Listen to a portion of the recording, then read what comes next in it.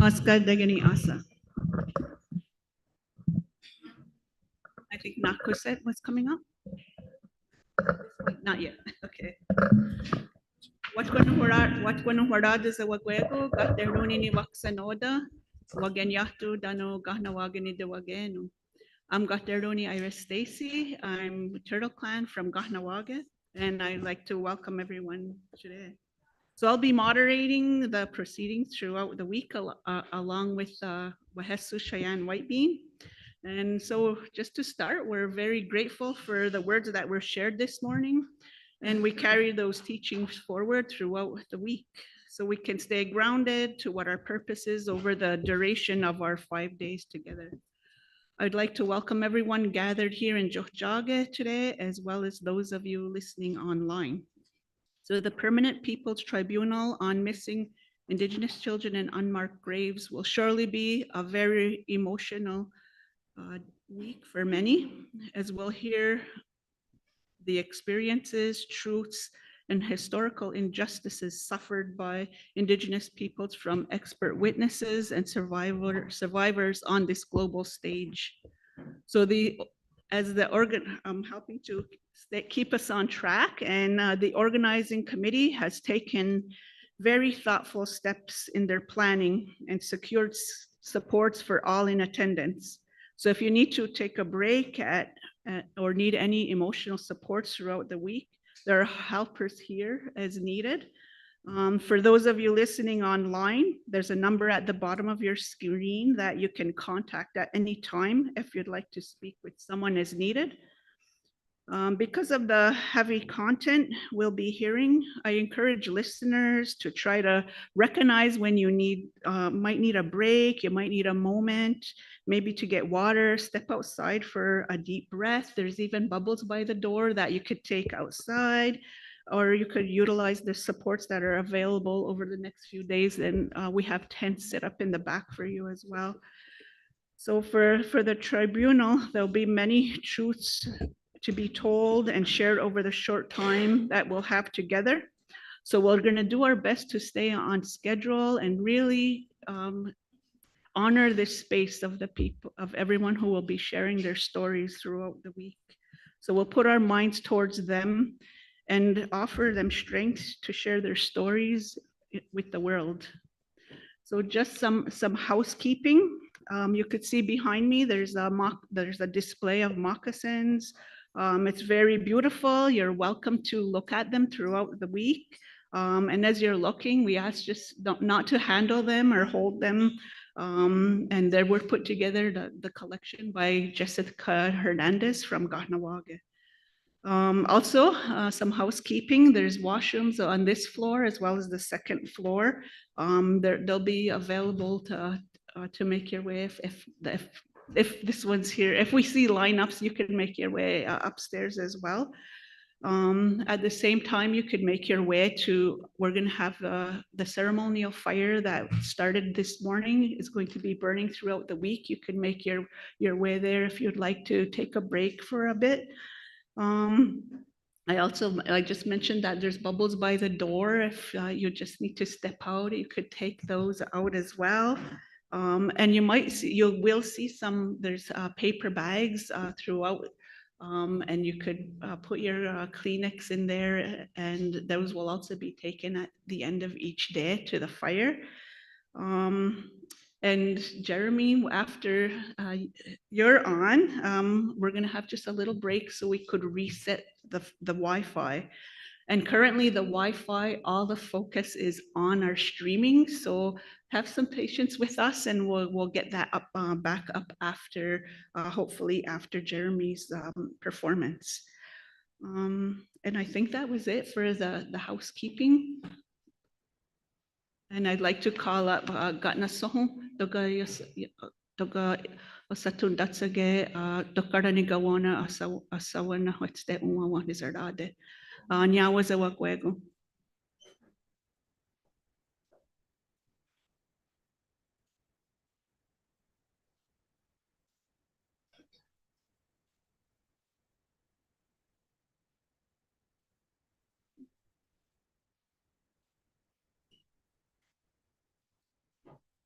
Nagadi, Zinidzu, sa wadahong soldado, nagwego what's kunurado. Mawani zarade, wese, wada garide, wadas kana yugon tanue. It's Yetinistan, say you got con Hajawe, no, the what's a chat when it's rage. And I'm gonna hold the Garunia Begusa and Anthony Zero Dietaja. When I carry one out to chat when it's rage, one of the diet that would do warado. And I say, good to need the way how. Now, Rio, Kawi, Gana, Zoe. So essentially what I said is, I said, I'm welcoming all of us that are gathered here at this particular moment in time. As I'm looking around, we're all seemingly good mind, good health, good spirit, because we have life. From the beginning of time, our mother, Earth Mother, gives us all of this stuff. All of our needs are met. There is nothing lacking. When you look up, even that is extended family too. We call that thunder beings our grandfather, the sun our elder brother, the moon our grandmother. So all of these things continue to do their work. And here we are.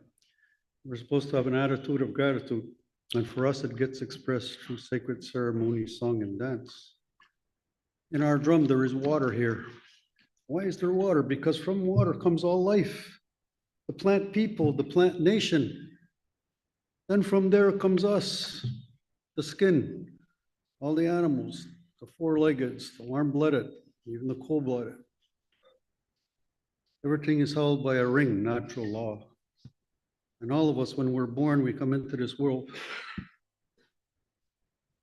We're all participating in this sacred dance now.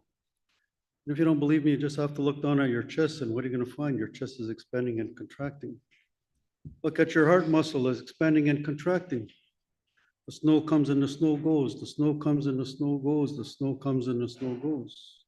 The ocean goes up and the ocean goes down. The ocean goes up and the ocean goes down. When this drumstick hits the skin, now this little drum is going to sound its voice just like you.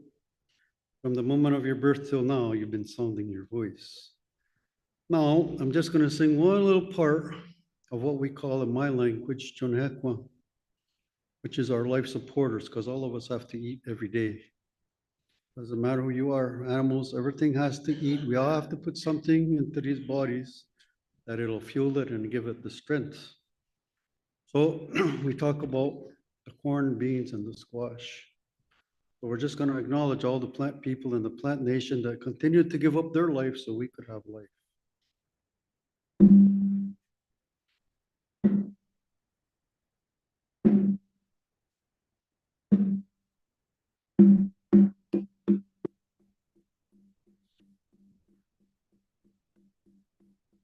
Kuyane, kuyane, kuyane, kuyane, kuyane, kuyane, kuyane, kuyane, kuyane, kuyane, yo ho.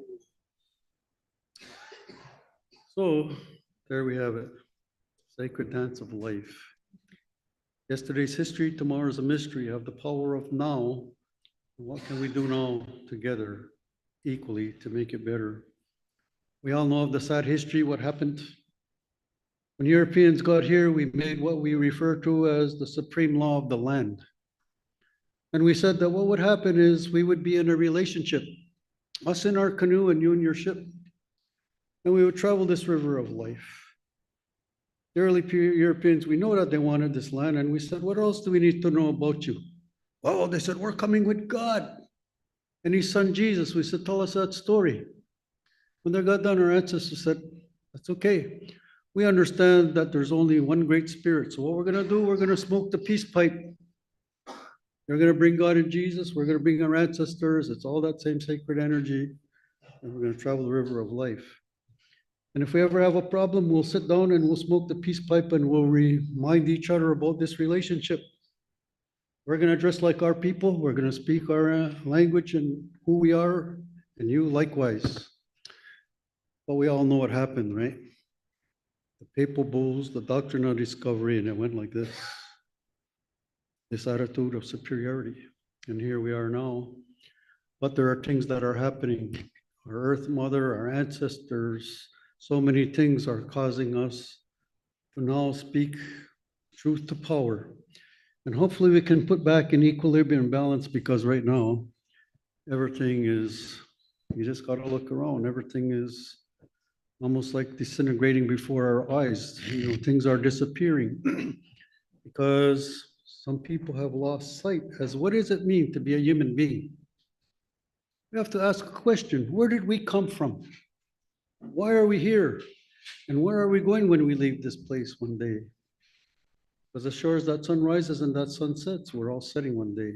But tomorrow that sun resurrects up and we're all resurrecting up, not in flesh, but in spirit. And when you totally understand that, it's going to change your relationship with this walking clay. It's going to change your relationship with each other. It's going to change your relationship about you honor and respect this earth mother, because she's a woman, she's alive, she has feelings, and she gives us all of this love. And it's going to change your relationship with the ancestor realm about how we understand that. Because for us in our creation story, it's about love. We come from love, we're here to love, and we're returning to love. But that being said, we know that when we come to this world, sometimes people, because of whatever, you ever heard the story, right? Hurt people hurt people. And as a result of that, we get wounded because of things that have happened to us. And when we're wounded, we're not a happy camper, because now we're carrying all of that. Well, for us, 500 years of multi-generational hurt, pain, trauma, all of the losses, loss of spirituality, loss of land, loss of language, loss of way of interacting with this world. And when we're hurting, what happens to us? We're all going to cry. Our ears are going to fill up and we're not really going to hear. There's a lump in our throat. And sometimes we have a knot in the pit of our stomach because of things that have happened. So in our custom and in our traditions, we have a way where when our people are grieving, and I'm just going to talk a little bit about it, I'm not going to do the actual ceremony, but it says that the opposite side of the fire, that our cousins, they're coming with a clear mind, and what they will say to us, they will say that if there is something that caused your mind and your heart to feel this heaviness, we say that tomorrow when that sun comes up in that brightness of the new day, what we're going to do is we're going to wipe your eyes. And we're going to say that hopefully you'll be able to see something that will bring gladness and happiness to your heart again, even if it's only for one day. The next thing that we talk about, that when we're carrying all of this grief, hurt, and pain that we can't really hear. So now we're going to take an eagle feather white, and we're going to say we're going to open up your ears so that maybe you'll hear the laughter of the kids. Maybe you'll hear the beautiful song of the birds. Maybe you're sitting by a stream and you hear the murmur of the water. Or maybe you're sitting under a tree and you hear the rustling of the leaves. But some kind of a natural sound that will bring gladness to your heart, even if it's only for one day. The next thing that we talk about is the significance and the importance of water. All of us, before we came into this world, if everything went according to natural law, our mother's water broke.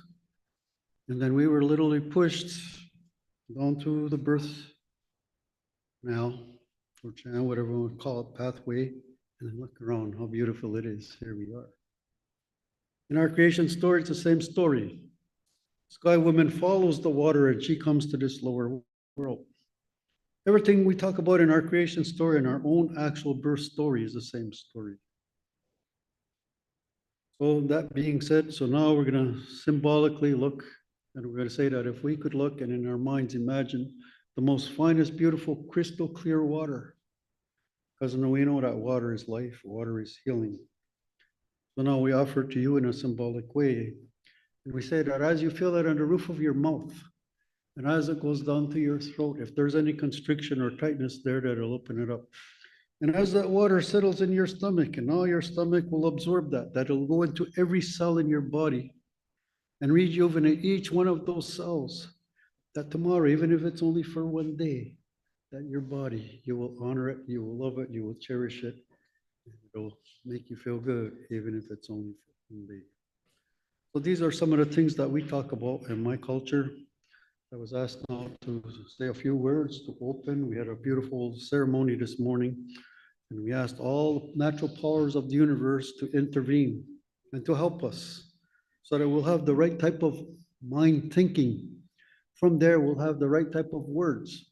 From there, we'll have the right type of actions so that together we can look forward, heal from the past, and then create that type of world that we want to see for the future that is based on happiness, peace, joy, love, and the continuation so that those future generations coming and also inherit a happy, safe, clean, beautiful, peaceful, loving moment.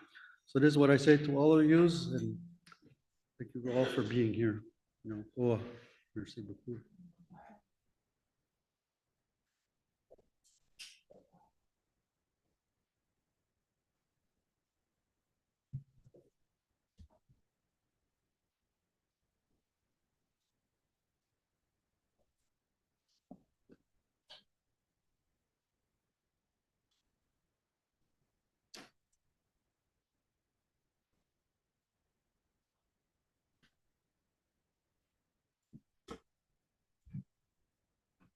Perhaps they went ways, we could wear Jeep plug and Doja, they good cook. When I cook.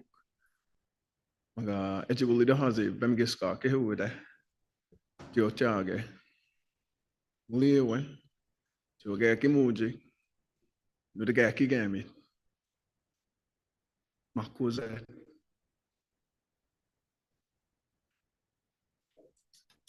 This is a healing song from Willastagweek.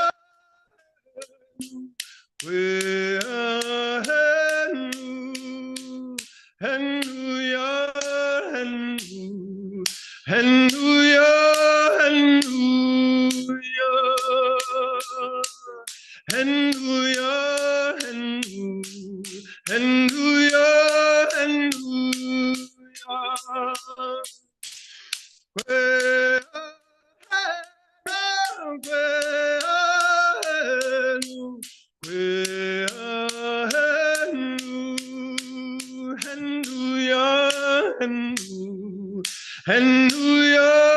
hallelujah, hallelujah, hallelujah, hallelujah, hallelujah.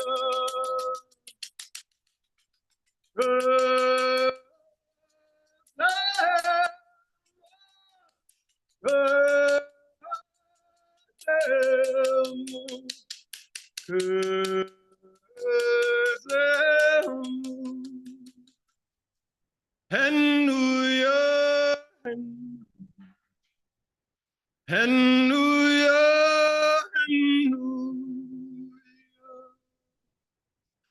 hallelujah, hallelujah, hallelujah. Oh.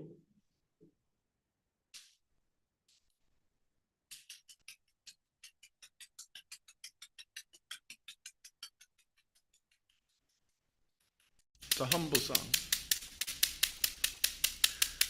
Achuia now so tiben elemiget kumusam sanuk. Chuia now so tiben elemiget kumusam sanuk. Chiduam quedutinen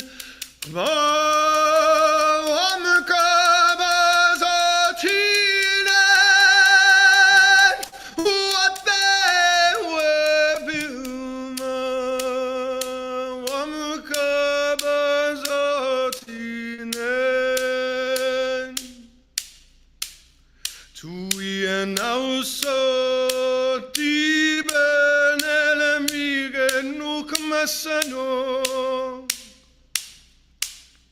Joya now so tiben elemiget kukmasano, Chiduam quedutinen,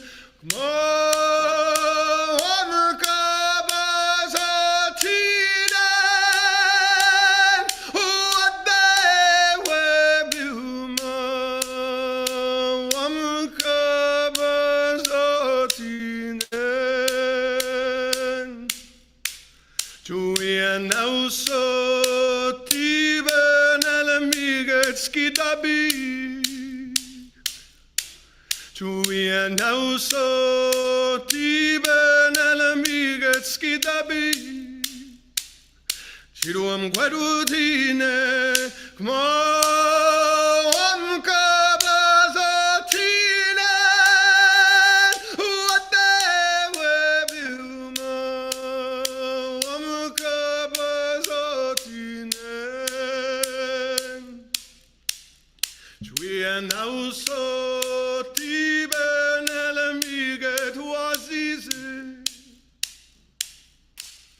Chuia now so tiben elemiget huazizi. Chiduam quadutinen, come on, kabazatine. What they were buma, kabazatine.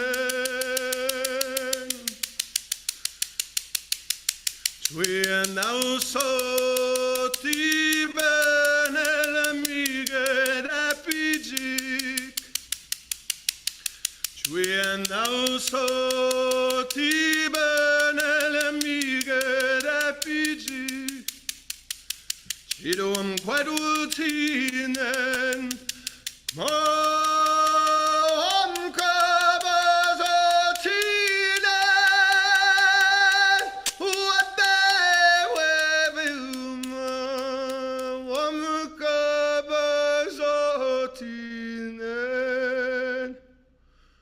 what they were buma, wamukabazotinen.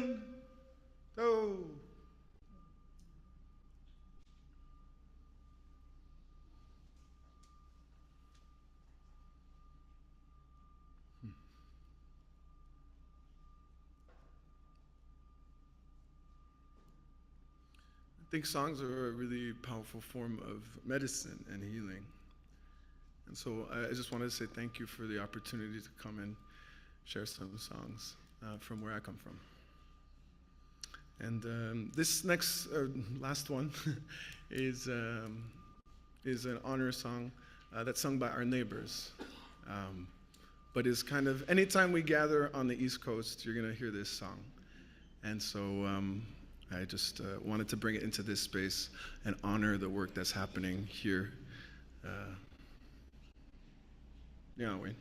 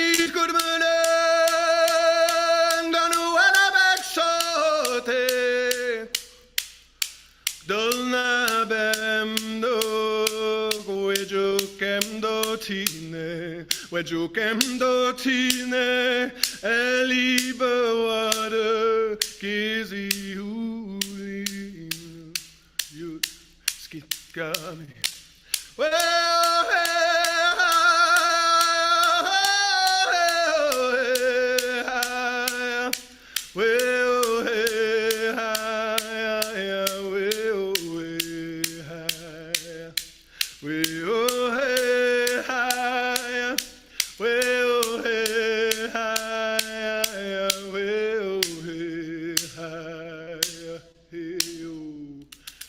Well, hey, hi,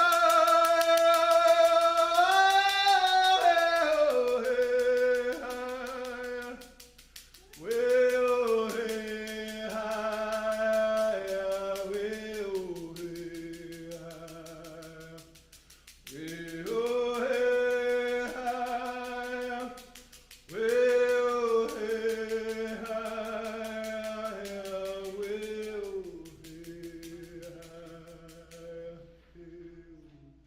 Oh! Believe it.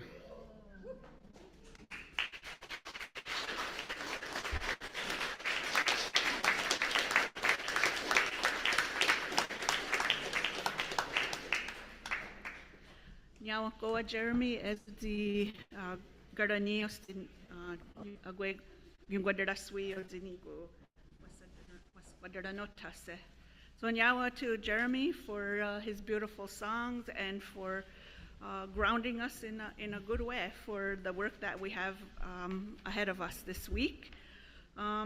So as I mentioned, we will be taking a short break for technical supports, but prior to taking a break, I'd like to, as I mentioned, we have some supports here to help us through the week, and I'd like to call them up just so you could be familiar with see some familiar faces. So we have trained support who are here to support you with understanding and sensitivity. And from the Aboriginal Legal Services, I'd like to call up Julie, Carlene, and Denise, as well as Gaherisu, Gayanis, Danu Ragwiranta, Daga Zawatundatsage, to come up.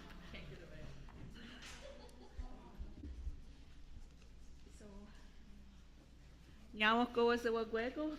Nyaw to all of you for taking the time to be here and support everyone in this work we have.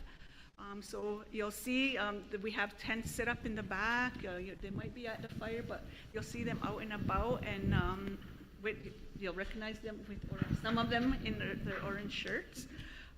So you're welcome to speak with any one of them throughout the week. So Nyawakoa, everyone. And you don't have Sir Gordanta here. He's also wearing an orange ribbon shirt. Yeah, so he's out here somewhere. So with that, we're going to take a short break for technical adjustments, and we'll be back in a few minutes. So Nyawakoa Zawagwego.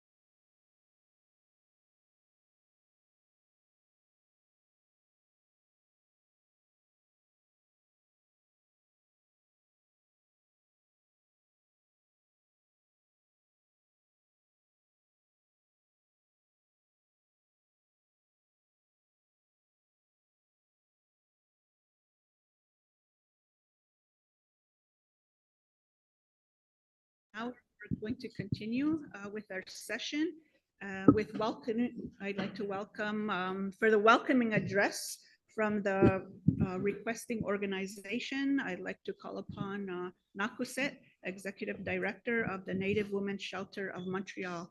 Watkun Waradu Nakuset.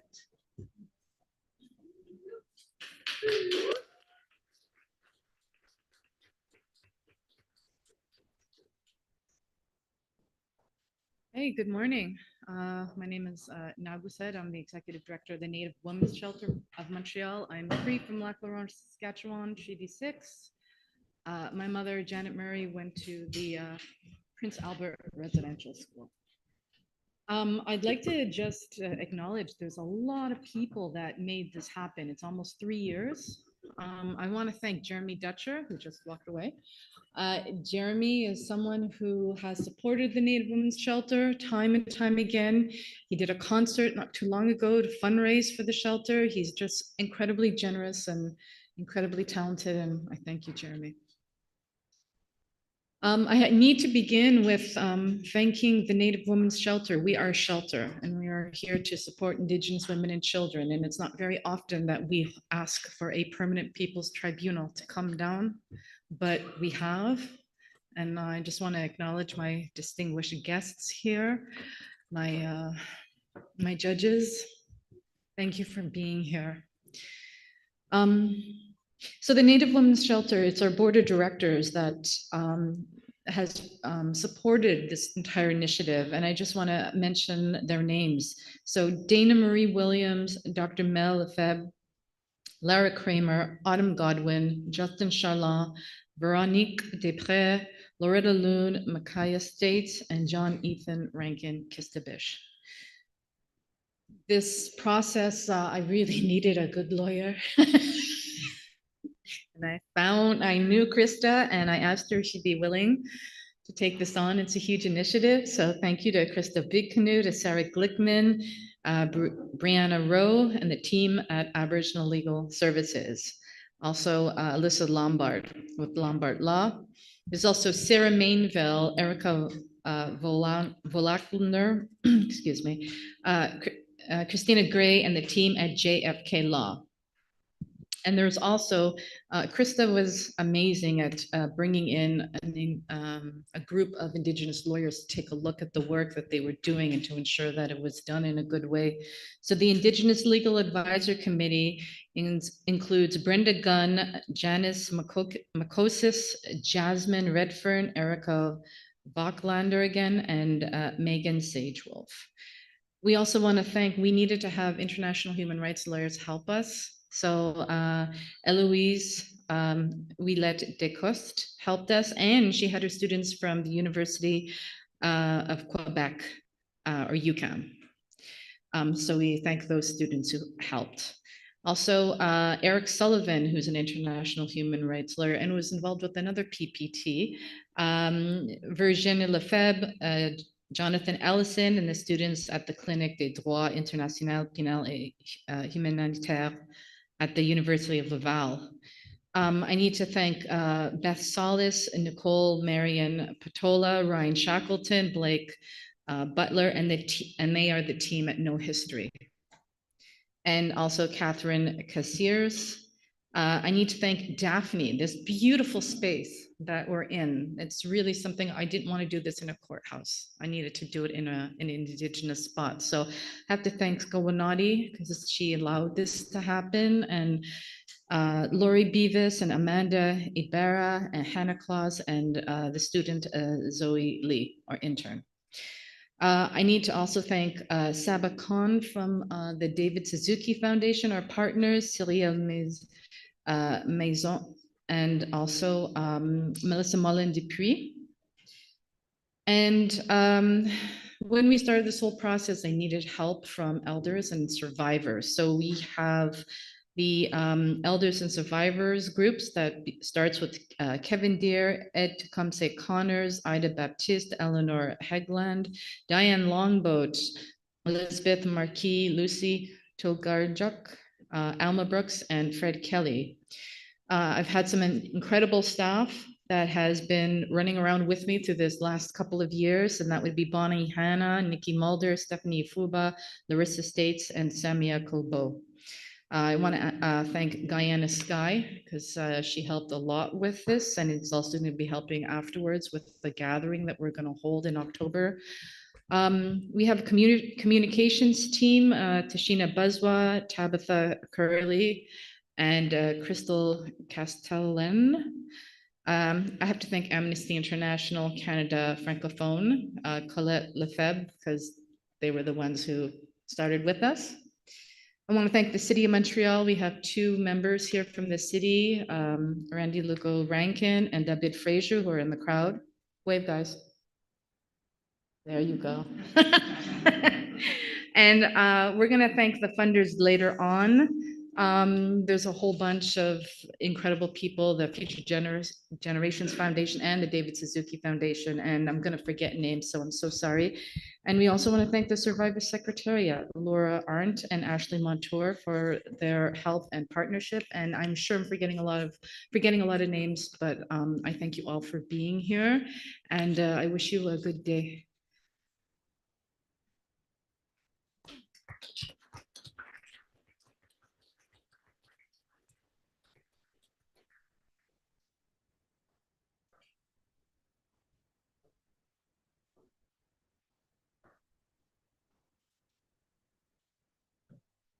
Nyawako Wanakuset for all your work and contributions to making this tribunal a reality. To continue with our agenda, I'd like to call upon representatives of the Permanent People's Tribunal, Simona Fradiutario, followed by Dr. Gianna Tognoni for the introductory speech.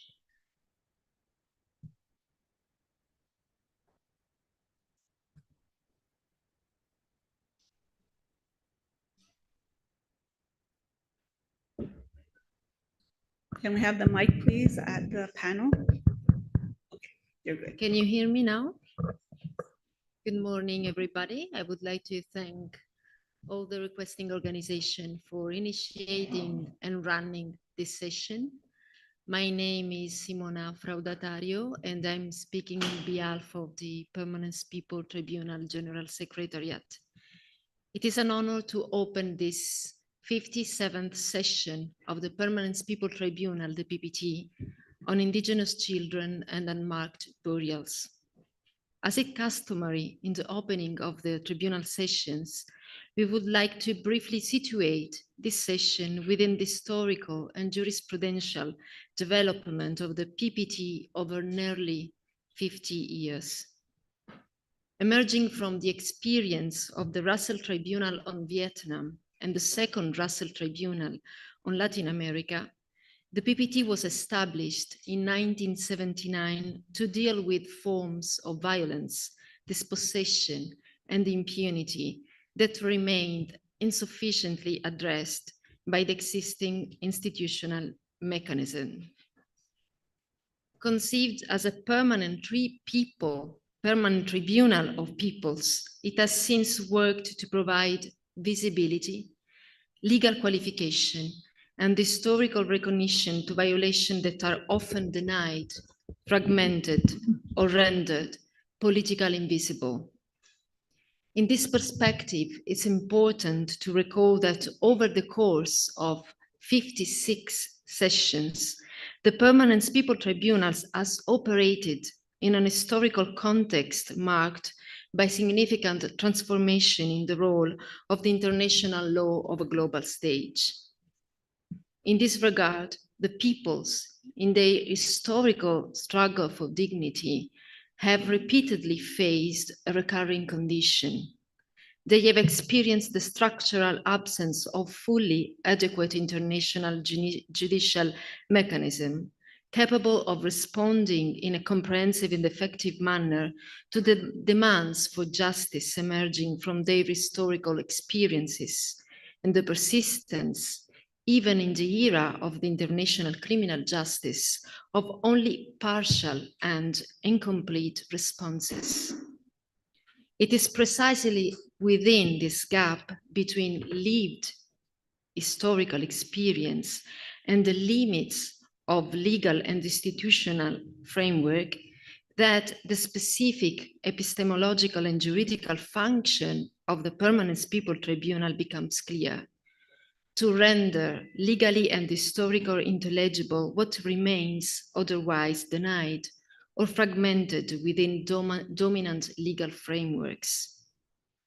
The tribunal does not merely refer only to the existing international normative frameworks, but situates its works within a broader horizon of principles that emerge from the experience of people themselves, as expressed in its foundational text, that is the Universal Declaration of Rights of People, whose 50th anniversary is being marked this year.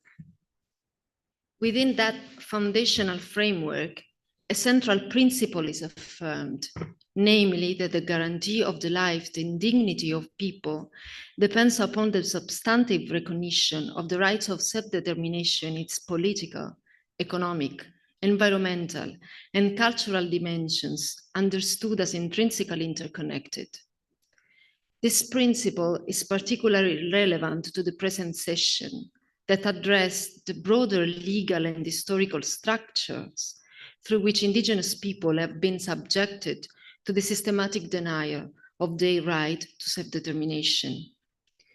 The indictment that will be presented following this introduction invokes two categories of judgment that have been central to the jurisprudence of the PPT and that are included in its statute: genocide and crimes against humanity. Several cases of genocide have been examined by the PPT across different historical and geographical contexts, in close relation to struggles over self-determination, land, memory, and political existence. I would like to briefly mention the 1983 Guatemala session that marked a foundational moment where genocide was read through the interrelation between indigenous resistance, the denial of self-determination, and the right to peace. The same interpretative framework was further developed in the tribunal's engagement with the Brazilian Amazon in 1991 and the Cerrado, Brazilian Cerrado in 2021, where the destruction of indigenous existence was inseparable from conflicts over land, ecological continuity, and alternative model of development. A similar extension of this analysis is visible in the more recent Colombian session held in support to Truth Commission, where genocide was inscribed within a broader process of national reconfiguration involving multiple oppressed collectivities, such as the indigenous people. Taken together with the recent works on Rohingya and Myanmar and on Kurdish people in Turkey and in Rojava, these sessions have contributed to an understanding of genocide as a structural phenomenon where issues of plurality, coexistence, and democracy are at stake. The second central category of judgment in the history of Permanent People Tribunal is that of crimes against humanity. This category increasingly appears as the expression of structural policies that transform human life into subordinated and therefore sacrificable condition. This is clearly illustrated in this tribunal recent session on migrants towards Europe, where dynamic of inclusion and exclusion, survival and death are systematically organized within contemporary regimes of power. From this perspective, this session on Indigenous children in Canada is situated within an historical and juridical continuum that the Permanent People Tribunal has sought to make visible across its 50 years of work. It appears as an echo of the many peoples encountered of this trajectory, diverse in their histories, yet deeply connected in their persistent struggle for justice. This tribunal does not address isolated cases or events, but rather long-term processes where roots lie in centuries of conquest, dispossession, and institutional formation that have shaped legal system, state structures, and social practices. I use the term of conquest intentionally in reference to a doctrinal session of the PPT on the conquest of Americas and international law held in 1992, which aimed to make visible the historical legacy of the doctrine of conquest as it continues in contemporary society. Revisiting this work is today necessary. It provides a clear orientation towards the need to rethink legal tools and institutional practices for the effective guarantee of the rights of people who are the central protagonists of this session. I'll now give the floor to Gianni Tognoni for the presentation of the panel of judges and the information about the procedures adopted for this session in accordance to the PPT statute. Thank you very much for your attention.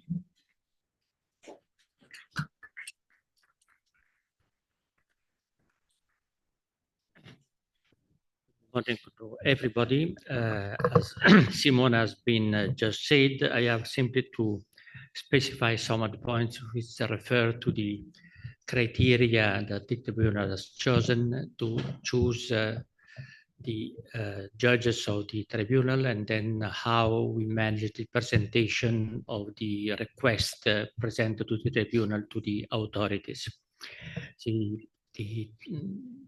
According to the statutes, it is up to the Tribunal to choose among people who are experts and recognized as a person of capacity in judging controversial cases, few persons who have a specific competence in this area, irrespective of the specific juridical competence, but they could have also a kind of, say, cultural competence, historical competence.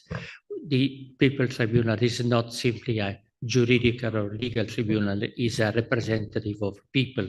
And in this sense, the judges of the tribunal do not have only a juridical competence. In this, for these sessions, we have 7 judges. The minimum for judges is 5 according to the statutes. And I think that good to start for the presentation, which is very brief, simply to identify the persons who are interacting in these days with the audience, starting from the 2 co-chair persons who have been identified by the jury in the preliminary meeting we had yesterday.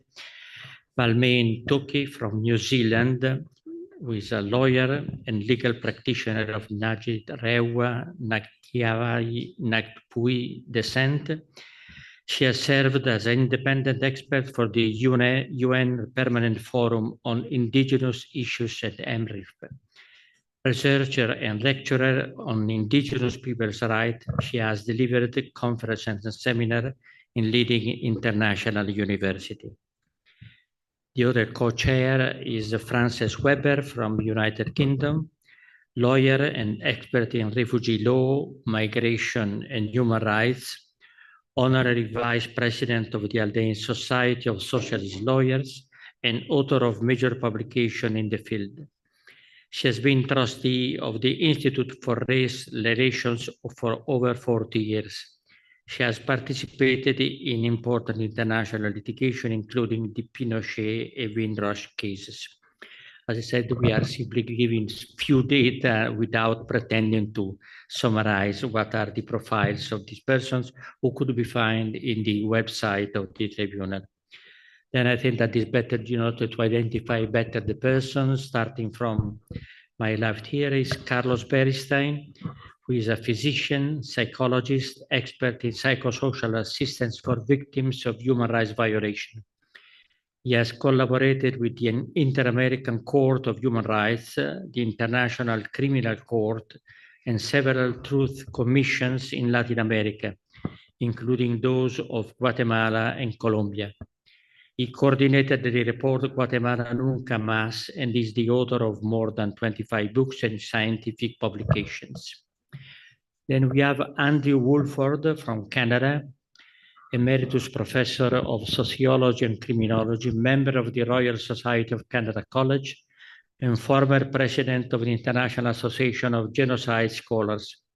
He contributed to the Canadian Truth and Reconciliation Commissions and to research on residential schools, developing innovative projects on memory, empathy, and genocide. We have then Cathy Vaca Ellen Gabriel from Canada, spokesperson for the I'm sorry for the pronunciation, Fanashakte community during the 90 Oka crisis. Documentary filmmaker and activist for Indigenous people's rights and climate justice. Former president of the Quebec Native Women's Association, she has received awards for her documentary short films in Indigenous community. We have then Carlos Cartesana from Spain, jurist and public prosecutors, former special prosecutor against corruption and drug trafficking. He served as a commissioner of International Commission Against Impunity in Guatemala. Since 2020, he has been member of the Spanish Court of Auditors and since 2014 of the Board of Administration of the UNICE. Then we have Shanna Howard from Canada and United States, professor and lawyer specializing in Indigenous people's rights. She has advanced right advocacy through university program, United Nations, and Inter-American system. She has represented numerous Indigenous community and contributed to teaching and research in international Indigenous law. I have simply to add that during the preparatory phase of the proceedings, our General Secretariat undertook all the measures to assure transparency, participation, full consideration of the procedures established in the tribunal statutes for the organization of this public session. In particular, it should be noted that the indictment was formally notified to the Canadian state in the person of Prime Minister Mark Carney on April 10, 2026, together with the invitation and opportunity to present a defense before the tribunal. As of today, no response has been received. Nevertheless, according to the program of the session, the hearing reserved for the defense remains scheduled for 28th of May at 12:30. The information requested this session was also transmitted to the relevant international institutions, some of which have expressed interest in following the proceedings and in receiving the preliminary declaration scheduled for 29th of May at 3 p.m. Thanks a lot for your patience and attendance, and I switch the word to the organizer and the co-chairperson if they like to introduce something, or to the organizer to introduce the procedures of the session.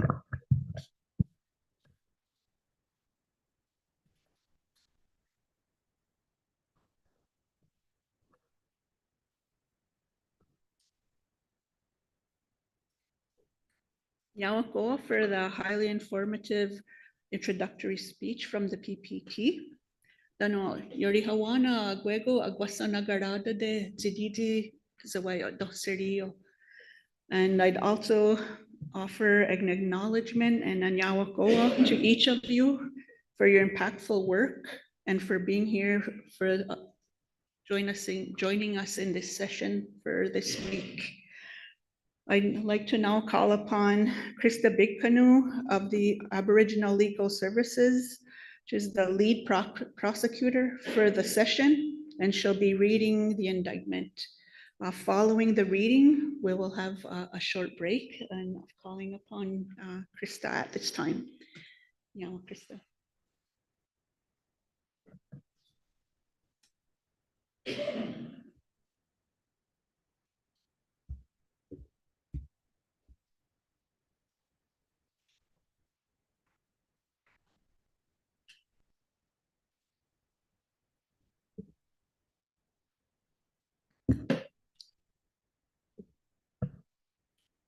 be prior to starting, no to AV. I don't need anything up yet.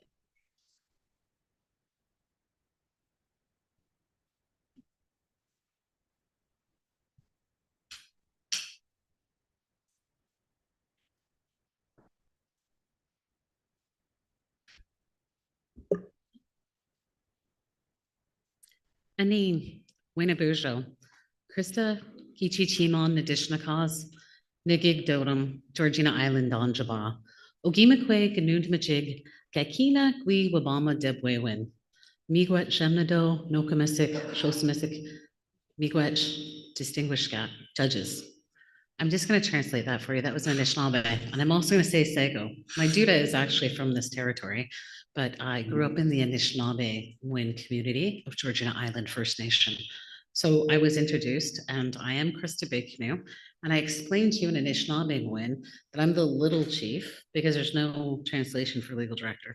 I'm the little chief of Ganund Majig, that's those who advocate, because our people in governance and law had advocates, much like lawyers, but not defined or spelled out like lawyers, of Aboriginal Legal Services, whose Anishinaabe name is Gaikina Gui Wabama Debwewin, which means all who seek truth.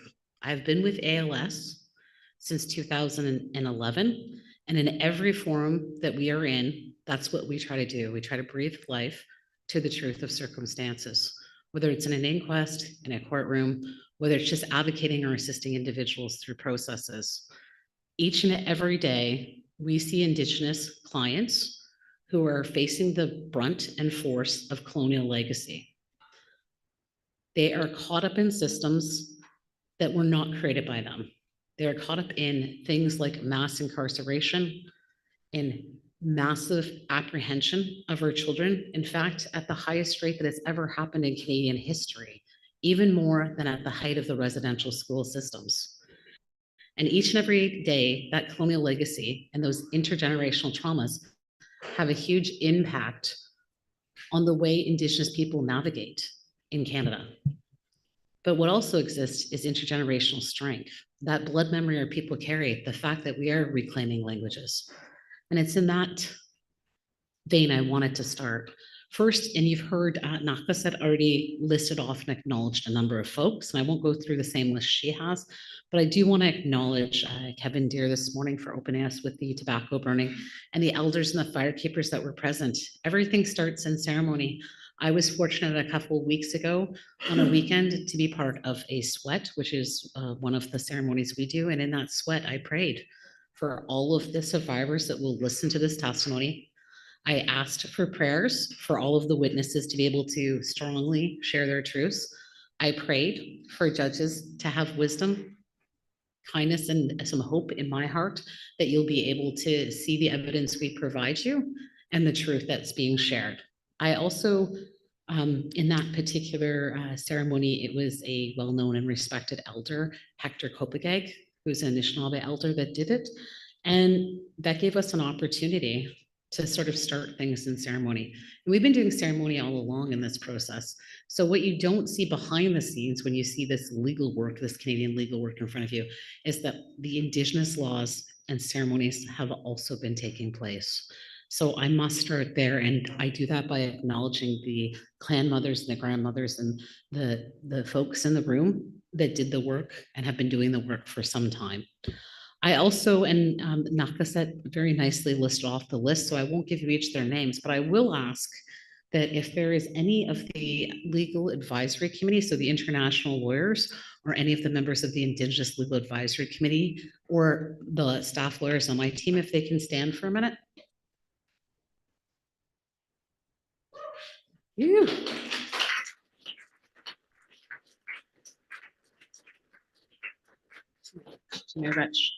Yeah, it takes a village, it takes a team.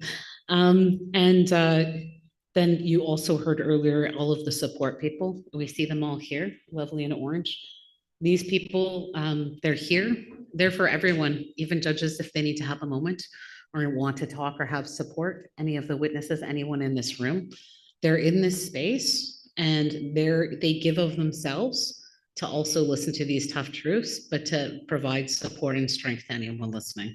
And so this process for us, it has to be done in a good way. You see behind you all these little moccasins and the symbolism that's happening in the room. I just want to point out beside me is spirit chairs. And the chairs are to recognize those disappeared children that never came home. And there's bundles that we'll hear about in evidence on Thursday and why these 10 bundles are specifically here. And I just also want to point out that the blanket that's wrapping or protecting the spirit chair is the same blanket that traveled across this country, coast to coast to coast, on the national inquiry, draping the spirit chair that was held in each of those ceremonies, where there was over 2,000 witnesses and families that talked about their lost loved ones. We carry blankets and we use blankets symbolically to wrap people in love. And so this is a symbol of that. There's one other thing I do want to do before I sort of launch right into the legal stuff and the indictment itself. And I want to just address, and we heard the General Secretariat already explain on the record that they provided Canada notice and that they received notice, but they had not heard anything directly back. On May 21st, the Canadian Broadcasting Corporation, CBC, released and reported an article that explained Jennifer Cooper, the spokesperson for the Department of Crown Indigenous Relations and Northern Affairs, said in a statement, the government of Canada will not participate in this proceeding. And here's what she was cited as saying. We will continue working with Indigenous partners to support education, commemoration, and community-led healing initiatives for survivors, families, and future generations. As a lead prosecutor, I'm going to put to you that you are going to hear evidence to the contrary this week. And although Canada is not here, we do want to take a single chair, set it in the room as a symbol of Canada's defense in this crucial and important and historic event.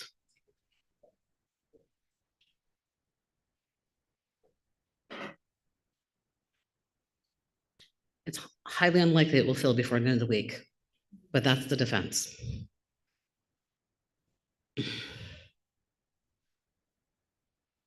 So why are we here before the Permanent People's Tribunal today? You've seen and heard about the feat of the work that's been done and the difficulties of the contents. And thankfully, we have helpers along the way that are going to remind people to reground or breathe or take time as they're listening to this really difficult evidence. And I'm going to say the same thing. It's very difficult evidence. Truth often is very difficult and uncomfortable. We're here for three primary reasons, and the indictment that the Permanent People's Tribunal has received is a 45-page document. A large part of that is footnotes, but it's still a quite girthy document.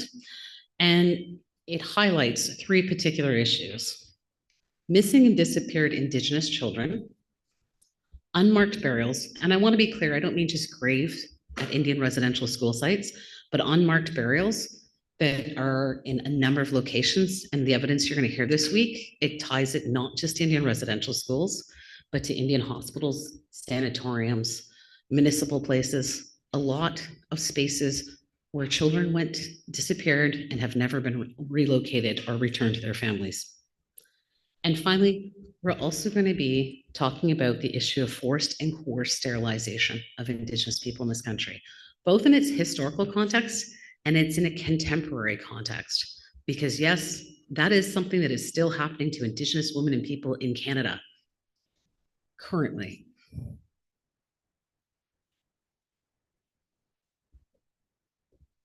So let's talk for a minute about the strength of Indigenous communities. And I'm taking this right from the indictment. In the introduction, this is the point we want to start. We don't want to just start with, look at all of the negative and bad that's happened. And we don't want to just start with the, hey, look, we're still here. We want to start with the strength of Indigenous communities. And I was introduced as reading in the indictment. I am not reading the 45 pages in to the record. It will be publicly available, I believe, on the Permanent People's Tribunal site. It will be publicly available now on the PPT, on the Our Truth site. And I will just be giving you some highlights to save some time, because I think reading 45 minutes would take me a couple hours. But I will highlight portions. And the starting point for us is that this indictment, we argue that Indigenous nationhood is grounded in three interrelated pillars: land, governance, and family. Each distinct yet inseparable in shaping Indigenous legal orders. Land is not simply territory, but a living, legal, and relational source that generates norms, responsibilities, and teachings. Governance reflects the collective decision-making structures through which these obligations are enacted and upheld, often finding their origins in nation-specific ceremonial traditions and structures. Family and kinship form the social fabric that sustains identity, belonging, and intergenerational continuity of family lineage and nationhood. Through birthing and raising future generations, woven together, these elements resemble the strands of a braid. Each carries its own strength, but their integrity depends on their interconnection. It is through this braided relationship that Indigenous constitutional orders maintain coherence, legitimacy, and resilience. I'm just going to take a moment. This is something we often do when we're talking to people in groups. This is sweetgrass. If you take a single strand of sweetgrass, even if it's wet, just one, right? And you hold either side, it's going to easily break. If you take a bundle of sweetgrass and pull, it's going to be harder, but you can still break it. When you braid it, it's strong. It's so strong. Is that like indicative of we're stronger together? Yes, it is.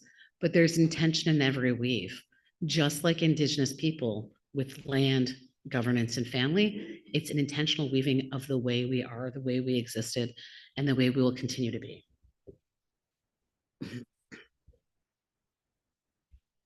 So ultimately, the strength of Indigenous nationhood endures in the relationships braided together between land, governance, and family. Relationships that continue to generate living law despite the imposition of colonial interferences and ensuring effects of historic and ongoing colonial trauma. And I emphasize the word ongoing. We're not just setting things into a historical context. Canada disrupted the intergenerational transmission of knowledge, land, governance, and connection to territory through colonial laws and that prohibited Indigenous peoples from exercising their way of life. In this indictment, we will demonstrate that Indigenous people and nations had complex and sophisticated nations that formed their nationhood, enabling them to exercise self-determination on their own terms, according to their own laws, worldviews, and ways of being. It's the imposition of the colonial laws and practices that result in the harms that we still see being experienced by Indigenous people today. The indictment takes a number of pages to do a historical overview and provide specific examples of laws and policy and truth. In Canada, even on the floor of the House of Commons, which is where we make law in this country, you can find in the Hansard some pretty damning stuff about the intention of what to do with, quote unquote, the Indian problems or the Indians. In the crimes that we are alleging, and in a minute, I'm going to actually pull up a document on those crimes. I just want to give you some context. First, it's 2026 in Canada, a free and democratic country. We still have a piece of legislation called the Indian Act. The Indian Act, not a term that Indigenous people name themselves. First Nations, Métis or Inuit do not call themselves Indians. Particular nations of First Nations do not call themselves Indian. This is an old terminology. So when I use the word Indian, I'm using it in the legislative context because there's no way I'm calling myself that. And most Indigenous people won't. But here we are in 2026 with an act that still differentiates Indigenous people in this country, First Nations people in this country, in a way that impacts our lives from the time we're born until we die. We do not have the same death rates. We do not have fee simple to the lands that were traditionally ours, that were created in this law as reserves. So the fact that in 2026, in a free and democratic country, we still have a government that perpetrates violence through law should be speaking volumes to the whole context of what we're addressing and dealing with.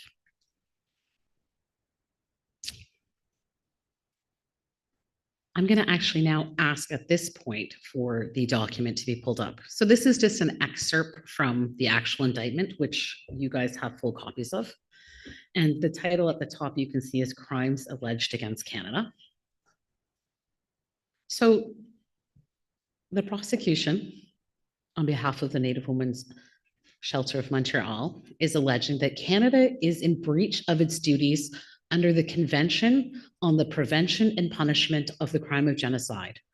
For genocide, the convention expressly requires states to prevent and punish the crime. Additionally, Canada is alleged to commit acts of genocide under Article 2 of the new statute of the Permanent People's Tribunal.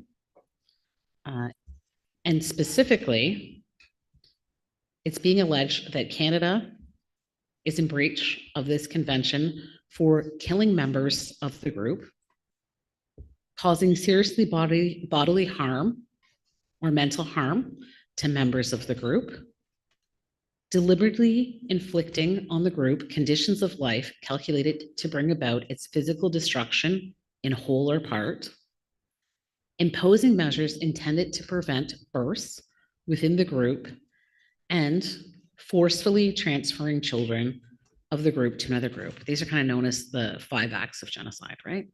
In terms of the crimes against humanity, and do you folks have your documents up in front of you? No? I'll wait a moment.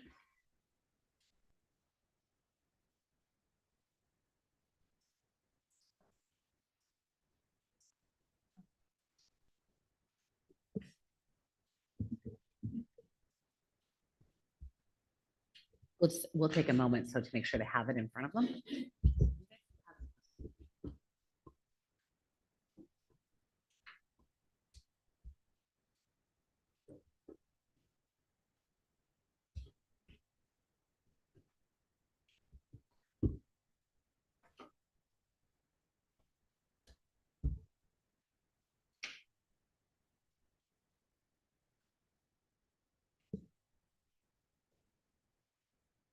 You can let me know when you get there, but just to make it clear, this is on page 29 of the actual indictment as well.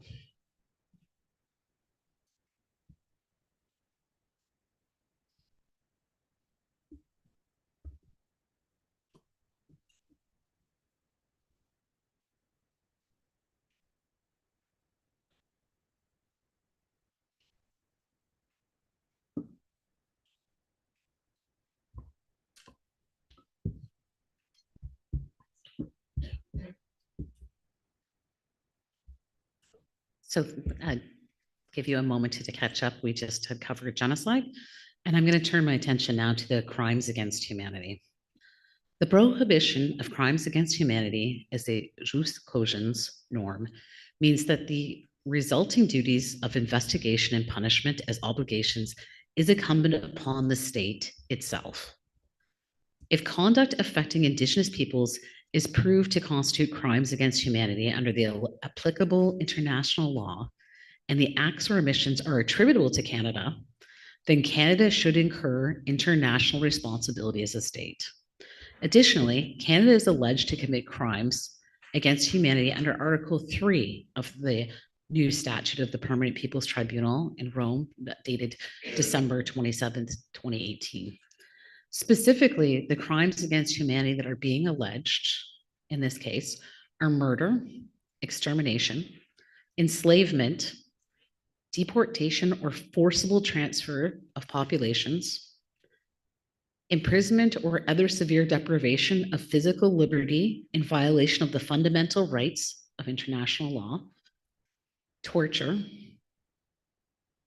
rape, sexual slavery, enforced prostitution, forced pregnancy, enforced sterilization, or any other form of sexual violence of comparable gravity, persecution against any identifiable group or collectivity grounded on discriminatory reasons that do not fall under any of the 5 actions constituting the genocide, and enforced disappearance of person. In addition, we cite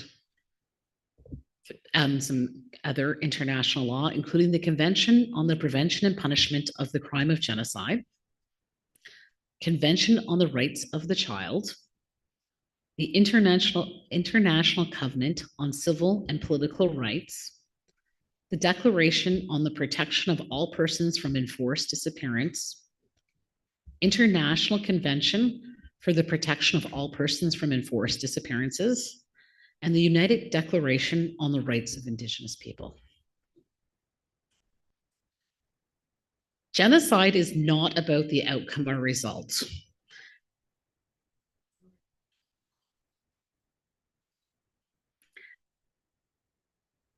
Genocide is not about the outcome or the result.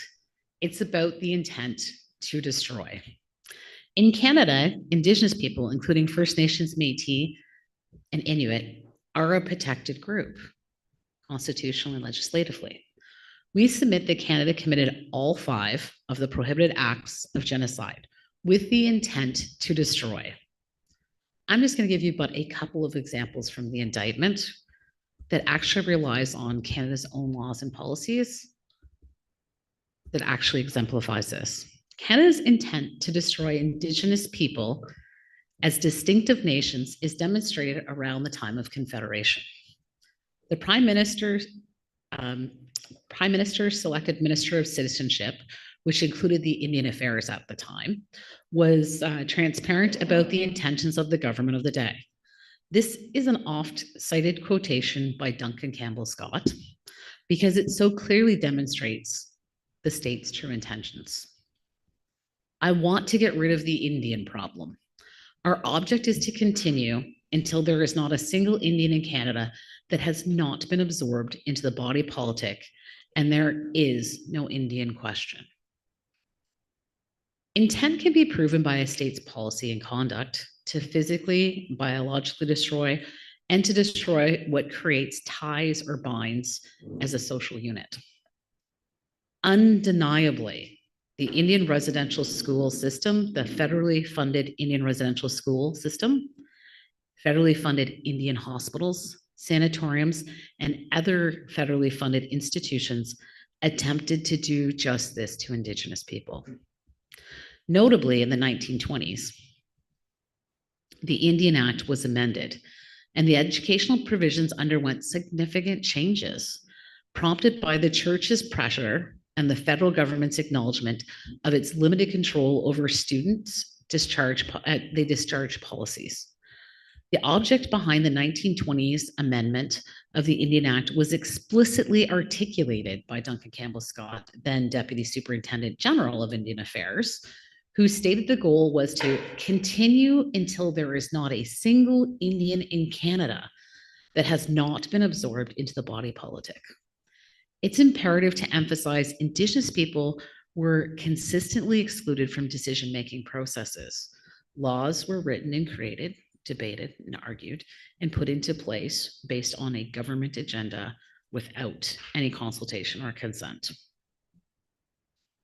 Now you might be thinking, Miss Big Canoe, that's the 1920s, that's even before Nuremberg. That historical context is important. It's important because it demonstrates and sets up the approach that was taken, the genocidal approaches. We'll often hear people use terms like assimilation or attempts at assimilation. I want us to use the correct language. The correct language in this circumstance is genocide and crimes against humanity. So now I'm going to ask to have the evidence, one of the charts of evidence pulled up. And as it's coming up, because it will take you a minute, I'm just going to start to walk you and the members of the public through what type of evidence will be heard this week. So the first thing when we look at what evidence can be provided to, I want to start with the fact that we are giving you a very slim and narrow, a very slender actual view of the evidence that could be available in this country. And we start with the laws and policies themselves in Canada. The second thing we do is we use something called an excerpt document that's been available to distinguished judges. The excerpt document is a 169-page chart. That sounds like a lot, but it's not that much in some ways. And in that document, you can then see how something's be alleged under what grounds of the Permanent People Tribunal's statute, or is it being alleged? And then you can actually go to the source document where that statement or testimony was originally given. It's an interactive chart that you can actually click on and see. Let me tell you a little bit, because I'm sure this will be addressed much deeper by my colleague, Ms. Glickman, in closing arguments, a bit about this document.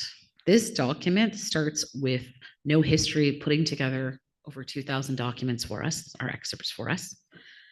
And it takes Laval students, law students, international law students, and originally tagging these documents. And they tag them for the terminology that would relate to one of the alleged crimes. Then those get reviewed by lawyers to see if they're actually going to meet the test, the standard. And then if that's the case, a primary source as opposed to a secondary source. So what were the secondary sources that we were looking at? We were looking at the Truth and Reconciliation Commission, the National Inquiry, the Office of the Special Interlocutors reports that already cited testimony. We were looking at the truths that people shared during TRC and things that could be made public, which is a real limitation on the evidence we could put to you, is what can be made public while preserving survivors' privacy and all of the legislations and acts that exist in Canada. And so in this excerpt document, you can go through and you can see, oh, look, this is an example of enforced disappearance. Or, oh, look, this is an example of rape and torture. And you can see, so sometimes they'll repeat if it's like one instance by one person that's given the testimony, it might show up under both crimes. The point is we want to give you documentary evidence. And here's what I want to say about documentary evidence. As difficult as it is to get access to records if you're a survivor or a family member of someone who went to Indian residential schools, we have a massive record in this country, and churches have massive records. We don't seem to have the means to ascertain these or get them and access to them as we need them. Although we'd suggest the solutions have already been made, and that's part of the recommendations that we'll be making.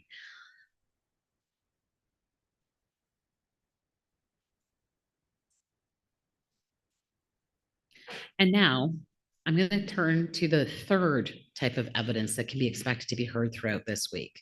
It's oral testimony. And you folks only have a week to be here and to hear testimony. And we know that you're already carrying a very large load between all of the documents we've provided for you, all of the information we gave you. So the goal of having oral testimony was to provide witnesses that can give the context and sort of help understand making the connections between the crime being alleged, how it happened, and where to go from there. And so up on your screens, you'll now see we have, and I'm just going to give a very brief overview of the anticipated evidence, as I'd much rather hear from them than hear me keep talking about it. So this afternoon, we're going to have Kimberly Murray, who in her last position was the special interlocutor. So it's an independent position, which looked specifically at missing and disappeared children and unmarked burials. It's a large, voluminous report that was well researched, and on that basis, the testimony she can bring is very helpful. She also happened to be the executive director of the Truth and Reconciliation Commission, and her other lived experience and practical experience will be of benefit, not just to the distinguished judges, but to anyone who might be watching. Tomorrow, there will be an investigative journal panel with Connie Walker and Tanya Talega. And they will be talking about, Tanya Talega. They'll be talking about a number of issues, but specifically focusing on two particular things. For Connie Walker, it'll be the Surviving St. Mike's podcast, which is the retelling. It's a telling investigation and learning about what happened to her father when he attended St. Michael's residential school. And in it, she uncovers like other family members and the harms. And it's really important because it's a contemporary tale of how these acts have created ongoing harms and continuous harms. In Tanya's piece, The Knowing, which is both a novel and a book, not a nonfiction, and a documentary, it's about her trying to locate her great-great-grandmother and where she might be buried. And in the process of her investigation, she actually learns of other family members and children that died while they were in Indian residential schools, unknown or unbeknownst to family, tracking records. Both of these highly intelligent, award-winning investigative journalists can tell you how difficult it was for them to access the information and what their thoughts are in terms of records and reparations as they relate to accessing records. In the afternoon on Tuesday, we will hear from a survivors panel of institutional harm, including mostly Indian residential school survivors and one non-residential school survivor. And it includes Audrey, George, Leo, Lucy, Robbie, and Sam. Robbie and Sam will be in person testifying, and the others will be testifying through statements that have been made available to you, as well as video. Rather than watching the full video clips, they will be edited based on issue. So that's being shown to the public are portions in the evidentiary record, and which I also understand will be made a public, other than one of those documents, will be the statements and the full videos if people want to follow up and watch them. On Wednesday, we will hear from Laura Arndt, who is the Survivor Secretariat lead and executive director. Laura will be able to speak to what does a survivors group do and why is that important? She'll be talking about survivors initiatives to find the disappeared children. She'll be talking about archival attempts to tell more truths. And she will be talking about the relationships that this particular secretariat has had with the government in terms of funding or how things are working in terms of that relationship. She'll be joined by Dr. Scott Hamilton, who will be able to provide a really good context about what is ground searching and searching for burials. He'll be able to put it in a technical context in very plain language. He actually not only helps the Survivor Secretariat, but a number of other ones. So his broad experience working across the country, because remember, it's really important to hear from a survivors group, but they're one survivor group and there's many, many across the country. So what they have to share is actually emblematic or larger than what of their own story is. And that's important. In the afternoon, we will hear another survivors panel, and this is a panel on forced and coerced sterilization. And you'll hear two individuals who were sterilized. You'll get to hear their truth and narrative. And they will be joined by Dr. Brenda Reynolds, who in Canada is well known as a trauma expert. She actually helped create and develop the Indian Residential School Health Resolution Workers and Plan. And she spent her career working with victims to help articulate, and she can provide really good context in relation to what does the impacts of ongoing sterilization have generally, particularly on Indigenous women and families. And she, as a board member of the Survivor Circle for Reproductive Justice, can provide evidence on what we've learned just in the last couple of years in relation to this issue. And so Jackie and Ksenia will be sharing their truths on that panel. And the last anticipated witness will be providing testimony is Dr. Fanny Lafontaine. Dr. Lafontaine actually wrote a supplementary book on the national inquiry into missing and murdered Indigenous women and girls on genocide. The commissioners of that national inquiry, the first and only of its kind in Canada, made a finding that the ongoing violence and harm happening to Indigenous women is genocide. So in Canada, we actually have precedents for external bodies, but like that had a federal mandate already making determinations of genocide. At the time, the Prime Minister of the day, Justin Trudeau, accepted that finding and recognized the finding. We can take this one down. Before I spend and turn some time on what are the solutions and what is the request that we're making of the distinguished judges, I would like to share a clip by Marie Sinclair, and this might take them a moment to pull up. So let me give you a little bit of context on this. The late Senator Marie Sinclair, who was a judge in this country, a federally appointed judge, he was also the chief commissioner of the Truth and Reconciliation Commission. He's oft-cited and very beloved, not just by Indigenous people, but by allies. One of the things that he was often heard saying was, there's a whole range of people. There's going to be people that will hear the truth, believe it, support it. And then on the other end of that spectrum is going to be denialists and people that will never listen to the truth. What we have to do is compel the people in the middle to understand what's happened if we're going to actually resolve or achieve reconciliation. The prosecution would submit, we are not at a point in reconciliation in this country from an Indigenous perspective. We don't need any more reconciliation. We have been reconciling for a long time, but we don't get all the way to reconciliation until we're all the way to truth. It just doesn't happen. And so in this particular clip, Marie was speaking at an event that for the CBC was having this discussion about missing and murdered Indigenous women and girls. And this was before the national, this was just when it first launched. And this is a really poignant moment where he explains why it's important. And so if we could play the clip at this point. Many people have said over the years that I've been involved in the work of the Truth and Reconciliation Commission. Why can't you just get over it and move on? And my answer has always been, why can't you always remember this? Because this is about memorializing those people who have been victims of a great wrong. Why don't you tell the United States to get over 9/11? Why don't you tell this country to get over all of the veterans who died in the Second World War instead of honoring them once a year? Why don't you tell your families to stop thinking about all of your ancestors who died?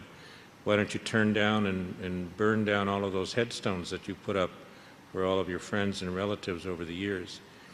It's because it's important for us to remember. We learn from it. And until people show that they have learned from this, we will never forget.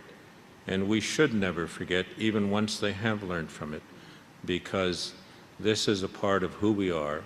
It's not just a part of who we are as survivors and children of survivors and relatives of survivors, but as part of who we are as a nation. And this nation must never forget what it once did to its most vulnerable people.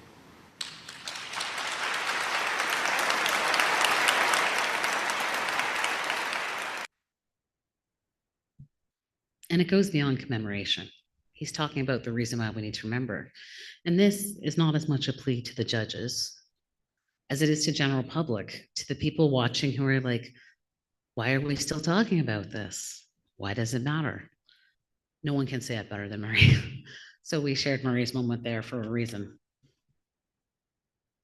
It goes beyond commemoration because the impacts and some of the work that has been done in Canada to provide either restitution or settlement to families has ignored and had a gap in missing a number of other people. So for instance, with the Indian Residential Settlement Agreement, there were a number of components. One component was common experience pay. Another component was the independent assessment process. So if you could demonstrate that you had serious physical, sexual, or mental harm, you may qualify for compensation under the independent assessment process. I ask and query all Canadians and the judges themselves, what happens if you never returned home? not because you just went off, because often there's this like romantic notion that someone just left residential school, and that did happen, to never return home. But what happens if you never made it home because you're now deceased? Whether it was TB, whether it was a fire in the school, whether it was something more malicious. Where is the compensation for that loss? Where is the restitution for that loss? How do you remedy something like that? So you've missed an entire group of Canadians based on the TRC, and we will hear this evidence from Miss Murray this afternoon, but based on the TRC in their 4th volume that they released on unmarked burials back in 2015, so already over 10 years ago, we knew at the time there was at least 4,000 deaths. At least. Murray Sinclair kept saying it's going to be higher than that. And then 5 years ago, into Kamloops, to 215. And that kind of woke the consciousness of Canadians and around the world, kind of made some resonance, right? And since then, more and more communities have been finding more and more. And it's like, why is there a need to locate those disappeared and lost children or people? And it's not always just children, as you'll hear from Tanya. What's the need to do this? Why is it important? And just repeating what Murray said is, instead of like, why can't we just forget this? We got to ask ourselves, why don't we always just remember? Why don't we always just remember?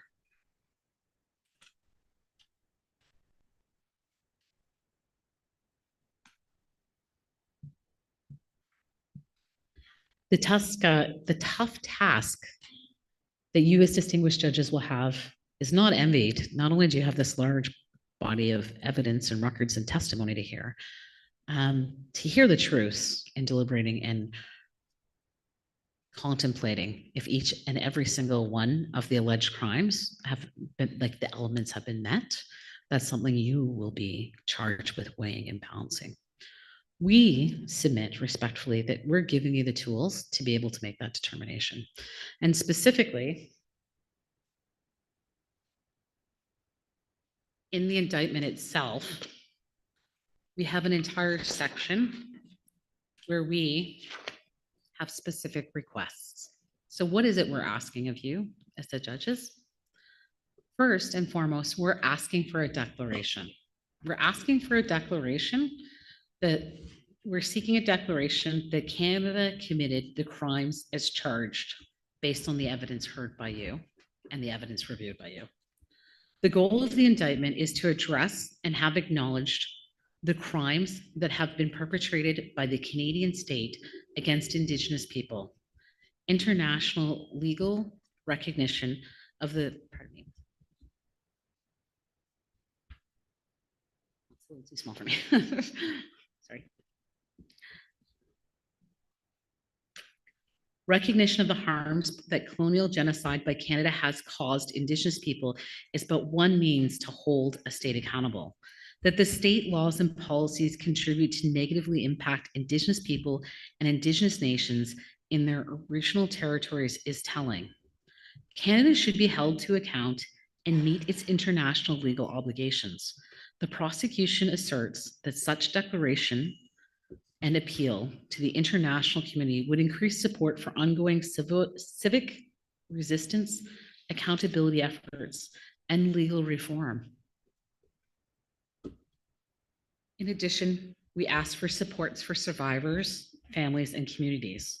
Any ongoing and future support efforts by the federal, provincial, or territorial Canadian governments and Indigenous institutions must be informed by the work of the UN Permanent Forum on Indigenous Issues and on the Indigenous Determinants of Health.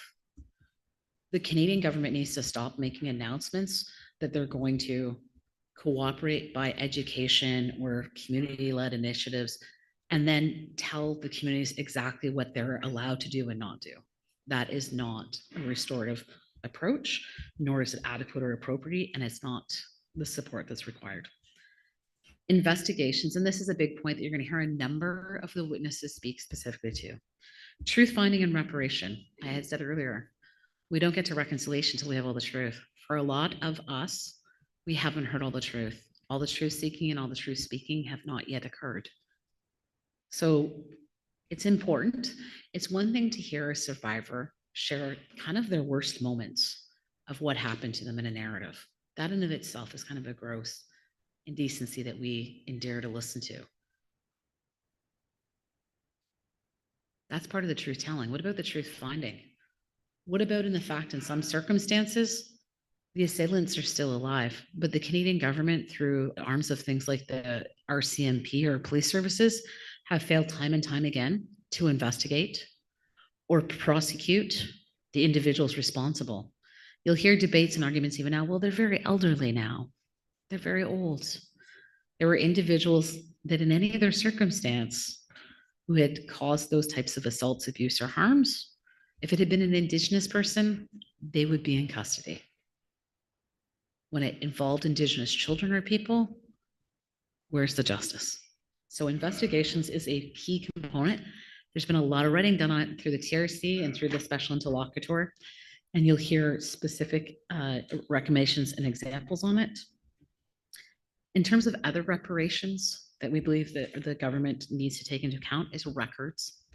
Canada, in consultation and collaboration with Indigenous people, should enact legislation creating a statutory requirement for all individuals, governments, churches, universities, and organizations that hold records relating to children at Indian residential schools and associate institutions to register their holdings in a national records registry. People shouldn't have to go to 12 places, but guess what? You're going to hear the history of this, and it's in our record. A child might have been taken 450 kilometers away from their remote community and put into one school, and then that school may have burnt down. So the child may have been put into another school. Did anyone contact the parents at that transfer? And then they may have been transferred to a TB sanatorium or an Indian hospital. Again, no parental consent or notice. And then the child died. Eventually, for some who are lucky, they may have then received a letter about the death of their child and where that child might be. But you will hear this week in evidence, and you'll see in documents in the interlocutor's report in the TRC, all Canada was trying to do was save money. Canada spent thousands upon thousands of dollars in the day to bring Indigenous children to Indian residential schools by boats, by planes, by trains, by buses from hundreds and hundreds of kilometers away.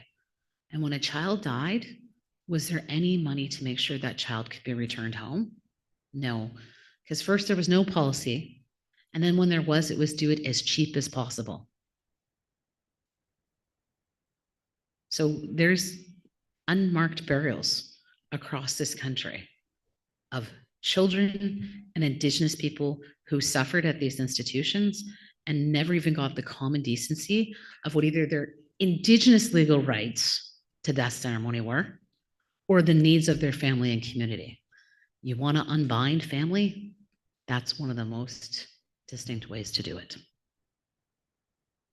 Other legislative reform is one of our other requests. Specifically in collaboration with Indigenous people, Canada and the provinces should amend and enact legislation and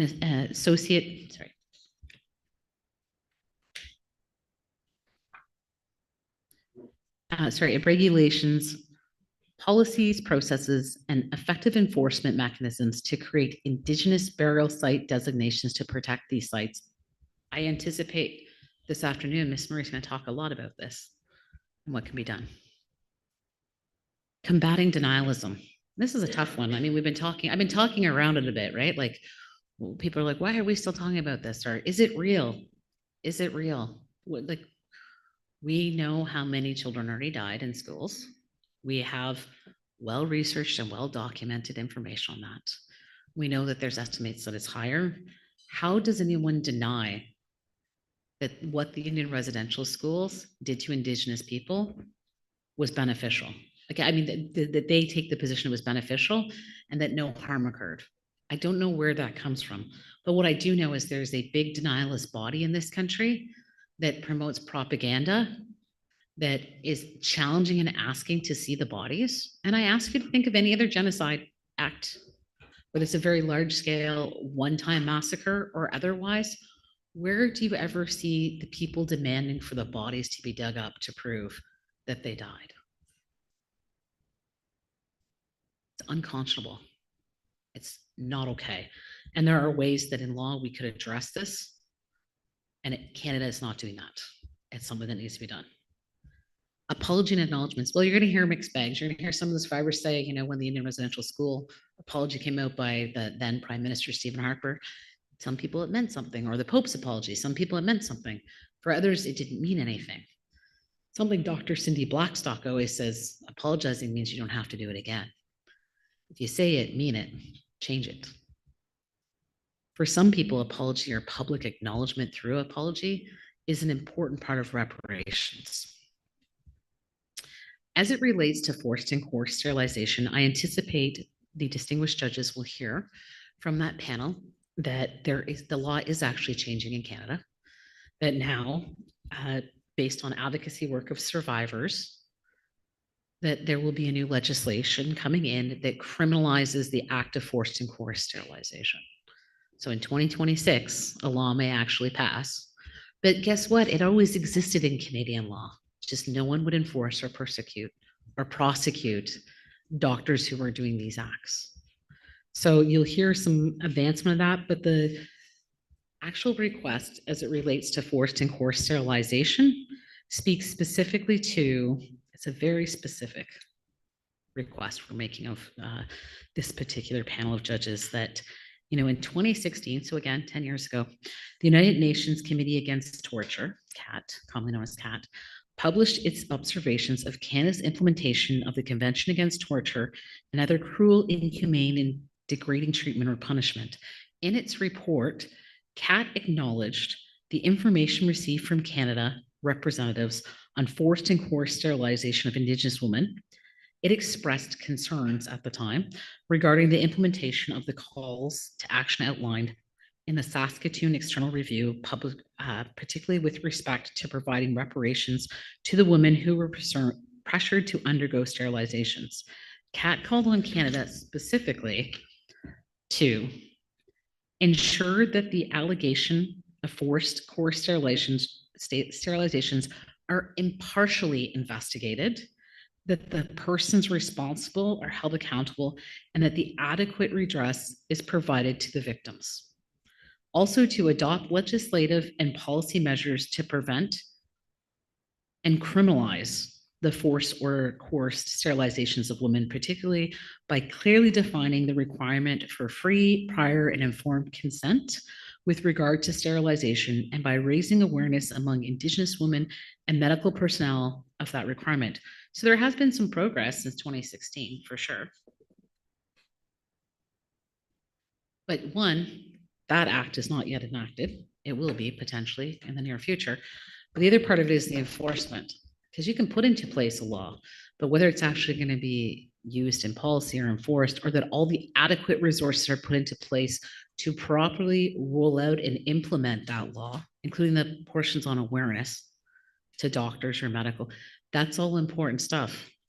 Ironically, I imagine you'll get to hear from Dr. Reynolds that, you know, the one Indigenous organization that's doing the most work on this, you know, struggled to get funding this year, like right as the legislation's pushing through, and they've spent the last 2.5, 3 years pushing really hard to make change.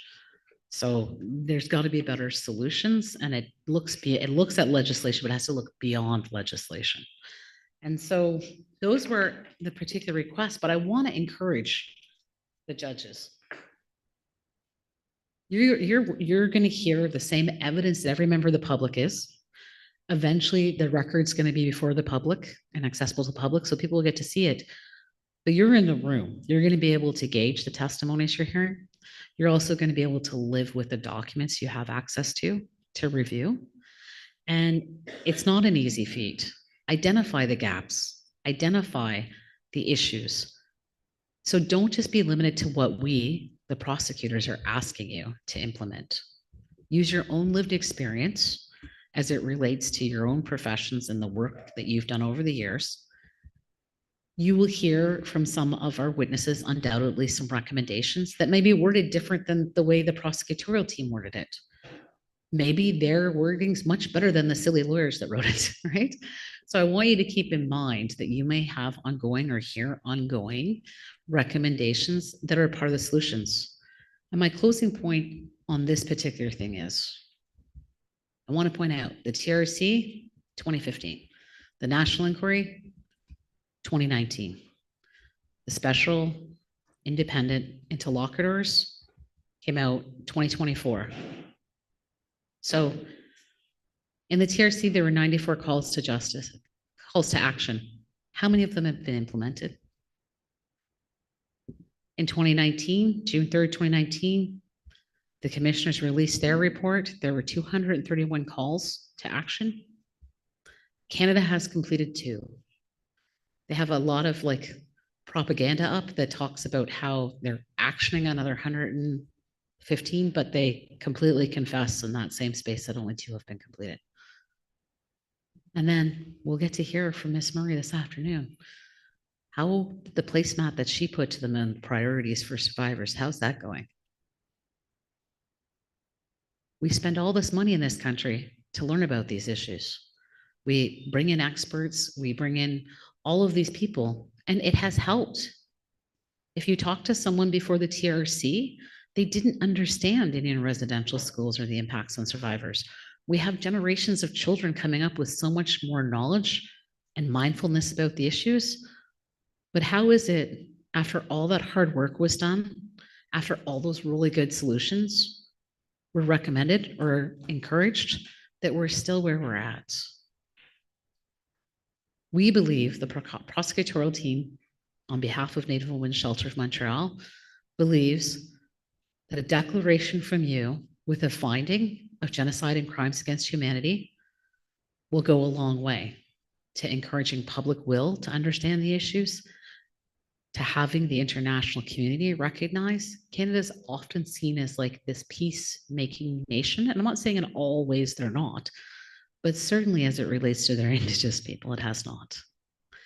And so we know we're asking a large task of you. And we know we're asking a large task of those that are sharing their truths. It takes a lot of bravery to come here and tell a story. It takes a lot of bravery to share what you've maybe held and closed in for most of your life, or even if you've publicly spoken about it, the vulnerability that's required to explain to you, to the people in the room, to the public that's watching online, that an act of genocide or a crime against humanity actually happened to you as a living person. Devastating. And yet those people are going to be here to share those truths. That's how important it is to them. That's how important it is to me. That's how important it is to many allies, many Indigenous people. We don't fluently, a lot of us don't fluently speak our languages. We don't have some of our traditional knowledge. It's been stolen from us, much like some people will take the position that our children were stolen from us. It's a lot on your shoulders to consider and contemplate. We're aware of that. And the team that's lived with this for over, for the last few years, it's been hard on us too. And at the end of the day, we may be second generation survivors, like intergenerational survivors who didn't attend ourselves, but know others that did. You don't know an Indigenous family or community that has not been impacted by this and that continues to be impacted. What we do see now is a lot more resilience and revitalization. It's really hard to do when you have a government that won't even come to the table. Barring any questions, those are my opening submissions. Chimigwech.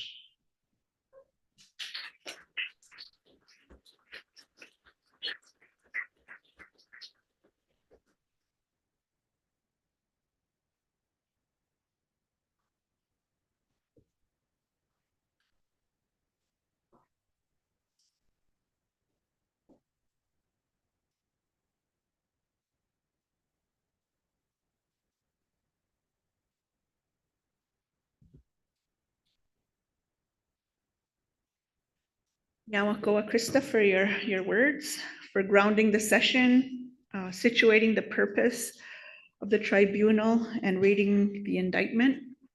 Also for then providing the prosecutor's opening statement. Nyawa as well to everyone listening, for listening with an open mind and hearing Krista's words today. So at this time, we recognize the feelings in this space and among our online listeners as well.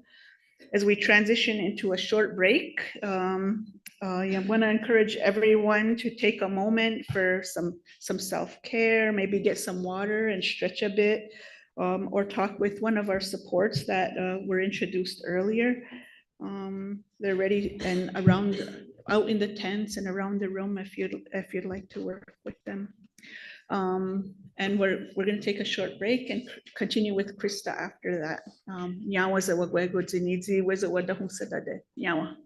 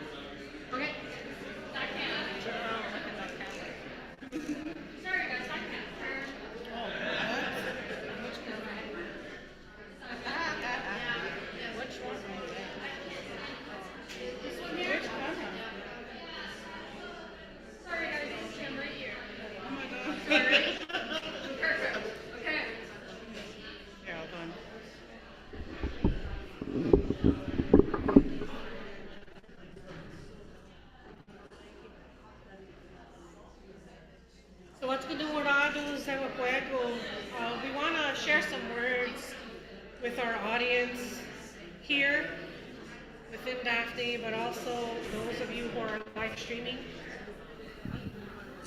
I'm not good with a mic. Part of our gathering time is to acknowledge that we're connected, no matter where you're streaming from. Whoa. Those sacred fires that have been lit all over the world, they connect all of us, not just at this time. But I think a long time ago, I was always told, when we gather in ceremony, when we gather in purpose and meaning and intention, that this has happened a long time ago. So we're kind of recreating spaces for our people to heal, to bind our spirits as one, no matter what culture you come from. So if you're listening out there and you're feeling a little sense of heaviness, knowing what's to be coming the next 5 days, know we're with you. We'll be putting those prayers and those sacred fires all over the world. And we want to share some songs here with you to help ground and to help our spirits as well. So I'm going to pass the mic to my sister Vicky, who's going to lead us off with a song. I don't know how to turn this one off. I need help.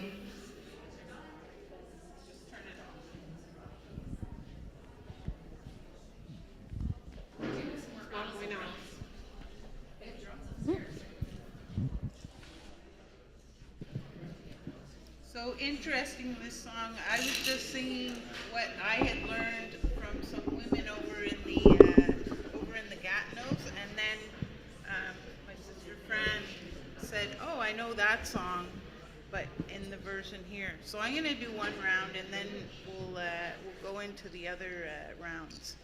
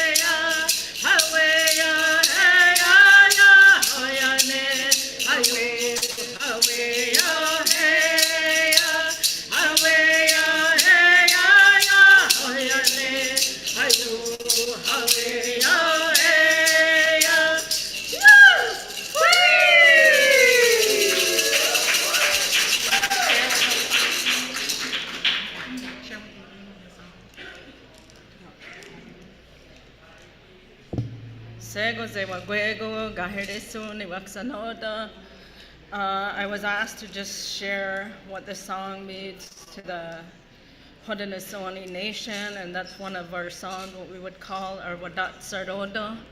And when we had our men going out to hunt, and they would come back into the communities, and we would be listening to hear when they were entering the village, and they would be singing those songs, and we would greet them at that time. So, Nyawa.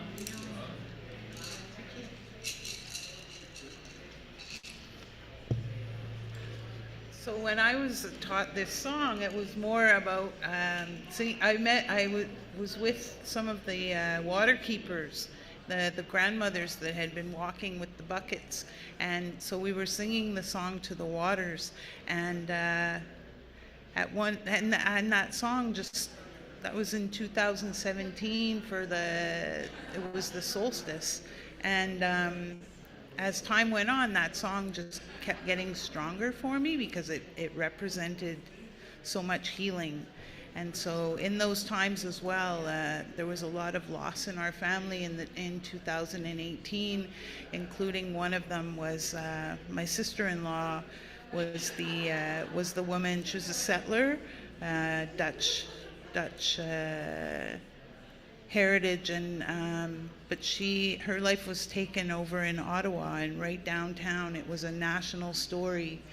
And I knew at that time that my two worlds were going to collide, this settler side and all the work.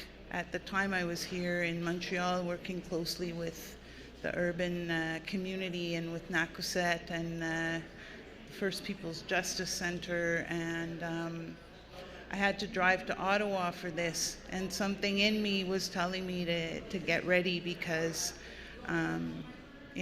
within a very short time they came forward with a suspect who was a young Inuk who had just aged out of the system. And I was a bridge in the family at that time because it was running, the way the investigation was being handled and everything was running against, counter to my principles and the way that we would do things. And then later on, again, I was driving in the car and that song came and I was singing it, and Nakuset called me shortly thereafter, and that's when she lost her sister, Sonia, who that too again was just another touching, really difficult time. And all of these stories, how they're attached to the ongoing violence against our women and children. And so I'm with everyone today, all of you around the world who are listening. So I'm an adoptee from the 60s. My grandmother was born in Pahonan in Saskatchewan, and my mother raised out in Melfort, just outside of town. And my grandmother, they were all part of the road allowance people, and so she was quantified at one point as red-skinned and Cree, and she was also a speaker. But I wasn't scooped, but I was a big part of the whole AIM project, adopting an Indian and Métis child. So I grew up out in British Columbia. But these lands, it's 40 years that I'm out here now. So I'm really, really grateful. I was just saying that I understand more Gani and Gaha than I do the Nehiyawe. So thank you, Kin Naskumtin.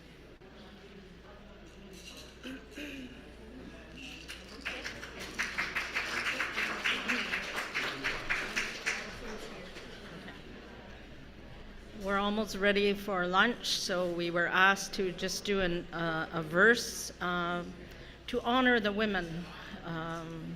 As Ganyak Gehaga, we are a matrilineal society, and all of our nations and our clans are carried to our women. So we want to honor the women today. Yeah.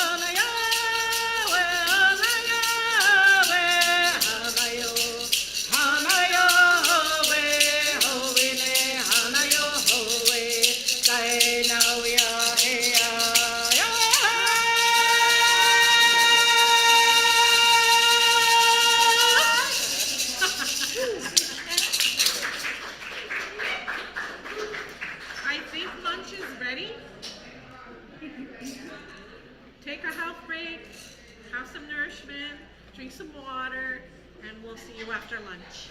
Yawa.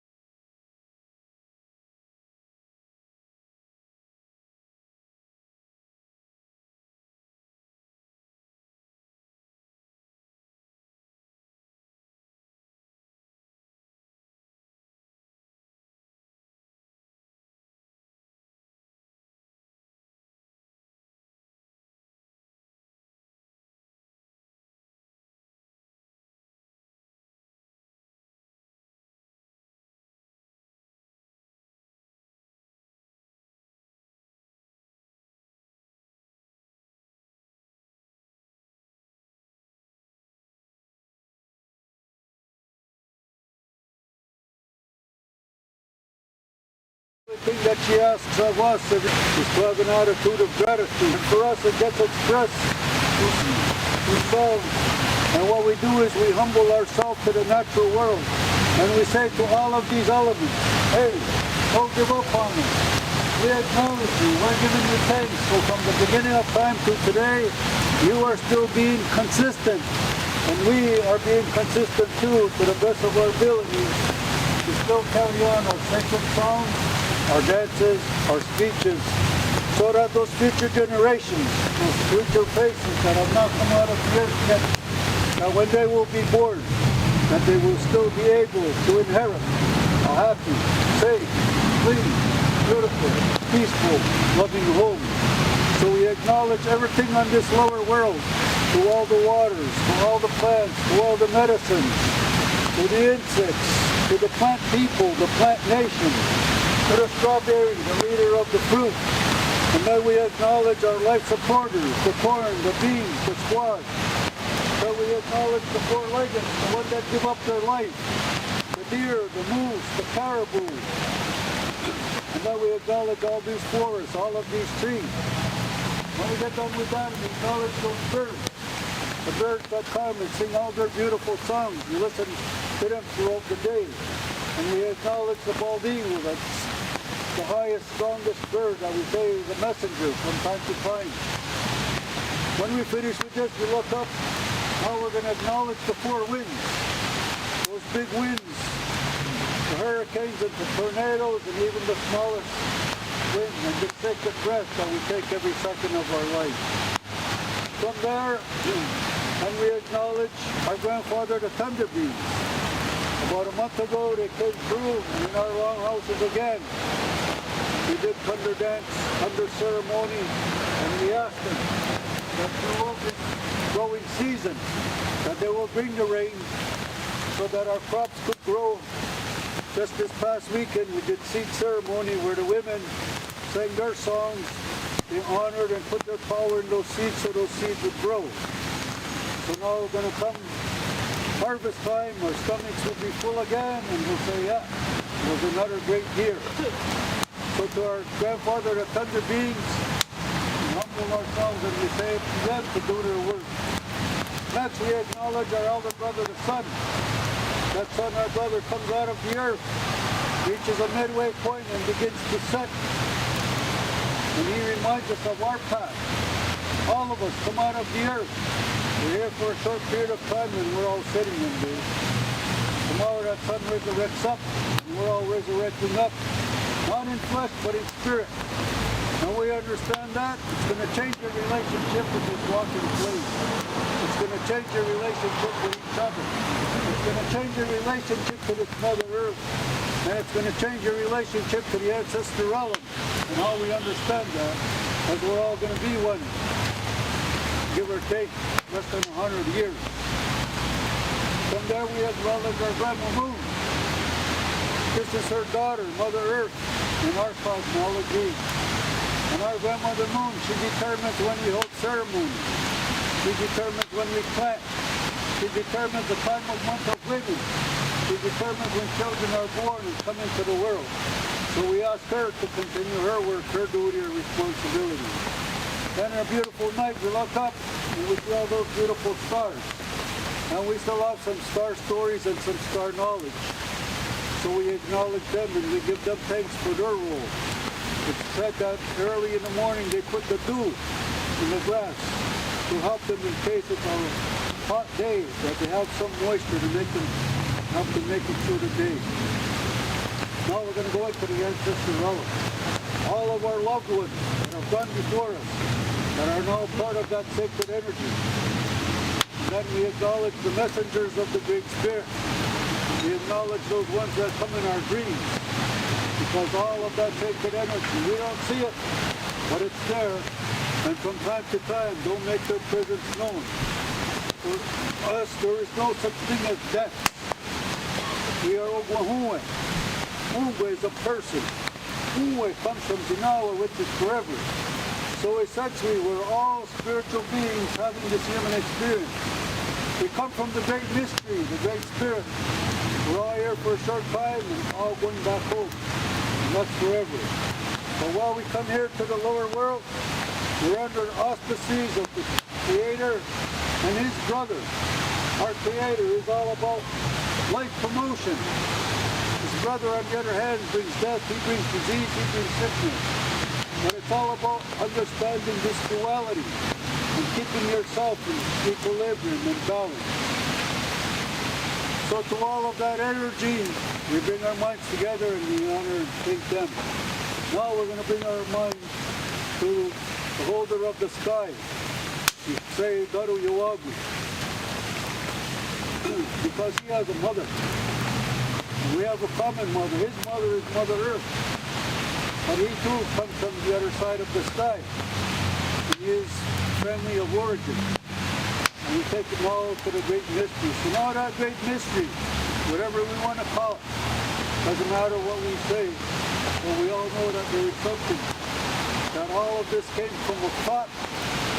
And our creation story was a dream, and it goes from a dream to everything that we have now.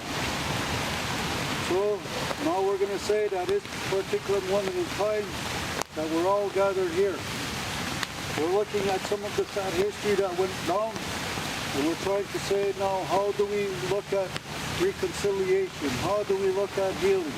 How do we ensure that as we're going to move forward, that all of us are going to begin to see different. All of us are going to begin to hear different. All of us are going to begin to speak different. And all of us have to start to do different. Because global warming and climate change is real. We're all seemingly in mind with our own spirit. And we ask ourselves, why is that? Well, because all of our needs are being met and nothing is lacking. So we acknowledge one another, and it all comes from the power of our Earth Mother. From the beginning of time to today, she blesses us with all of this unconditional love without fail. And the only thing that she asks of us every day is to have an attitude of gratitude. And for us it gets expressed through sacred ceremony, through songs, through dances. And what we do is we humble ourselves to the natural world. And we say to all of these elements, hey, don't give up on us. We acknowledge you. We're giving you thanks. So from the beginning of time to today, you are still being consistent. And we are being consistent too, to the best of our ability, to still carry on our sacred songs, our dances, our speeches, so that those future generations, those future faces that have not come out of the earth yet, that when they will be born, that they will still be able to inherit a happy, safe, clean, beautiful, peaceful, loving home. So we acknowledge everything on this lower world, to all the waters, to all the plants, to all the medicines, to the insects, to the plant people, the plant nation, to the strawberry, the leader of the fruit, And then we acknowledge our life supporters, the corn, the beans, the squash. Then we acknowledge the four-legged, the ones that give up their life, the deer, the moose, the caribou. And then we acknowledge all these forests, all of these trees.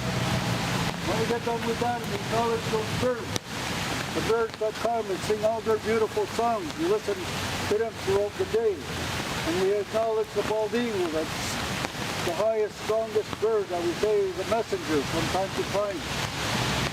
When we finish with this, we look up. Now we're going to acknowledge the four winds. Those big winds, the hurricanes and the tornadoes and even the smallest wind and the sacred breath that we take every second of our life. From there, and we acknowledge our grandfather, the thunder beings. About a month ago, they came through in our longhouses again. We did thunder dance, thunder ceremony, and we asked them that throughout this growing season, that they will bring the rain so that our crops could grow. Just this past weekend, we did seed ceremony where the women sang their songs. They honored and put their power in those seeds so those seeds would grow. So now we're going to come harvest time, our stomachs will be full again, and we'll say, yeah, it was another great year.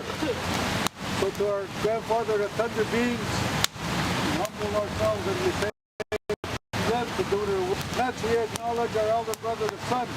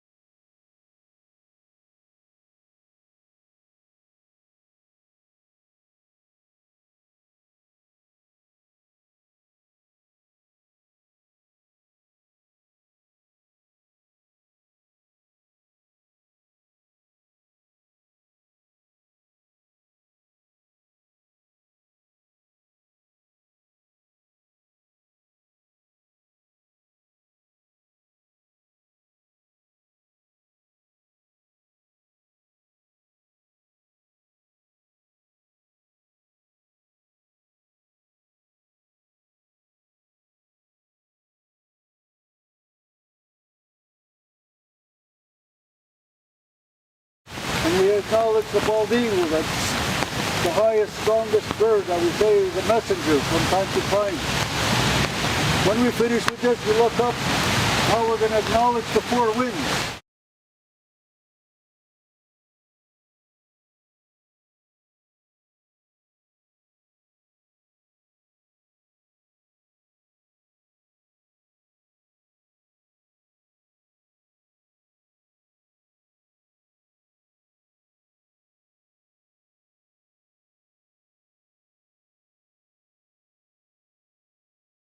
And we ask ourselves, why is that? Well, because all of our needs are being met and nothing is lacking. So we acknowledge one another, and it all comes from the power of our Earth Mother. From the beginning of time to today, she blesses us with all of this unconditional love without fail. And the only thing that she asks of us every day is to have an attitude of gratitude. And for us, it gets expressed through sacred ceremony, through songs, through dances. And what we do is we humble ourselves to the natural world. And we say to all of these elements, hey, don't give up on us.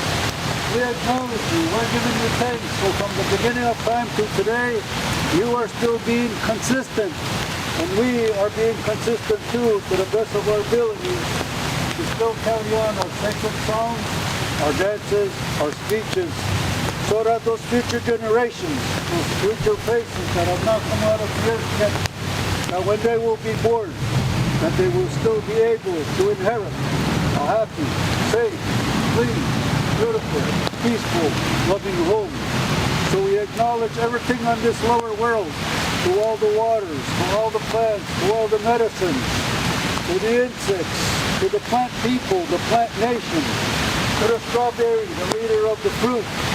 And then we acknowledge our life supporters, the corn, the beans, the squash. So we acknowledge the four-legged, the ones that give up their life, the deer, the moose, the caribou. And then we acknowledge all these forests, all of these trees. When we get done with that, we acknowledge those birds. The birds that come and sing all their beautiful songs. You listen to them throughout the day. And we acknowledge the bald eagle, that's the highest, strongest bird that we say is a messenger from time to time. When we finish with this, we look up. Now we're going to acknowledge the four winds. Those big winds, the hurricanes and the tornadoes and even the smallest wind and the sacred breath that we take every second of our life.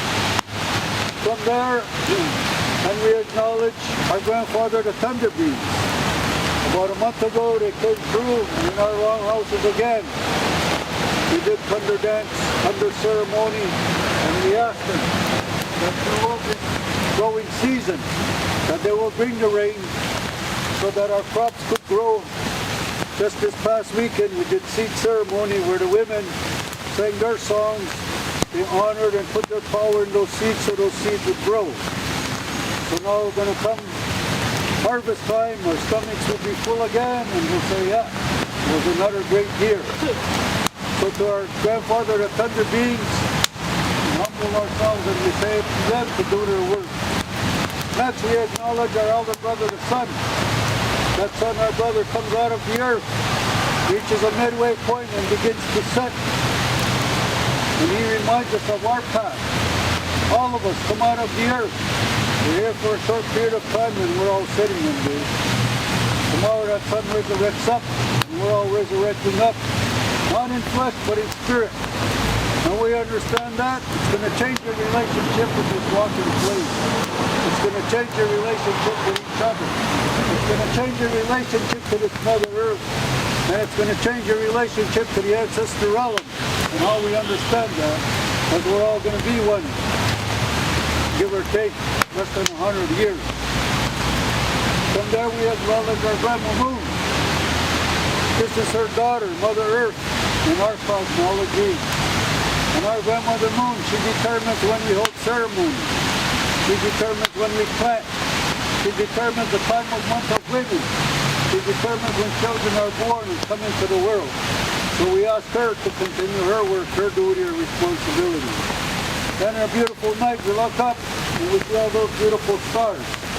And we still have some star stories and some star knowledge. So we acknowledge them and we give them thanks for their role. It's said that early in the morning they put the dew in the grass to help them in case it's a hot day, that they have some moisture to make them, help them make it through the day. Now we're going to go into the ancestor relic. All of our loved ones that have gone before us, that are now part of that sacred energy. And then we acknowledge the messengers of the Great Spirit. We acknowledge those ones that come in our dreams. Because all of that sacred energy, we don't see it, but it's there. And from time to time, don't make their presence known. For us, there is no such thing as death. We are Oguahue. Uwe is a person. Uwe comes from Zinawa, which is forever. So essentially, we're all spiritual beings having this human experience. We come from the great mystery, the great spirit. We're all here for a short time and all going back home. And that's forever. But while we come here to the lower world, we're under the auspices of the Creator and His brother. Our Creator is all about life promotion. His brother, on the other hand, brings death, he brings disease, he brings sickness. But it's all about understanding this duality and keeping yourself in equilibrium and balance. So to all of that energy, we bring our minds together and we honor and thank them. Now we're going to bring our mind to the holder of the sky. We say, Daru Yuwag, because he has a mother. And we have a common mother. His mother is Mother Earth. But he too comes from the other side of the sky. He is family of origin. And we take them all to the great mystery. So now that great mystery, whatever we want to call it, doesn't matter what we say, but we all know that there is something, that all of this came from a thought. And our creation story was a dream, and it goes from a dream to everything that we have now. So now we're going to say that this particular moment in time that we're all gathered here.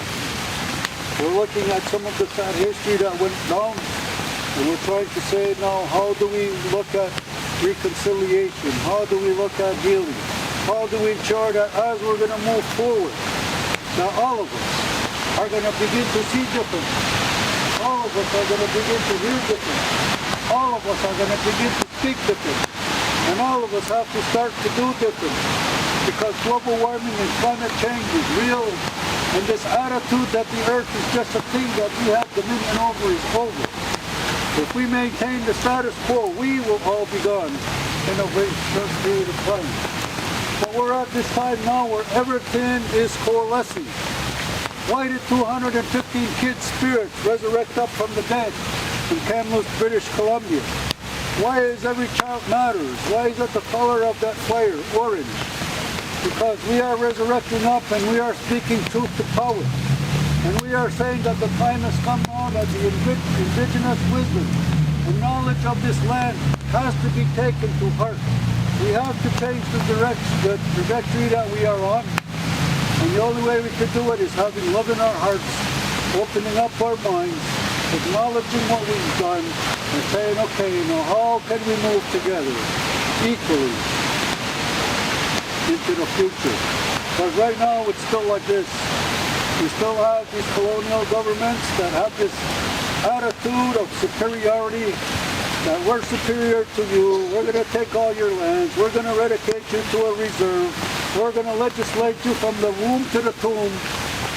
But that's all got to go now, because as I said, all of these things are coalescing up, and we're at this historic moment in time, as I said, that all of us have to begin to really look at where we come from, where we are, and equally together, moving forward, how we can make it better. Where we are, and equally together, moving forward, how we can make it better. And we ask all of these powers, the power of the Great Spirit, the Great Mystery, to continue to send His love, power, energy, healing, and all the stuff that we need at this crucial moment in time. So these are the words that I said. There's some tobacco here. Everybody's welcome to come up to the fire, and you can connect to and say whatever you have to say at this moment in time. So that concludes my part. And if anybody else wants to say anything, Mark the Fed, the other elders that are here, Ed, open. You're up.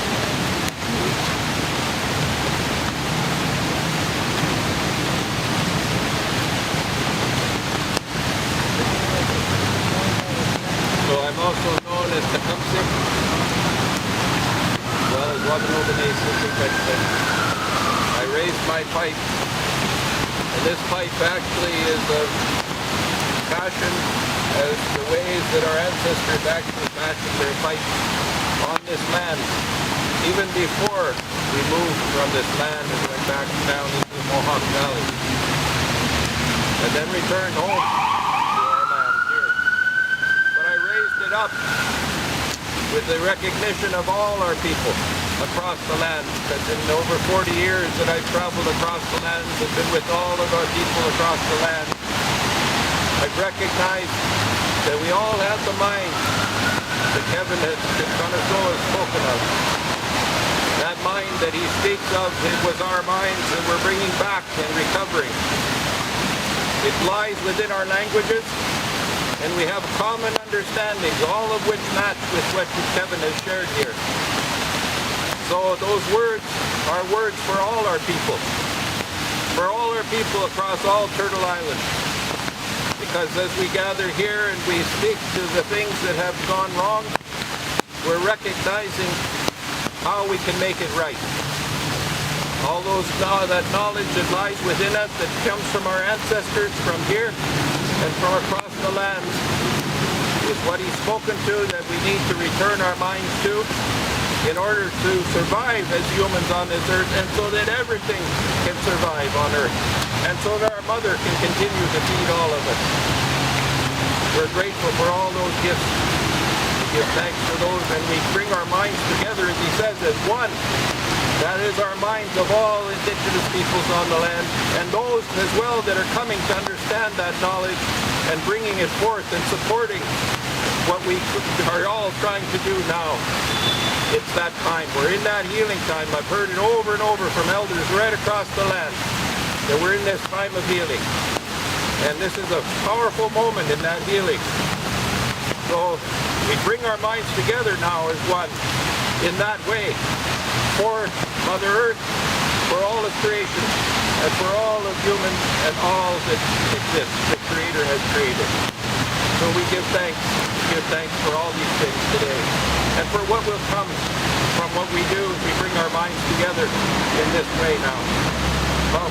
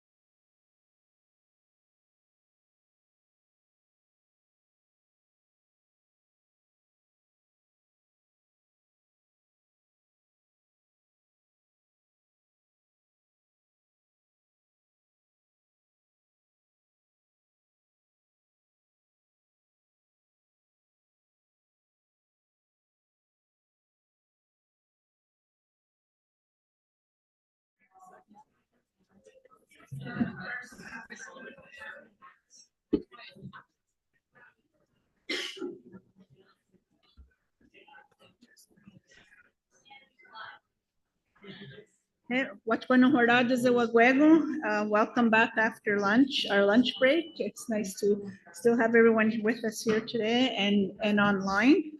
We're going to continue with our first expert witness this afternoon, addressing systemic failures for justice. And I'm going to call Jasmine Redfern to do our introduction. Yawa.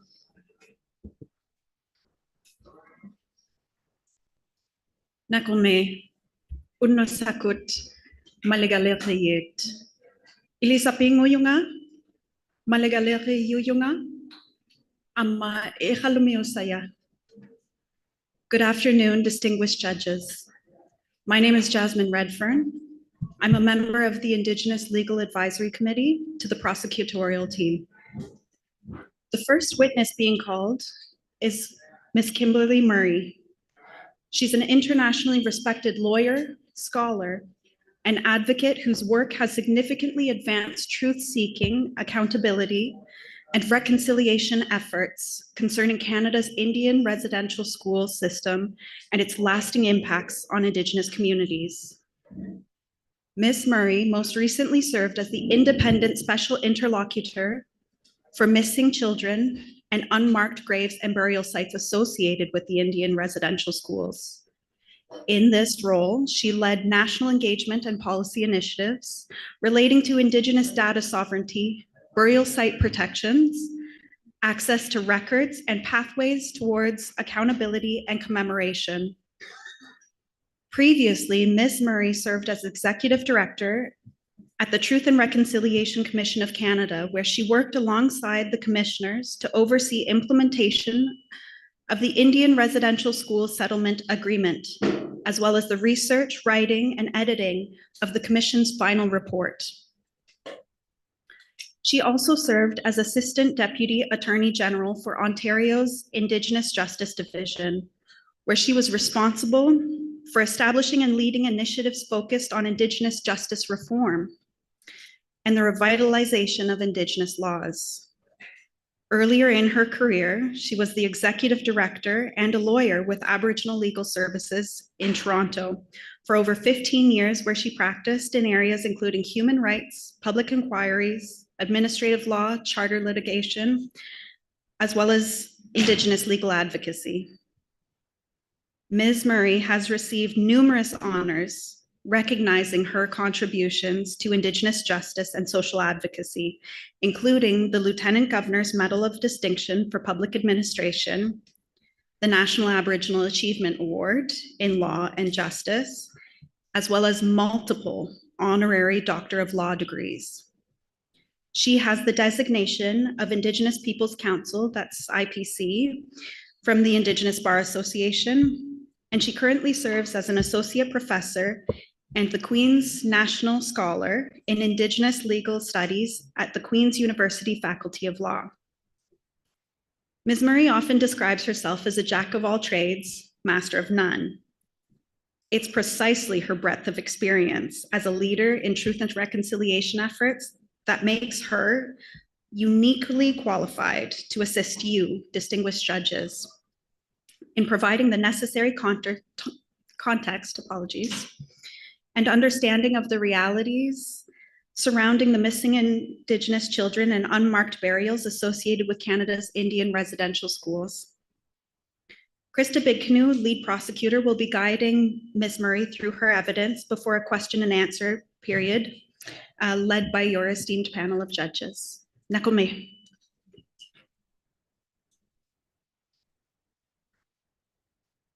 Nakome, Jasmine.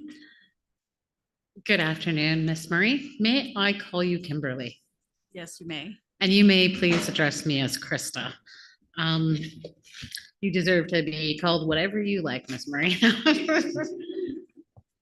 So Jasmine did a really great overview of your curriculum vitae, which is an exhibit that's before the judges. And I don't want to go meandering through it very specifically because I don't have to qualify you. But I did want to ask you if there's anything you wanted to highlight from your lived experience in that large list that we just heard.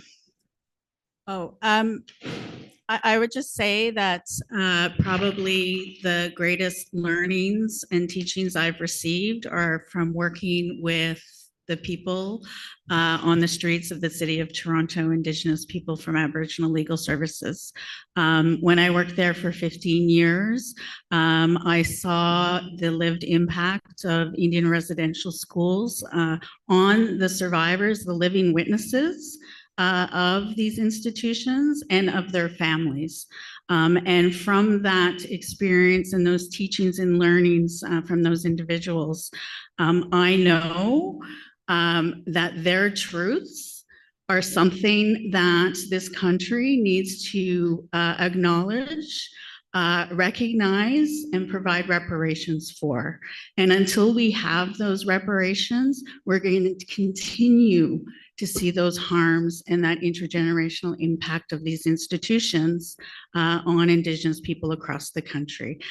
So my greatest honor was working with those individuals, and the work that I have done with survivors, our living witnesses in all the roles that I've held, including many that are sitting in the audience right now.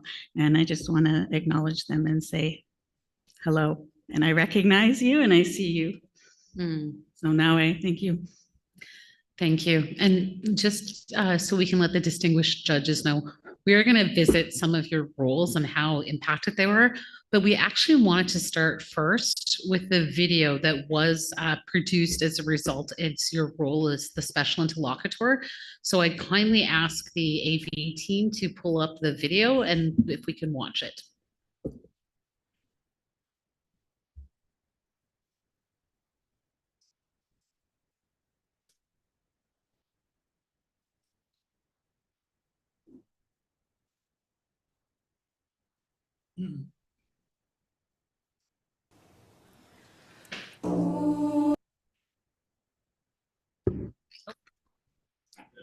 Sorry, here we go.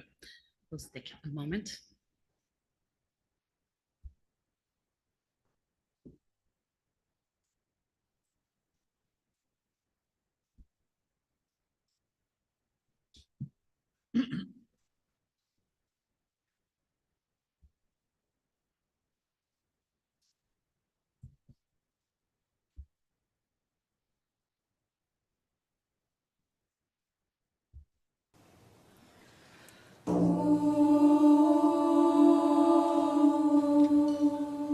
Being in the residential school wasn't pretty. My husband was 11 years in residential school.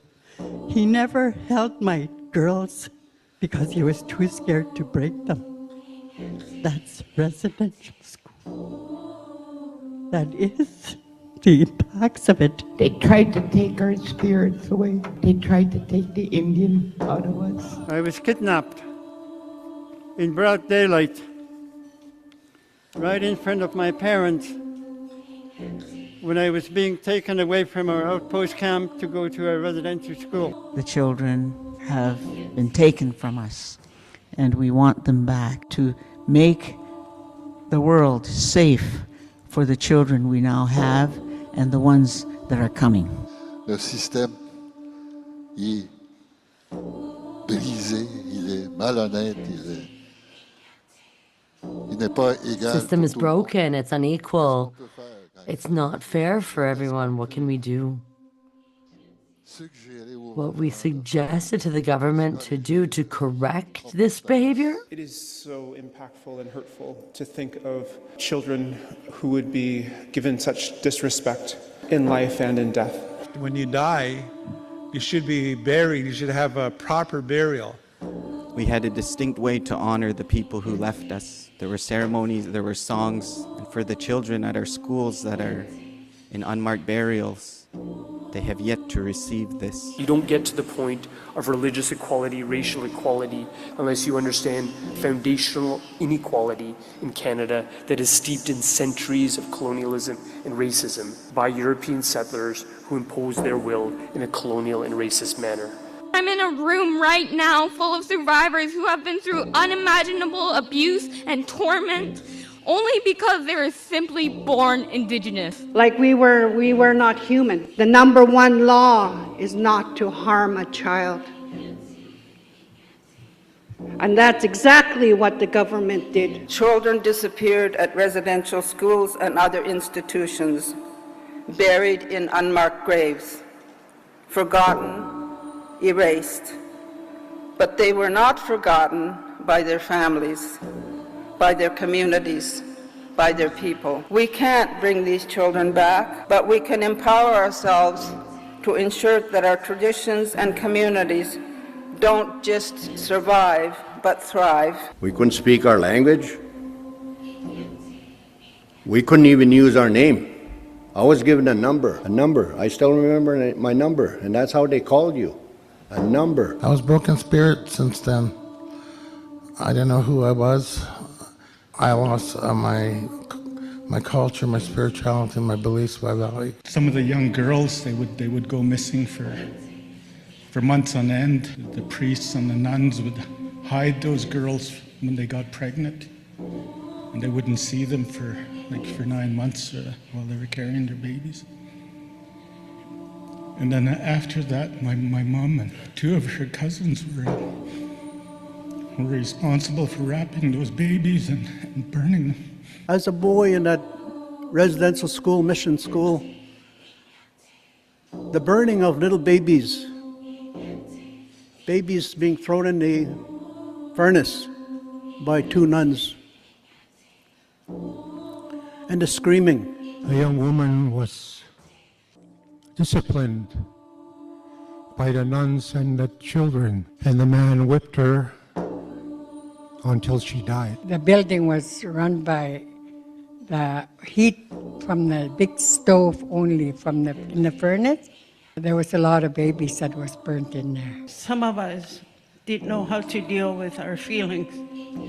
We didn't know where to go, what to do. We have boys missing for 50 years now. They were killed. Their lives were taken.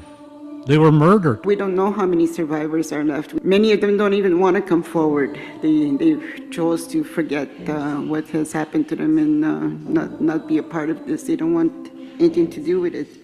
My mom attended residential school in Beauval Mission, La Planche. I'm the youngest of 11 children. The 2 oldest babies passed away. In her dying bed, my mother said, "Please look for him." Right now in Iqaluit, we don't have the best cemetery. They didn't listen to our knowledge, and they put the cemetery in a bog. So all of our people right now are being buried in muck and swampy areas. So we're hoping that we can open up a traditional cemetery in Iqaluit so that our people aren't being buried in muck and swamps, and that we can be buried traditionally and with our personal effects. It's time for Canada as a whole to see this uncomfortable truth for what it is. It's time for them to feel it, see it, sit with those unsettling feelings, and learn from it so it does not happen again. No more denying what our survivors have been saying for years. No more belittling what it was, because it was genocide. We need to uphold justice for the Indian residential school children who were murdered in these institutions and have those individuals held accountable. These individuals are still alive, and the laws and the policies created by the Canadian government hide their crimes.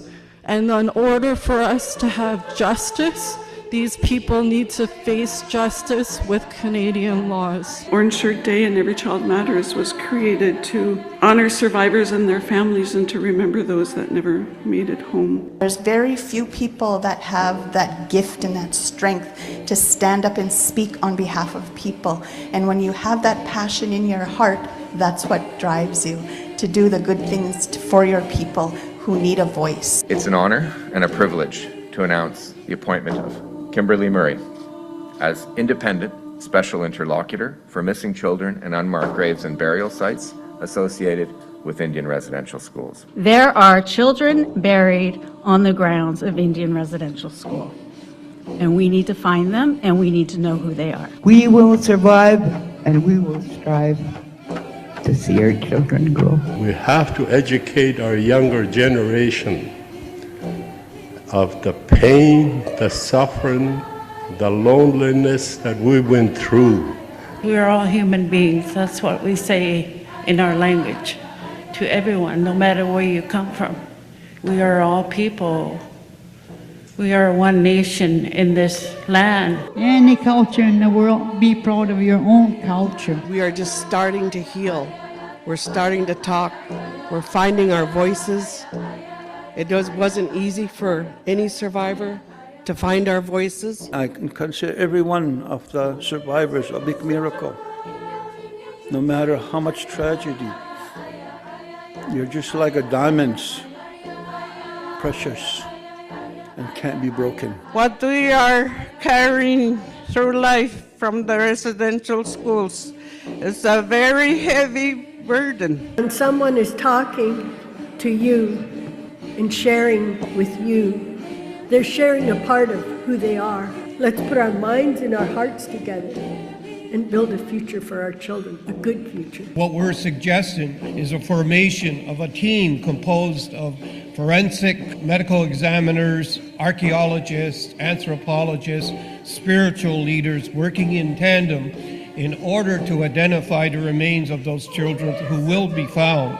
We have to take an active control over the processes under which those investigations take place. When I look at this audience, particularly at the young people, I'm reassured that our work of reconciliation will continue into the next generation. I look forward to working with you for the respect and dignity of First Nations, Inuit, and Métis in life and in death. And I also look forward to saying the hard truths to this country together. I want to close with this quote from DeAndre Thomas Hart. They scattered us almost like beads. And now we are picking ourselves up one by one. We are color sorting ourselves. We are restringing them along. We are creating our own design, rebuilding our nations. There's an awakening happening from nation to nation, and youth such as yourselves are the ones that will be leading the way. Don't let your fires go out. Don't lose your languages. Don't let the ceremonies die. So in closing, I wanted to say in Creek, I boomi, which means don't give up. Be strong as you continue to tell your truth.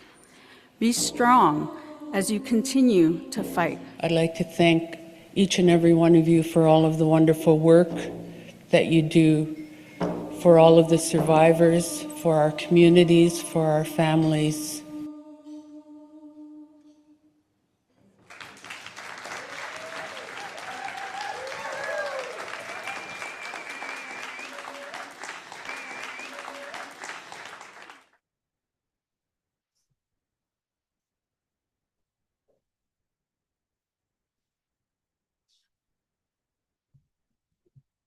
That's a lot to unpack in just a few minutes, a very powerful truth.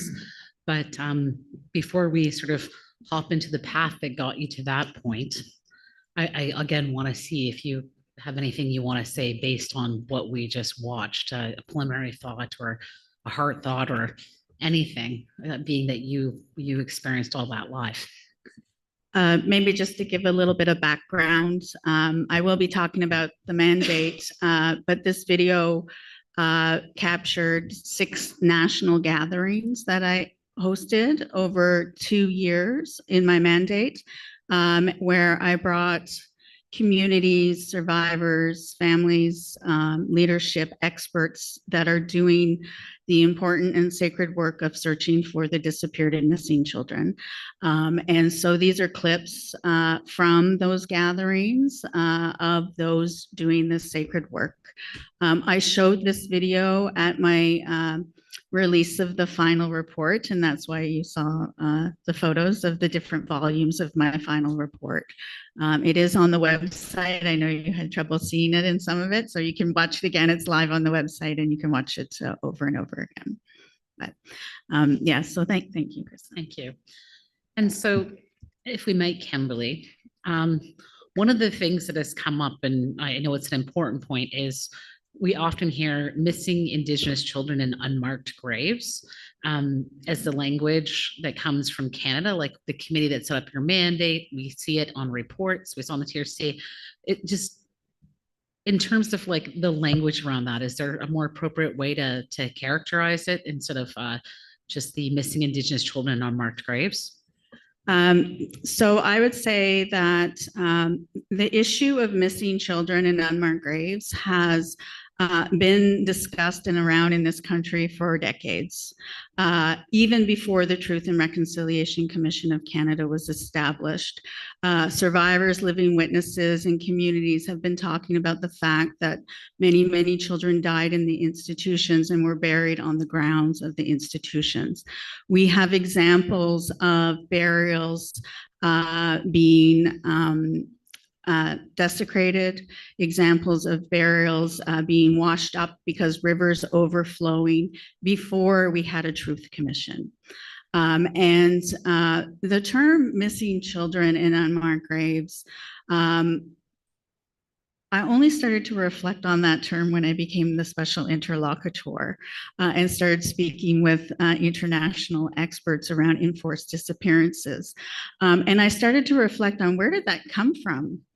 And when we look at the Truth and Reconciliation Commission, I don't know if you're aware, we had 2 Truth Commissions here. We had a commission that was established in 2007 when the Indian Residential School Settlement Agreement was signed. And at that time, there was nothing in the settlement agreement around missing or disappeared children, and there was nothing set aside to examine those realities. It was raised in the legislature and parliament by an MP. Not an MP that was part of the government. And at that time, the Conservative government responded and said, we're going to get into this issue and we're going to assign it to the TRC. And that was in 2007. That TRC didn't survive. There was a lot of problems and it fell apart. All the commissioners quit. And it wasn't until 2009 that Justice Murray Sinclair, Commissioner Marie Wilson, and Commissioner Wilton Littlechild were appointed. And when they became appointed to take over the work that the first commission started, Justice Sinclair said to the government, the government of the day, we need resources to take on this work. It wasn't included in the settlement agreement. It wasn't included in our funding. And so there had been this committee that was established back in 2007 before Justice Sinclair was appointed. And it was called the Missing Children in Unmarked Burials Committee. And it was set up by the government. It had Indigenous leadership, and it was set up to answer 4 questions. Who died? How many died? It's actually 5 questions, but they say 4. The first question is, who died and how many? Kind of 2 questions, but that was the first one. What did they die from? Where they're buried? And who are the missing? And so they did their work and prepared a report and said what needs to be done and all the searches that need to be done. And Justice Sinclair was denied additional funding, and so the TRC did what it could.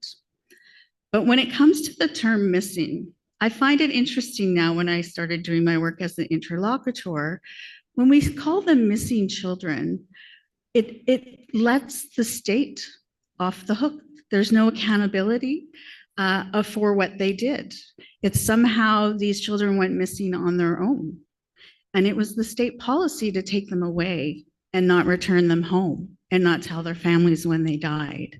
And so in the work that I do as a special interlocutor, and I'm getting ahead of myself, I talk about many of these kids are disappeared and not just missing. And so when I reflect on that committee, I find the term missing children in unmarked burials, putting the onus and the shift and the blame on families and communities and survivors themselves, and lets the government off the hook. and bubble wraps itself. I question whether that was purposeful to call that committee the Committee of Missing Children and not disappeared children, because we know they're disappeared and they continue to be disappeared. Thank you. So we'll take a small step back, but not too far, and focus a little bit on the Truth and Reconciliation Commission. And I mean, obviously, it was a massive undertaking that took a long time. For the purposes of this tribunal, we'll maybe focus down a little on the general overview of the work done from the ED's perspective as it related to research and initiatives of the unmarked burials and the student deaths. Maybe that's a good starting point, and you might want to start with the coroner's investigating procedures and how that came to be. Yeah, so as I explained, the Truth and Reconciliation Commission, under the leadership of Justice Sinclair, asked for funding to do this work to find the disappeared children. The government denied the funding, but we did what we could with the budget that we had at the TRC. And so there is I don't think I brought it, there is a volume 4 called Missing Children and Unmarked Graves in the TRC's final report. And that work was done by a team of researchers who were trying to get access to records at Library and Archives Canada and from the church entities that operated the institutions to determine who the kids were that died and where they're buried. And it's, you have to, I have to put it in the context of the fact that we didn't have records. We had to go to court to find records. The TRC had to take Canada to court, and it wasn't until 2013, and you know, the TRC operated from 2010 to 15. It wasn't until 2013 that we actually were successful in the court challenge to get access to the Library and Archives Canada records and have them digitized. And so the work that the TRC did was based mostly on publicly available records according to our access to information laws. If the person had been dead over so many years, we could access a record. And that started the basis of the list of names of children that we identified as that died in the institution. The TRC focused on kids that died in the institutions or died within 1 year of being released from the institutions. And in its final report, volume 4, it identified 3,200 children that had died. And the report talks about the different noted causes of death, but also the fact that many of the records don't have any information in them, not even the names. Sometimes there were no names. And so while we were in court trying to get records, the team, we talked about, we got to be able to get records elsewhere. You know, when someone dies, there's processes in this country, right? We have registrar generals where you have to register the death of someone. In every province, there's a law around that. And we have coroner system. And some places, you know, did the coroners investigate any of these deaths? And so we did a couple of things. The first started in Ontario, where I worked with the Chief Coroner's Office of Ontario, and they did a review of all their prior records and deaths and looked for deaths of Indigenous children in the province of Ontario that could have been Indian residential schools. And so they did their project. They developed their methodology of how they would access the records in the archives, their own archives. And then the Chief Coroner of Ontario and I went to an annual meeting of the national, where all the coroners and chief forensic officers of the other provinces and territories attend. And we presented our work and called on them to do the same thing in every province and territory. And a motion was passed, and that was actually right here in Quebec City. We had the meeting. A motion was passed unanimously that every province and territory would do the same work that the coroner in Ontario did. And so we saw that work happening, and some of the provinces submitted their findings and the deaths that they found. Oftentimes at a TRC national event, they would do it as a gesture of reconciliation, provide the names. But we knew coroners only come to the scene in certain circumstances, right? The law is different in every province and territory where there's mandatory investigations. And so if they weren't called, they wouldn't have any information about the death. If it wasn't a suspicious death, most of the laws at the time didn't have a requirement of an investigation if a child died in an institution. And so we decided to go to the Registrar Generals, which are the office that manage death certificates in each province and territory, and started asking them to do similar searches. What I learned was that for different times and different decades in our country, different provinces had segregated death certificates. So we had different death certificates for Indians.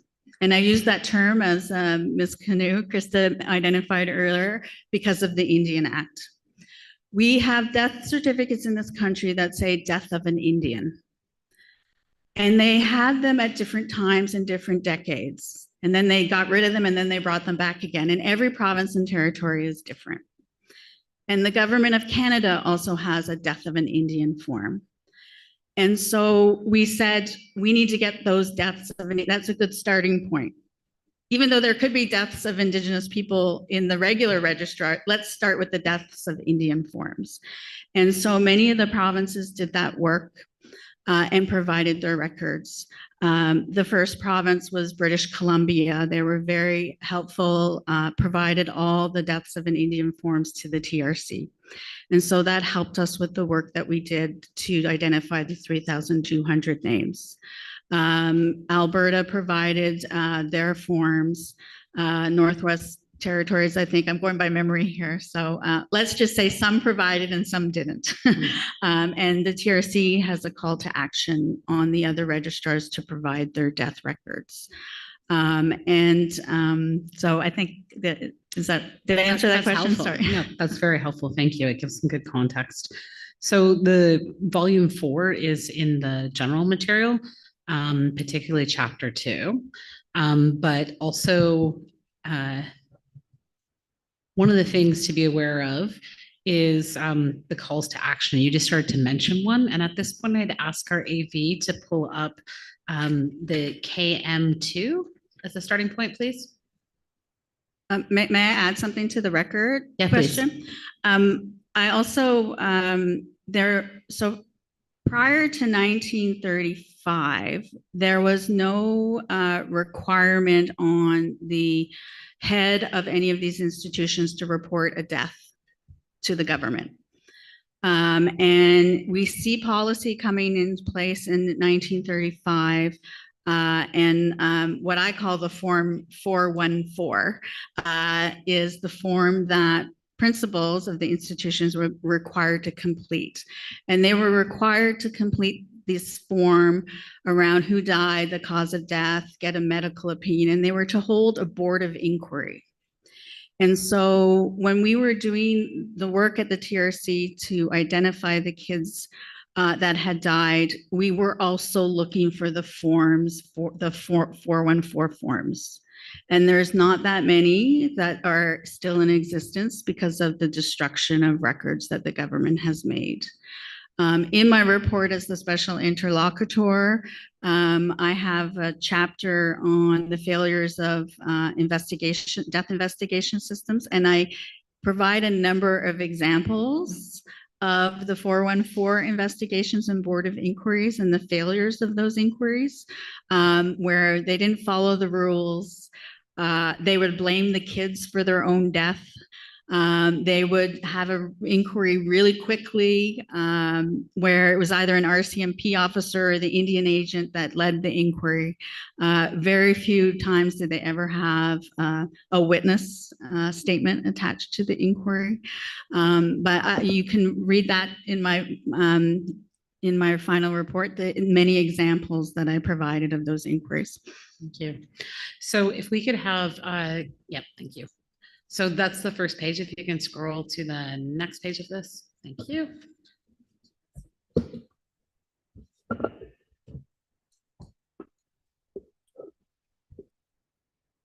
So what we have up here is the Truth and Reconciliation call to action 71. And I know at the time in your capacity as the executive director there, you'd be familiar with it, but that's going to be something that we see over time. It's going to maintain it along with calls to action 71 through 76 are important. So can you tell us a little bit about calls 71 and 72 specifically? Yes, so call 71 was encouraging the chief coroners and the vital statistics offices to continue the work that we had started at the TRC.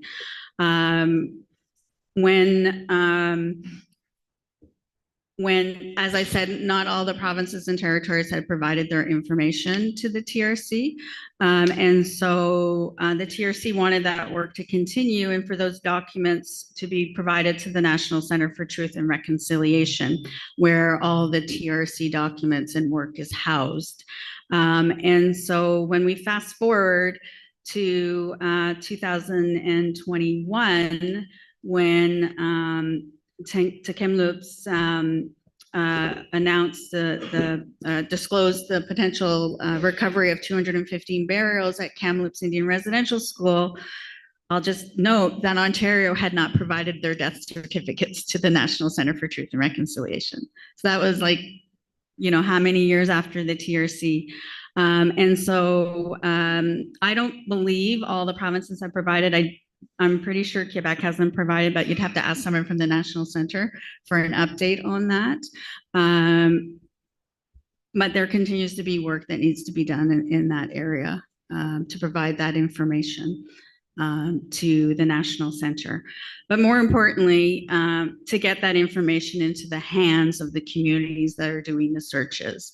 Because at the time of the TRC report, the TRC was required to set up a national research center, which it did, which is now the National Center for Truth and Reconciliation.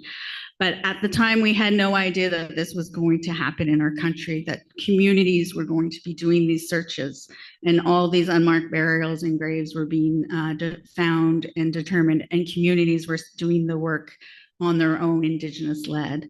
And so anything that goes to the National Center needs to be available to the communities that are doing the searches. So I would say simultaneously, if the records are being given to the NCTR, they also need to be given to the First Nations, Inuit, and Métis communities searching for the disappeared children, because it's not accessible at the National Center either. And 72 in terms of the resources that the NCTR would need. Can you speak to any of that? Yeah, so under the settlement agreement of the Indian Residential School and the TRC mandate, the TRC was to establish a national research center. And so the TRC was able to, from its budget, set aside some funds to set up.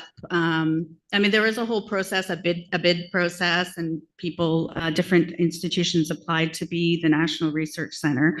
And the University of Manitoba was a successful bidder.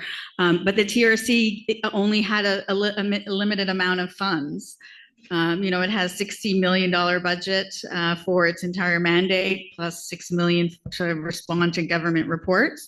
So it was a total of 66. So a small amount of money was provided to the NCTR at the University of Manitoba. And then the Government of Canada was their main funder after that. And so I see the National Center now always having to do fundraising to establish you know, to broaden the work that they're doing. And certainly since I would say since 2021, and I'm not an expert on the NCTR budget, but since 2021, they have received additional funding. But from the TRC release of the final report until 2021, there was very limited funding that was being provided to the NCTR to do the work that is required of a national research center. And it took the voices of those children in those unmarked graves to get Canada to provide some funding to the NCTR. Thank you. I'm going to ask if we could pull up KM3, which happens to be, again, an excerpt from the TRC's volume 4, and it's the calls to actions 73, 74, 75, and 76. And I'm going to ask if you give us a little context about these. Okay, 73, we call upon the federal government to work with churches and Aboriginal community leaders to inform the families of children who died at residential schools of the child's burial location and to respond to families' wishes for appropriate commemoration ceremonies and markers and reburial in home communities where requested. Again, 2015 until 2021, nothing was done in regard to this call to action. I would say that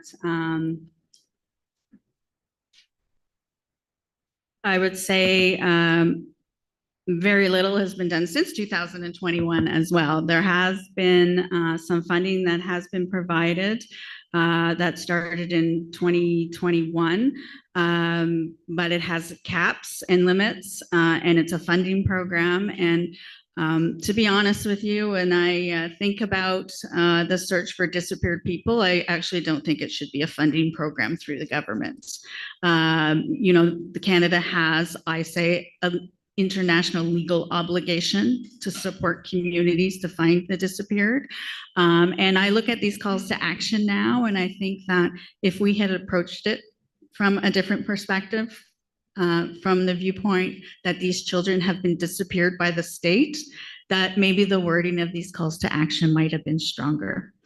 But I would say very little has been done. When it comes to the churches, you know, there are some churches that have done more than others. The United Church has been very supportive of Indigenous peoples and communities around finding records and finding burial locations.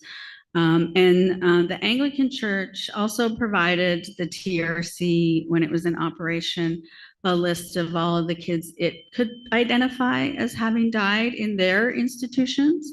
But keep in mind, it was the Catholic churches that ran the majority of the institutions for the majority of the time. So there's a big gap in records and support. And they haven't been as responsive, the Catholic entities, as some of the other church institutions. So I would say this call to action is not in progress, needs more work, and everyone's still calling for this to take place. And that was 73 in Oh, relation. may I just go back to that? Because Sure. at the end of that call to action, sorry, I'm just looking at it now, to commemorate ceremonies and markers. I mean, just last week, there was an article in the paper how Canada was refusing to fund commemoration for a community that has a burial ground and at a former site of an Indian residential school. And when we look at to support reburial in home communities, I write about in my report a special interlocutor, and it was in national news as well. A young boy of Perseo Nabagon. He's a young boy that was taken to Indian residential school in Northern Ontario and then transferred to multiple institutions, what we called the insane asylums of the day, bounced around between a couple of those institutions, and he ended up in Southern Ontario in an institution for people with epilepsy. And he died in that institution and was buried in a grave hundreds and hundreds of miles away from his family, and his family didn't know where he was. Well, they found him in a cemetery, as I said, in Southern Ontario, and then begun the fight to find out who will pay to exhume him and bring him back home. And that poor family had to, and I don't say poor as in financially poor, I say, shame on Canada and shame on the province to make them go through this. They went to Canada to get support to bring Percy home. And Canada said, well, he didn't die in the Indian residential school, so you're going to have to get the money from Ontario. And then when you go to Ontario, they said, well, that's not us. Canada's the one that transferred him around. And so this went on for a very long time. And finally, the Premier of Ontario, Doug Ford, stepped in and said that he would support the family and bring Percy home. And that's what happened. But that took over a year of fighting and negotiating and advocacy by the family, the leadership, Indigenous leadership, and politicians, and having to raise it on the floor of the legislature. No family should have to go through that. And so we don't have a process in this country for Indigenous people, families, and communities to repatriate their loved ones if that's what they desire. Many don't want to repatriate, they want to protect, but some do, and that's a good example. And everyone's just pointing the finger. As the Missing and Murdered Indigenous Women and Girls Inquiry said, called it interjurisdictional neglect. Everyone's pointing the finger to the other to do the work, and nobody's doing the work. Thank you. We see that 74 is about calling upon the federal government to work with churches, the communities, and former residential school students to establish and maintain an online registry of residential school cemeteries, including, where possible, plot maps showing the location of deceased residential school children. Do you know if there was any uptake on this particular call? That has not been done at all. And when in 2021, when Tk'emlúps made their announcements, I received a number of calls from communities because that knew I worked at the TRC. And I went on the National Center for Truth and Reconciliation website to see if Dr. Hamilton's work was up on the website. I think you're going to hear from Dr. Hamilton, but he did work for the TRC where he tried to identify where the burial grounds are on all the Indian residential school sites. That work, really important work. It's cited in the TRC final report, volume 4, but his work was nowhere to be found. It wasn't accessible. I actually spoke with Justice Murray Sinclair and said, why is Scott Hamilton's work nowhere to be found? And so we actually called the National Center for Truth and Reconciliation and said, put that work up on the website because this is important work for communities. They need to know this happens. I'll leave it for Dr. Hamilton to talk about the work that he did. And he hadn't done during the TRC all the institutions, but since 2021, he has completed the work of all, I believe, Indian residential school sites. And when I say Indian residential school sites, I'm only talking about the Indian residential school sites recognized under the Indian Residential School Settlement Agreement. So we have a settlement agreement in Canada, and the churches and the survivors that were part of it, in their agreement, there's only, well, at the time of signing, there was fewer than there are now, but there was a mechanism to add institutions. But we have 140 institutions that are recognized under the settlement agreement. And there are many, many institutions where Indigenous children were taken, died, never returned home, and are buried in unmarked burials across the country. Canada doesn't provide any support for any of those types of searches or repatriation. So it's important to understand that. And I think that's identified both in the TRC report and my report.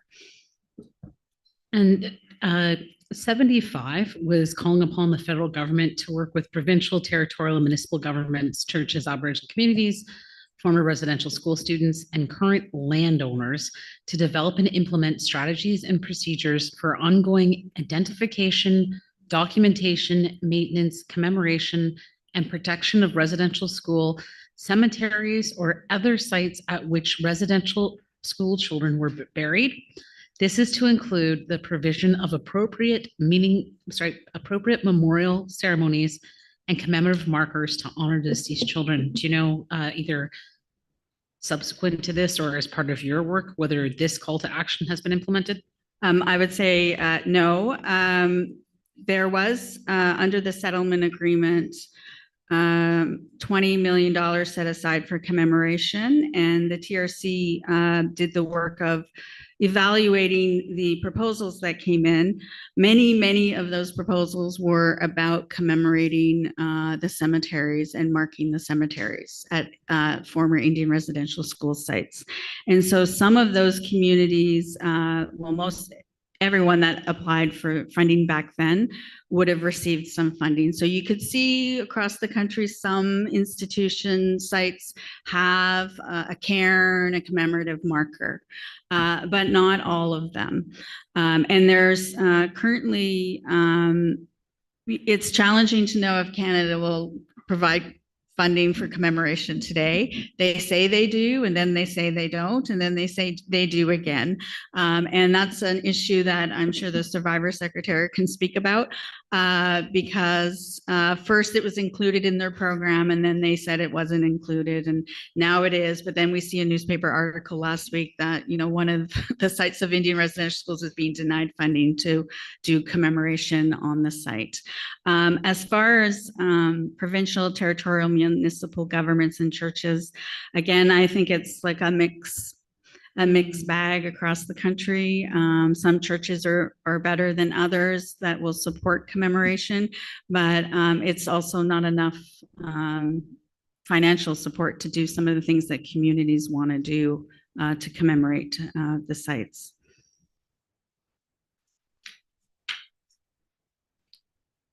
And so 76, the call to action 76, it had kind of three components to it. It was calling upon the parties engage in the work of documenting, maintaining, commemorating, and protecting residential school cemeteries to adopt strategies in accordance with the following principles. And there's three here. So the first being the Aboriginal community most affected shall lead the development of such strategies. Second was information shall be sought from residential school survivors and other knowledge keepers in the development of such strategies. And the third was Aboriginal protocols shall be respected before any potential invasive technological inspection and investigation of a cemetery site. Can you tell us again, like in your experience from TRC through to your report, what, if any, implementation has occurred with this call? So from 2015 to 2021, nothing was done in relation to this by the parties, by the federal government. And then when, again in 2021, with the children into Kamloops at the Kamloops Indian Residential School,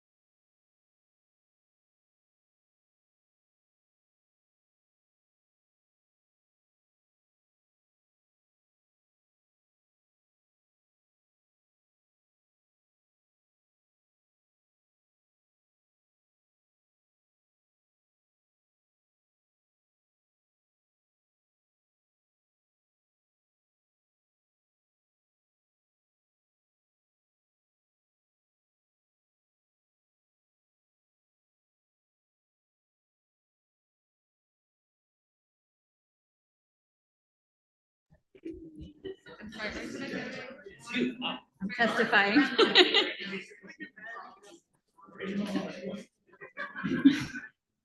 Good afternoon.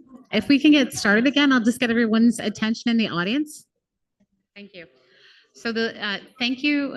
We had that short break due to a technical issue. We've got the technical issue troubleshot at this point. And sorry, you're gonna have to move. That's the prosecutor's. Sorry. My apologies. So we had a bit of a technical glitch. And so Kimberly, you had answered a question, and I'm just gonna backtrack a little bit to call to action 76. And there were the three components. And I believe they probably caught how it covers to the information belonging to community. But, oh, thank you. They pulled it back up for me. Thank you. But where we need to go is the second 2 points, if we might. And I ask the Madam Chair peoples to indulge me in just going back a little so we can make sure it's on the record. And essentially, when we look at the three components, the second and third component included information shall be sought from residential school survivors and knowledge keepers in the development of such state strategies, and Aboriginal protocols shall be respected before any potential invasive technical inspection and investigation of a cemetery site. If you could maybe speak to those 2 points, just briefly, that would be helpful. Yeah, so as I mentioned, from when these calls to action were released in 2015 to 2021, this was not being done with any support of government.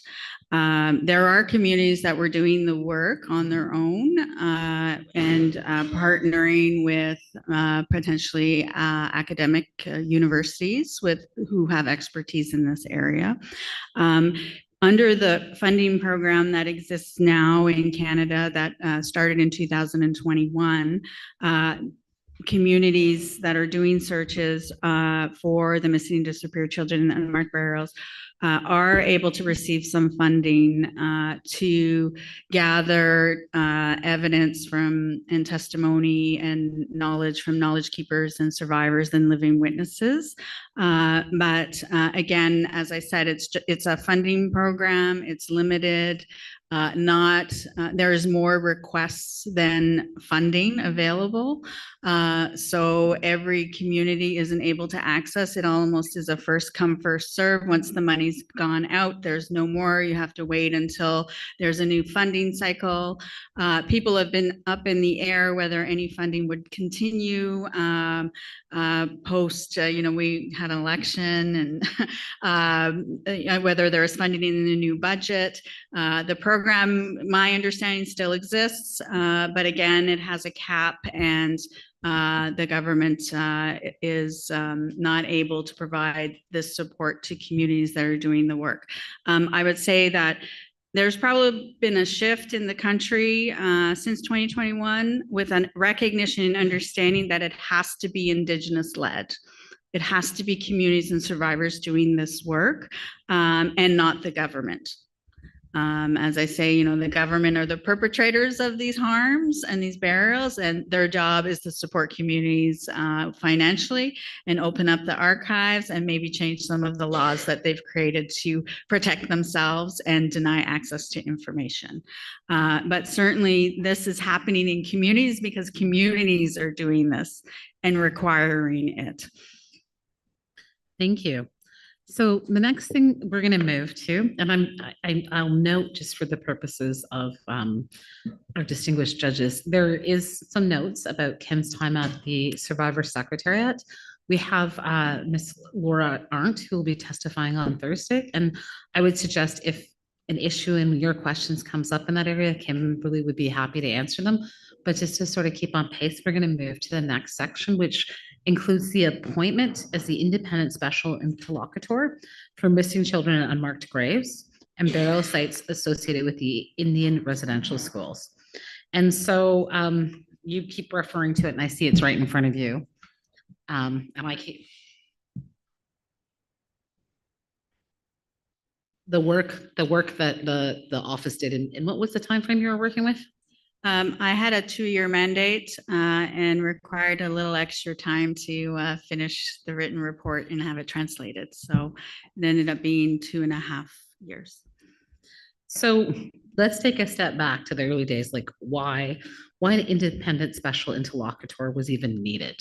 And so we have already kind of explored the TRC findings, but what was the impetus or why make the call for a special interlocutor? Again, it goes back to 2021 and the recovery of 215 potential unmarked burials of children at the Kamloops Indian Residential School. When that discovery and announcement was made, the government at the time said immediately, almost immediately, we're going to appoint an independent special interlocutor for missing children in unmarked graves. And they took about a year to do consultation with national Indigenous leadership about what the mandate of this independent special interlocutor would be. There was a lot of concern being raised that this was a process that Canada was putting in place because it could show the international community that it was doing something. Part of the amnesty that it's provided itself. When we look at the mandate that I was given, I didn't have any powers, and I know we'll talk about that then in a bit, but it took them a year to put the mandate together, speaking with the national Indigenous organizations, and then also trying to figure out who would be the special interlocutor. As I said, it was a year, and I was appointed in June of 2022 as the independent special interlocutor. And let's talk about that mandate. And at this point, I would ask the audiovisual team to pull up visual aid 1. And don't panic when you see this, Kimberly, and say, oh, we're going to go over all 11 of these. We're not. But I did want to contextualize and help people understand what your mandate was. I mean, often when a federal process like a commission or a special interlocutor or some type of position like this is given, terms are laid out and mandates are set by the government, not by the person appointed. Am I correct in assuming that?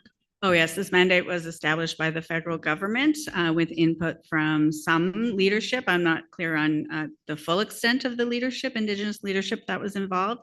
I was given a copy of the mandate in its early draft, had an opportunity to make some comments and suggestions on it. Some were incorporated and others weren't. And in this document, we see a bit of a preamble on what the mandate would. I would ask that it scrolls up or moves to the next page. Thank you. Actually, if you get perfect. So specifically, the mandate lays out in carrying out her mandate, the special interlocutor will, and then they give you 11 items of sort of the tasks they expect you're able to do in the 2 years they've provided you with the resources they've provided you. My first question is going to be are these a fair amount of tasks to do in that time frame and with those resources? Well, absolutely. The first thing everyone said when I was appointed was, how are you going to do this in 2 years? I was committed to getting the work done because this had been going on for decades, this conversation, and we're losing our living witnesses every day. And knowing it was going to be a challenge, I did speak with my elders and advisors and community that supports me to whether I should take it on, and I did. It was challenging for sure, but we did the best we could. We did the best we could with the time we had.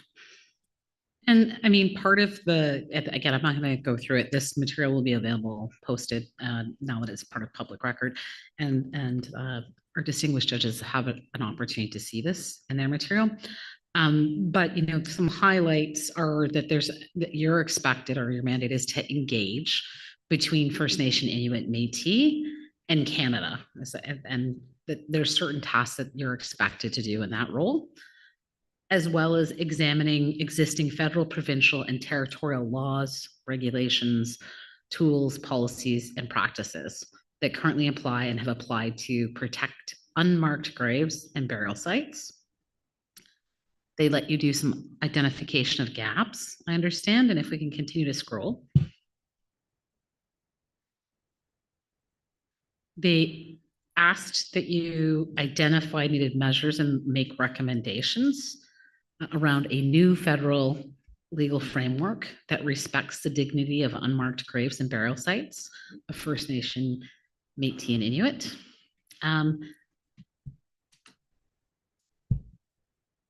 And that the processes were in accordance with applicable Indigenous laws and legal orders, that you adopt an engagement approach focused on building and strengthening trust between Canada and First Nations, Inuit and Métis. So part of your mandate was to do the impossible. No, I'm just kidding. But being asked to build the relationship with keeping in mind the conduit between Canada and those Indigenous communities that have been wronged. And then as we move along to 7, we see that you would, within your mandate, act as that conduit. And then moving on, include considerations of Indigenous children who were buried on sites other than those associated with formal residential schools. So that opens up your mandate quite a bit, doesn't it? Yes, absolutely. So it's not just the Indian residential schools recognized under the Indian Residential School Settlement Agreement. So thousands and thousands of institutions, I would say. And then again, going back to how the federal legal framework could support the advancement of the implementation.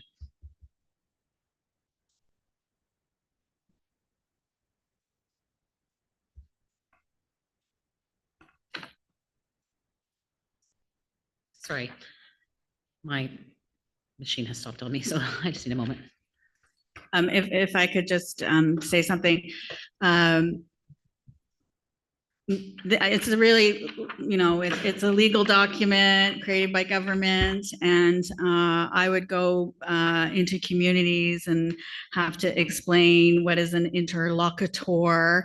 And I even did not know what an interlocutor was when I was asked to take the position. I had to Google it and find out if we ever had an interlocutor before in Canada. We did on Métis rights. When I would speak with survivors and elders, and they had lots of jokes about the term interlocutor, calling me all kinds of interesting names that I won't repeat. But the way I would describe my mandate to people is that I was asked by Canada to hear from communities, survivors and their families about the work that they're doing to find the missing and disappeared children in the unmarked burials, to identify their common concerns, the barriers that they're facing, and report those back to Canada and make recommendations for a new legal framework to support them in the sacred work that they're doing. And so that was easier to say it that way than to go through the 11 identified items. But there's a couple of things in the mandate that were really important to me. One was the idea that it isn't just the Indian residential schools. And right now, the work that's being done across the country is focused on the Indian residential school sites recognized under the settlement agreement, because that's where Canada has put support for. But communities are tracing children to all these other institutions, and there's no support for that work, whether it's to get the archival records, whether it's to get to do ground searches on those sites, whether it's to access those lands. And so that was really important, and you'll see that reflected in my final report. I talk a lot about these other institutions, not to say that Indian residential school sites aren't important, but those children weren't just buried on the sites of Indian residential schools. They're buried in cemeteries, municipal cemeteries, church cemeteries, on the grounds of other institutions that have their own institutional cemeteries. And communities do not know where those children are, because the same policy that applied to the Indian residential schools, that Canada would not return the children to their home communities when they died, was the same policy at these institutions. And Canada supported those children being transferred to those institutions. They approved it. The Indian agent approved it. And they also paid for it. They paid for the maintenance of these children in these other institutions. Yet they won't pay to help repatriate the children back to their communities, or for communities that come to those sites to do their ceremonies, to bring the spirits of those children home. The other thing that's in the mandate that's listed that I think is really important, and I call it land back, but that's not the terminology they use in the mandate, but it is in the mandate, about making recommendations about the return of land. Because we know when the institutions were created, lots of the land was expropriated, stolen from Indigenous peoples, and given to the church entities that operated the institutions. And when the institutions closed, those lands were not returned. And they continue to be these, as Canada called it in a recent report, a donut, where it could be a church in an Indigenous community on a First Nations territory, and it's not considered the First Nations land. It's land of the church. And so a lot of work has to be done around rematriating that land to Indigenous people. And so I write a chapter about that, but that's something that I think is really important to point out, that that was in the mandate as well. And I'm going to have AV scroll up just a little further. So thank you for covering those 11 points and identifying what was important to you. There's two more at the bottom of this mandate, though. And it's actually not about the mandate. It's more about what you're not to do. In addition, the special interlocutor will, so it's put in positive language, but there's some prohibitions on these next 2 points. Can you help me understand the first one, which is carry out the mandate in a manner that does not interfere with criminal investigations, prosecutions, civil proceedings, and that it does not confer powers to compel the production of information of documents, nor does it affect the ability of the special interlocutor, but it doesn't, although you don't get to compel, it doesn't prevent you from requesting the documents. Can you please tell me about this first part? Yeah, so I was not allowed to interfere with, as you said, criminal investigations, prosecutions, or civil proceedings. It's easy to not interfere with criminal proceedings because there aren't any going on in relation to the children that died and are missing and have been disappeared in this country. So that wasn't hard for me to not interfere in a criminal proceeding. There are some civil proceedings that are happening across the country in relation to accessing sites, doing searches, stopping development on the site where the burials are. There are, and so I participated in some of those processes, not to interfere, if you will, in those processes, but to try and help get to a resolution to those matters. And I was given no powers. I couldn't go on sites, private property, unless I was smiled and asked pretty please from the landowner to let me on the site, and some did and some didn't. I wasn't able to compel the production of records. And I think it's important to understand that the records that exist, if we go back to the Truth and Reconciliation Commission, the settlement agreement that established the TRC gave it no powers either. The commission had no powers, but the parties to the settlement agreement agreed to provide records to the Truth and Reconciliation Commission. And the parties were the church entities and the federal government. Nobody else was required to give records to the TRC, but yet we know records exist all over the country in all kinds of different archives, provincial, territorial government archives, universities, private collections, museums, and none of them have been compelled or required to provide records around the Indian residential schools or these other institutions. Most of the other institutions outside the Indian hospitals and sanatorium were run by provincial governments or territorial governments. And so finding those children that are buried on the grounds of a reformatory, for example, requires access to provincial government records. So I didn't have powers to get those records. And in some senses, it kind of, I could ask for them, and some places entered memorandums of understanding with me and let me see records, and I did see some records. But I would say to survivors and communities, it doesn't help them for me to have the power if I can't give it to them, because I was created as under the federal government rules. So anything I collected didn't get in the hands of communities if it was because our privacy laws protect it. And I'm not allowed to pass it forward. And so that became a problem with the mandate. And I can just go back to Percy O'Nabegon as an example. When I met with his family, I was able to access records that are closed records because I had an agreement with the archive, and I was able to see where he was sent, who sent him, when, what dates, and I wasn't able to give those records to the family.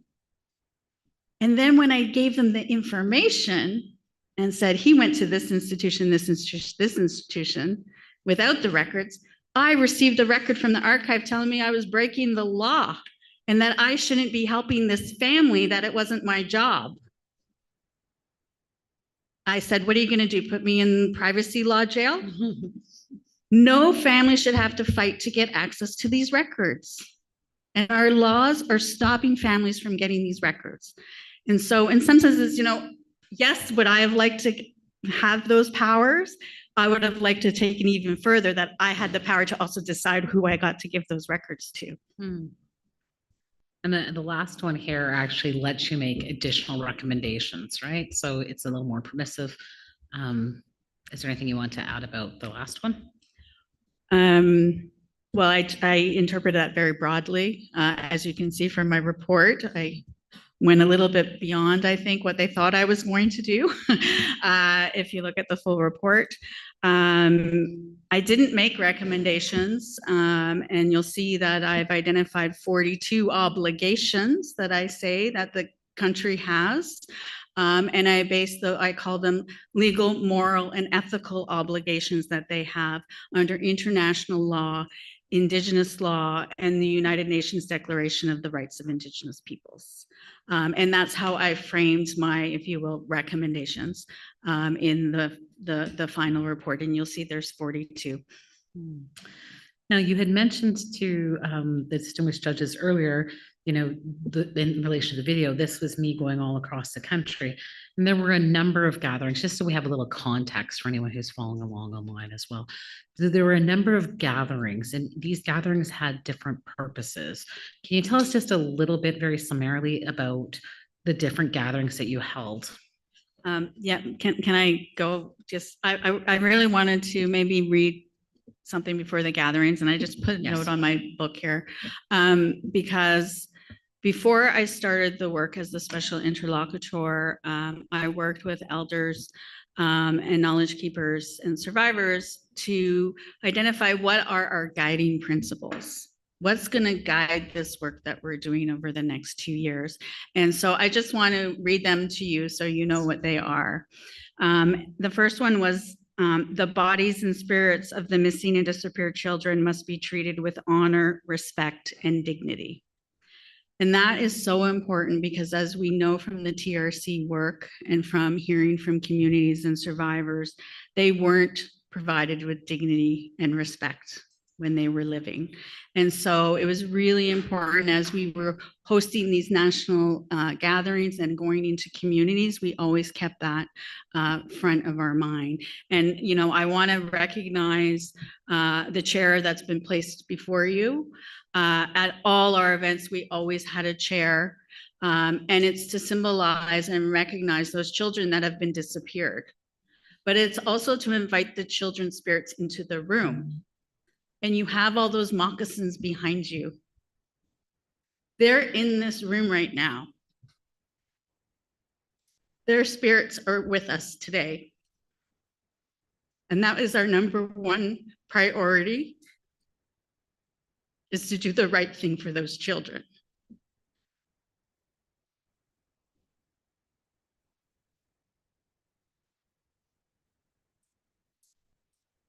Our second guiding principle was that the survivors must be honored and acknowledged for raising public awareness about the truths of unmarked burials of children who died at the Indian residential schools. They have been speaking for decades. The survivors sitting in this room have been talking about the children that died. One day they were there, the next they weren't. There are people that have talked about having to bury the children on the grounds of Indian residential schools. The TRC has heard that testimony. I heard that testimony. Individuals that had to actually dig the graves when they were children on the grounds of the residential schools. They have been speaking these truths for decades, and we have to honor them for that because no one was listening. And we want the international community to listen to what happened in Canada. This happened in Canada. The third guiding principle is that families and communities have the right to know what happened to their children. They have a right to know. And I know you know that as international human rights experts. They have a right to know the truth about what happened to their family members that have been missing and disappeared. The fourth guiding principle was that these searches and these investigations have to follow the truth. They can't stop at the doors of the Indian residential school or the lands of the Indian residential schools. They can't stop because it's not federal government jurisdiction and it's provincial government jurisdiction. We have to follow the truth and trace the whereabouts of the children wherever they were taken and wherever they were buried.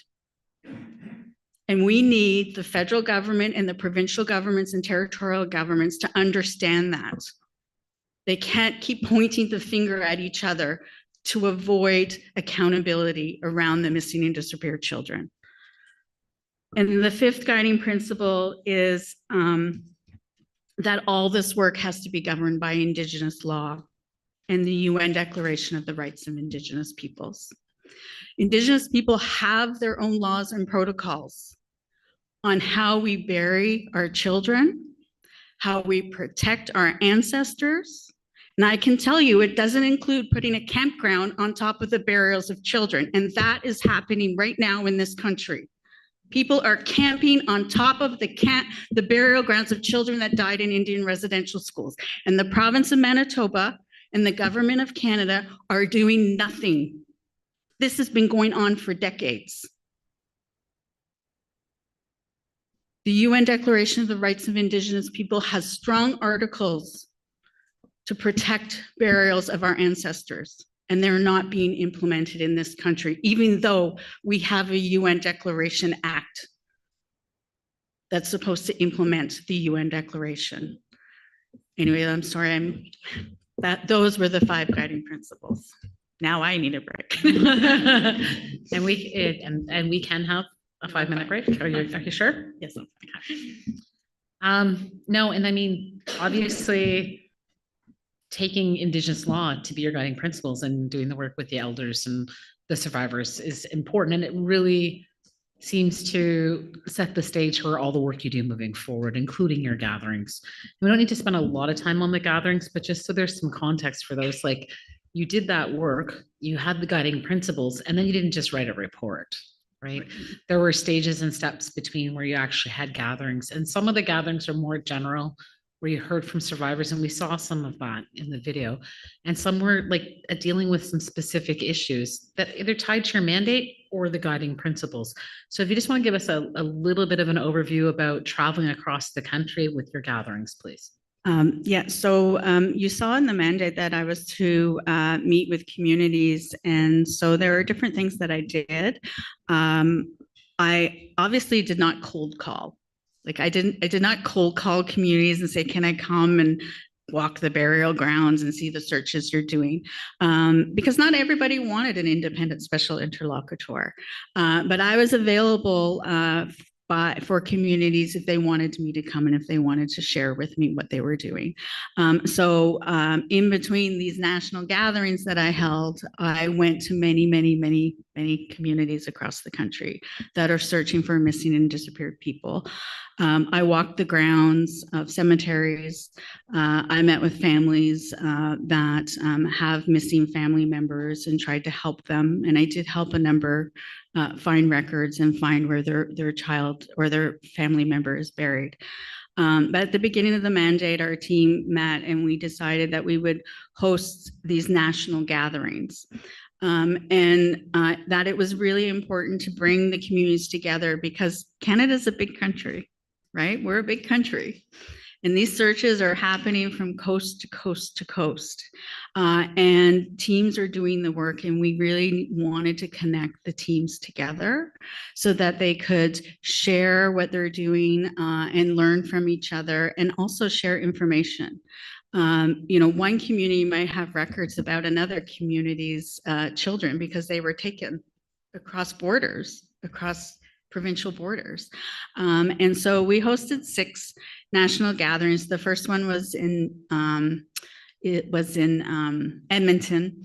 And that was the first one where we really wanted also to bring in some experts to talk about how we do these ground searches. What is GPR? What is, historical human remains detection dogs and sort of the technology behind searching. And we wanted to have, every gathering would have a survivor panel. We always started with the survivors, speaking about their experience with children going missing and disappeared at the institutions. And so we always started with the survivors. We would always have a community panel where we would have people present on the work that they were doing and what their findings were around the cemeteries that they had identified and the children and the records and the problems and how they got around them. And we always had a youth panel because the survivors speak about the importance of the youth doing this work alongside them. And so each gathering always included those 3 panels. In Edmonton, one of the things I think I just want to mention, I wrote his name down because I'm really bad with names. We had the former, I can't remember what his title was, not chief prosecutor, but he was from the International Criminal Court, and I'm sure you may know him, Dr. Chile Ebo Osuji. He's now working here in Ontario at Toronto Metropolitan University, and he spoke to the gathering and delivered some disturbing news to survivors because he talked about the International Criminal Court and the Rome Statute and whether the court had jurisdiction to investigate the disappeared here in Canada. And he spoke about how the Rome Statute doesn't allow for the retroactivity of its work. So because the children would have disappeared before the Rome Statute and crimes against humanity were established and all that, he said they can't investigate, which was very upsetting. And I disagree. And I write about that in my report, especially around enforced disappearances, but we'll get to that. But it was at that gathering where he said, because people are like, well, what can we do? And he said, well, there is the Permanent People's Tribunal. And it's set up as for this exact purpose when the UN mechanisms and bodies fail you. And that was the first time I think that the communities and survivors doing this work knew about the Permanent People's Tribunal. So I wanted to mention that the importance of bringing people together because that's, I think, really what started to trickle this work. And so Edmonton was our first, and then Krista, do you have the list? Yeah, the next so then one? you were in Winnipeg.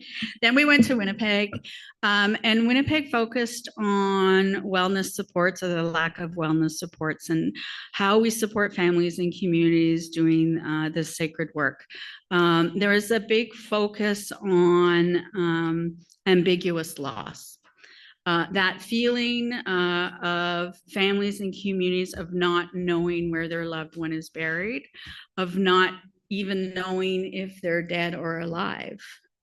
And so there's a lot of, we had a lot of professionals in the wellness field that came and spoke about how we have to have these specialized wellness supports. Canada was not allowing communities to use the funding to have wellness supports on the team that are doing the searches. And they were saying, you can go get money from this department, it's not coming out of this program. And so there was all this, like, communities were having to pull together different funding from different places, provincial government, federal government departments. So that was the focus of the Winnipeg gathering, the impact that these missing and disappeared children and their unmarked burials is having today on communities and continues to have on communities. Every time there's an announcement, and we just had an announcement last week of a community in Alberta around their findings of the ground penetrating radar and other work. And every time there's an announcement, it triggers us, it triggers the community. And I hate that word triggers, but it impacts community members every day. And then from Winnipeg, we went to Vancouver. And that focus of that was on Indigenous data sovereignty. And that's arisen because everybody has the records, but Indigenous people. Everybody has the records, but Indigenous communities. Library and Archives Canada, National Center for Truth and Reconciliation, provincial archives, university archives, municipal archives. Everybody has their records, but Indigenous people. And so communities are now taking back their data and wanting to make sure that they get their data. So we're seeing some movement in that regard, but then we have all these restrictions being placed on communities. You can access the records, but you can't share them. You can access the records, but you can't copy them. You can't access the records, but you can't give them to the, just rules after rules after rules. That's not Indigenous data sovereignty. That's the colonial archive telling Indigenous people to do with their, what to do with their data, with their information, with their stories, their experiences, and that needs to change. We do not have an Indigenous data sovereignty, national sovereignty, Indigenous or sovereignty strategy in this country. And we need to have that. But these records are everywhere. So that was Vancouver. Toronto. And then Toronto, we focused on upholding Indigenous laws in the search and recovery of missing children. And so you saw some of on the video that we showed, people speaking about what their customs, traditions, laws are around burials, protecting the burials, how to care for ancestors, and that our laws need to be applied in the sacred work. And we get a lot of, you'll see a lot of commentary in this country about not one body's been dug up, because for most communities, they don't want to exhume the bodies. They want to do ceremony, call their spirit home to their ancestors, and they want to protect the cemeteries. And they don't want pipelines and highways being built on top of them, or houses or campgrounds. We have Indigenous laws around protecting our ancestors. But it's okay in this country to put a condo on top of a burial ground of Indigenous people. We have weak laws. We don't have laws to protect our ancestors. When I say we, I mean the Canadian state. Indigenous people have laws, but they're not being applied. And the UN Declaration of the Rights of Indigenous People is not being applied. That was Toronto. And then we went to Iqaluit in the north. And that was really important because in the north, the northern experience of Inuit and First Nations people in the north is very different with Indian residential schools or the residential schools. They started later in the history of residential schools, and they included the federal hostels, and people were taking miles and miles, kilometers and kilometers away, much further away from their homes than in southern Canada. And so it was really important that we heard the voices of people in the north. And I would say, and you saw in the video, we heard about, and I'm sorry, this is gonna be upsetting for people. We heard about the furnaces and the babies being burned in furnaces the most when I was in Iqaluit and in British Columbia. Those were those gatherings. There were a lot of people that came forward and spoke about that. Not to say others weren't speaking about it at other gatherings, but there was a lot in those two gatherings. And then Sorry, Kim, can I just stop you for a minute? Yeah. And it might sound like I'm putting out the obvious, and I'm also not trying to disrupt or be harmful. But when something like that does occur, where is the burial? There is none, right? There is no, and survivors have been talking about the furnaces again for decades and decades. There has been no investigation, not by the RCMP, not by the OPP, the Quebec Sûreté, municipal police services. I've been to many of the sites of former Indian residential schools. Some of them still stand. Some of them still have the incinerators on site, and there hasn't been any forensic testing of those. I've asked experts in the area, could it possibly determine if there's any human DNA? And there are apparently some tests that could happen. But it hasn't been investigated. It's something I identified in my final report as something that Canada has not supported investigations of. People continue to talk about it. And, you know, in my report, and I talk about this from the Toronto National Gathering where we were talking about Indigenous law, this importance of cross-referencing testimony and truths from across the country. As I said, this is a big country. Kids were taken to different institutions all over the country. And yet we hear people speaking about this crime of babies being born in the institutions, being burned to death in incinerators. We also heard, and this is something that I heard in the north, children were taken. The babies were taken and not killed, and they were taken overseas. That has never been investigated. That has never been investigated. And you can just look at the ship manifests on ancestry.com, and you can see the person's name, their title of their job, clergyman, with a baby on the ship with them. Well, whose baby do they have? And where are they taking it? There are ways to determine this. It has never been investigated in this country. Thank you. This kind of takes us to, like, thank you for explaining the gatherings. And obviously those gatherings help inform the work you continue to do throughout. And I'm going to maybe start with sites of truth, sites of conscious, which, you know, and there's the 3 large volumes in the index, but why call it sites of truth and sites of conscious? So just to wrap up on the gatherings, each of the gatherings that I held, we did a summary report, and so they're all available online.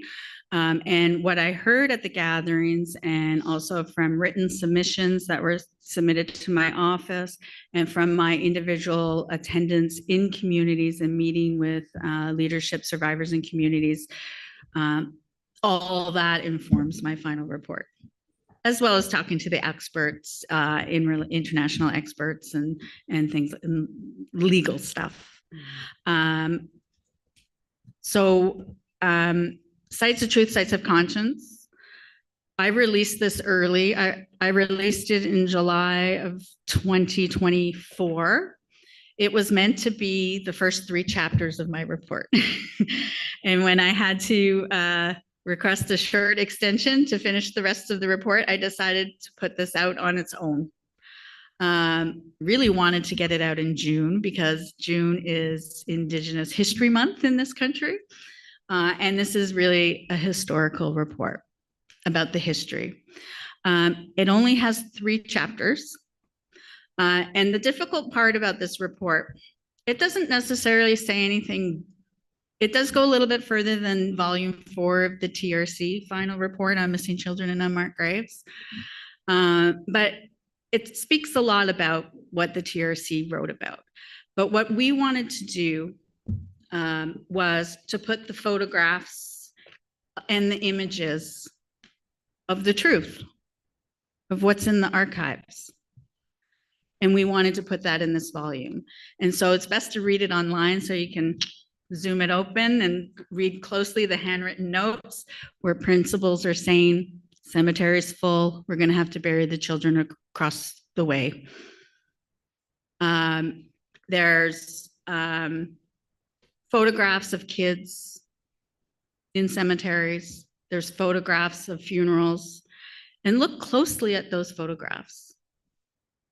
You don't see family members, parents. All you see are children. All you see are children carrying the casket, and all you see are church officials at this funeral in a cemetery on the site of an Indian residential school. It was a difficult decision whether to include that in this report, because you know what it's like. That's what media are going to focus on, those images. But the survivors and elders that I was working with said it's time, because these images are in the archives. You can't access them. You can if you know how to work the system and the laws. But for most people, they don't know how. And so you could read about them and see a footnote, but really, are you going to go to Library and Archives Canada or the National Centre and try and get it? So we wanted to include it so Canadians can determine for themselves. And so chapter 1 is about the Indian residential schools. I just have to refresh my memory how many I put. I have 6 examples of cemeteries on the sites of Indian residential schools in chapter 1. But there's an appendix to chapter 1. And I talk about 14 other institutions, all residential schools, where we know there's a cemetery on the site because we have this documentary proof. So it supports everything survivors have been saying for decades. So that's chapter 1. Chapter 2 is on the Good Shepherd's home. And we wanted to write about the Good Shepherd's home because that's where girls were taken to. That's where the girls were taken to if they were impregnated in the Indian residential schools. And so some of you may know them as Madeline Laundries. And I wanted to share that information. So we tell the experiences of these young girls that were in Indian residential schools and sent to the Good Shepherd homes. And I give some examples of them in each province across the country. And tell you the experience of individual girls that we were able to find from archival records. Where children, had to pay off their debt for staying in the institution after the baby was born and had to work in the laundries. And so I wanted to show this gendered approach and how this was very different. This experience for girls, it was another type of institution that girls were sent to by the Indian agent, by the principal, and sometimes by judges. Judges would order girls to be sent there if they were deemed to be of immoral character. And so that's chapter 2. And then chapter 3 is where, as you said, Chris said, the big mandate of all these other institutions. I tried to cover off some examples of other institutions that we know that children were taken to, transferred from Indian residential schools. So reformatories, if you stole some food, the first time maybe you just got beat. The second time you could be sent to a reformatory. And so we have these reformatories across all provinces and all the provinces that were operated by provincial entities where kids were sent to. If they set a fire, they were sent to the reformatories. Many of the kids tried to stop what was happening and tried to burn down these institutions. And they were sent by judges and convicted and sent to reformatories. We even know of one that was sent to the Kingston Penitentiary, which is a federal jail in the country. A boy being sent to a federal penitentiary. We talk about, we write about the outings. And sorry, if I can just get you to pause for one moment, Kimberly, and I'll ask AV to help us by pulling up visual aid 2. Oh, okay. And then we will get to the outings, I promise. Oh, okay.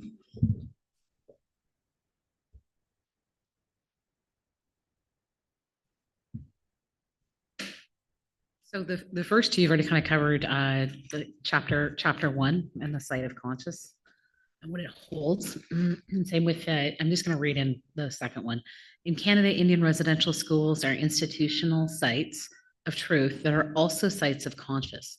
Together with survivors' accounts and archival records, the maps, drawings, and photographs of former Indian residential school sites in this chapter are evidence of genocide and mass human rights violations. And that's found on page 24 and 25. I'll get you to the next page.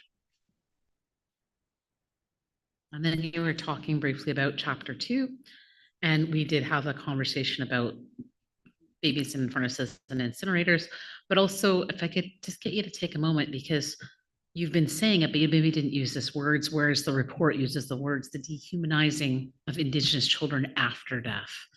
And in chapter 2, you've given us a couple quotations, one at page 61 and one at 78. And you do reflect on the Truth and Reconciliation Commission's notes that parents are often not provided key information about their child while the Indian residential schools, at the Indian residential schools, and the lack of notification or sharing of information about children was part of a larger systemic pattern to disrupt familiar relationships. Government and Indian residential school officials often fail to inform parents when their children were transferred from one, and this is what you're talking about when they end up in reformatory or other spaces, or and then and they fail to inform parents or inform them too late when their child fell ill or dead in one of those institutions. So whether they died at the school or one of these institutions, often there wouldn't be any notification to the parents. Am I understanding that correctly? Yeah, that's correct. So you can imagine, like, we didn't have internet, we didn't have cell phones, we didn't have phones in many cases, we didn't have fax machines.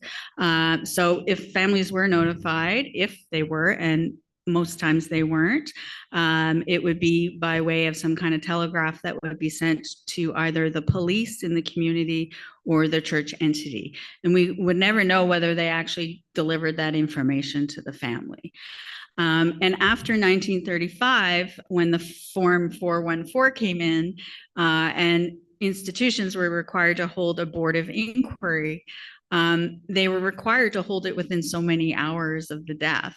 And so families that are hundreds of miles away with no ability to get to the institution weren't able to come and participate in the board of inquiry if they were notified at all. But from my experience from working at the TRC and in the role as the special interlocutor, many people were never told about the death. We heard from people that talked about, oh, we heard that they were maybe sent to the Charles Camsell Indian Hospital. And then, when they were in Edmonton, going to the hospital to find out, was my family member sent here, and being told, no, we have no record of them. But yet they were sent there, and they are buried in an unmarked grave in the St. Albert Cemetery, outside Edmonton. So the treatment of the children on their death being buried mostly in unmarked graves, often in graves with other children, and sometimes in mass graves. And I write about a couple examples of those mass graves. One comes to mind immediately is Mary Yvonne Akalak. I'm going by memory now, so I maybe got her name wrong. Where she was taken to a residential school, was injured in the residential school up in the north, was taken to Manitoba Children's Hospital, just multiple transfers between different types of institutions, gets sick in the hospital, ends up here in Quebec at a private hospital called the Cecil Butters Memorial Hospital. There were no doctors at this hospital. I don't know how they could call themselves a hospital. She dies there. And her family looked for her for 20, 30, 40 years. And they were able to find her from her Eskimo number. Canada assigns Indian numbers to Indians and Eskimo numbers to Eskimo, the Inuit. And so she was able to finally, with the help of a researcher, find her here in Quebec, buried in a cemetery. And she's in a mass grave with up to 30 people buried in the grave. It's unmarked. They don't actually know where it is in the cemetery. It's a church cemetery. And she can't exhume, they can't open up the graves because of the fact that there's so many other children in the grave. And the church is saying, the cemetery is saying, until we know and have consent of all the families. But nobody knows who all the other children are in the grave. And so, that's an example that I write about, and there's many others. And so treating the children with this disrespect and their families, burying them not according to their customs and protocols, burying them whether it's Catholic or Protestant beliefs, not allowing the families to come, not supporting the families to come to do their ceremonies, and burying them with other children in mass graves. This seems like maybe an opportune time to take a shorter break. Madam Chairs, I anticipate after the break, I will require about 30 more minutes, and then the questions will turn over to the panel. If we could take, and I look to you to tell me how long you want this break to be.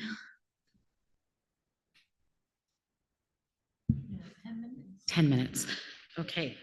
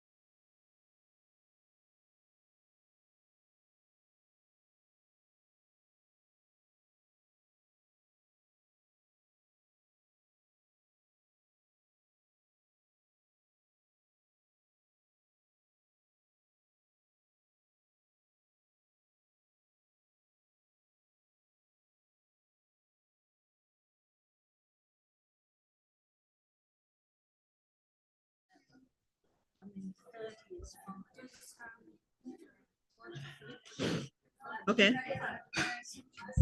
Tell me. I think. No. Yate, okay, ono yo de. What kwano horado? Kwana kagiro nyawa koa Kimberly for what you shared thus far as this session's first expert witness. All in attendance have heard some heavy truths about missing Okwehonwe children and unmarked graves. So listeners may be experiencing heavy feelings and heavy hearts So we recognize this moment, that this moment carries various emotions. So whether here in person or listening from afar, I encourage you to let those words settle while also taking a breath before we regroup for the next half of Kim's sharing. So we're going to take a 10-minute break and Yawakoa.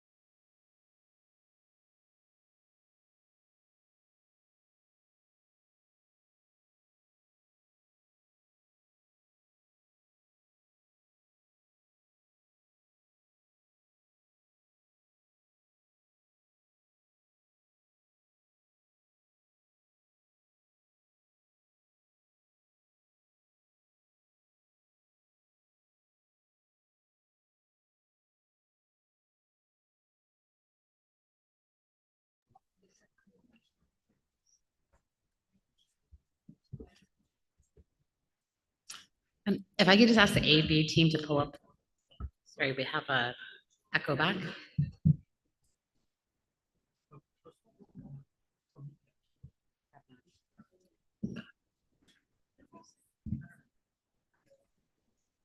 Can we just test? So if you can hear and hear though, can you step in, Maddie?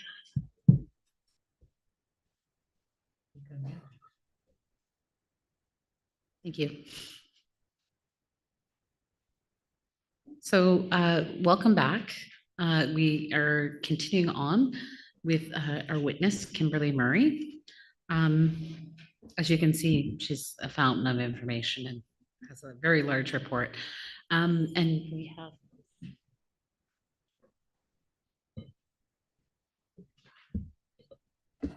sorry. If we could just scroll down to the next page, actually. Thank you. So we've gone back a little and you were talking at one point about forced labor and outing. And so the quotation we have up on the screen right now is from page 122 of Sites of Truth and Sites of Conscience. And it just really kind of describes what the outing system was. But can you just explain for everyone what's outing? Canada adopted from what was happening in the Indian boarding schools in the United States, this outing system or boarding system where children in the institutions, sorry, that's just interfering with my brain. Children within the institutions were sent out to settler homes and farms to work in those homes and farms. And we know that the boys, in today's language, we would call it human trafficking, right? We would call it human trafficking. And that's what was happening in the institutions. The children were trafficked, boys were sent to do farm work, and girls were sent to do domestic work. In the work that I did, I do believe that there needs to be more investigation into this because I do believe that the girls were, and probably the boys too, were trafficked for sex. There are some records that indicate that girls were sent to homes of wealthy people in wealthy areas in the summer months, and they were taken to be all fixed up before they were sent there, getting their teeth done and their hair done and buying them pretty clothes to go live in people's cottages in very affluent families' homes. So we know that sometimes it was always the principal and the Indian agent that brokered the deal for the children to be sent to the farms and the homes. And there is indication that possibly some of them were given some compensation, but the government of Canada kept that money. And the money was put into what we called Canada Post savings accounts. And it was used against the children to make sure they stayed in the institutions. They were told they would not get their money if they left. So it was to control them. We have no idea if those funds were ever given to those children when they were finally released, if released from the institutions. When I worked at the TRC, we tried to access those Canada Post savings accounts, and Canada Post would not provide us the documents because they were not one of the departments. They were not a department of the government and were not required to provide records to the TRC. So another area of exploration around this enforced labor that the kids were required to do. We know from the TRC report, kids died while in these placements because they were young children having to work on these farms with heavy equipment. And so we see lots of records, whether it's injury or death of children in those situations. Thank you. So we're going to move forward from there and into upholding sacred obligations. And you already explained to our distinguished judges why you decided to call it sacred obligations. And yeah, I'll have you scroll down on the AV, please. Thank you.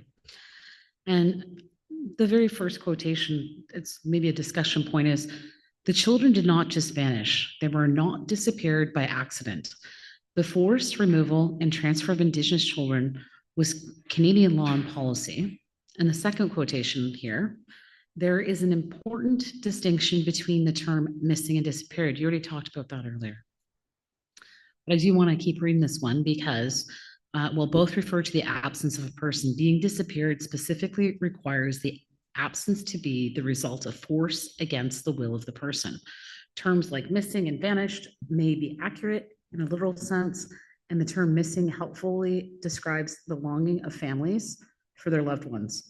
These terms, however, fail to reflect the state's culpability and responsibility for the fact that the children died and went missing, not because of children's choices or actions, but because of the purposeful state violence, action, and force.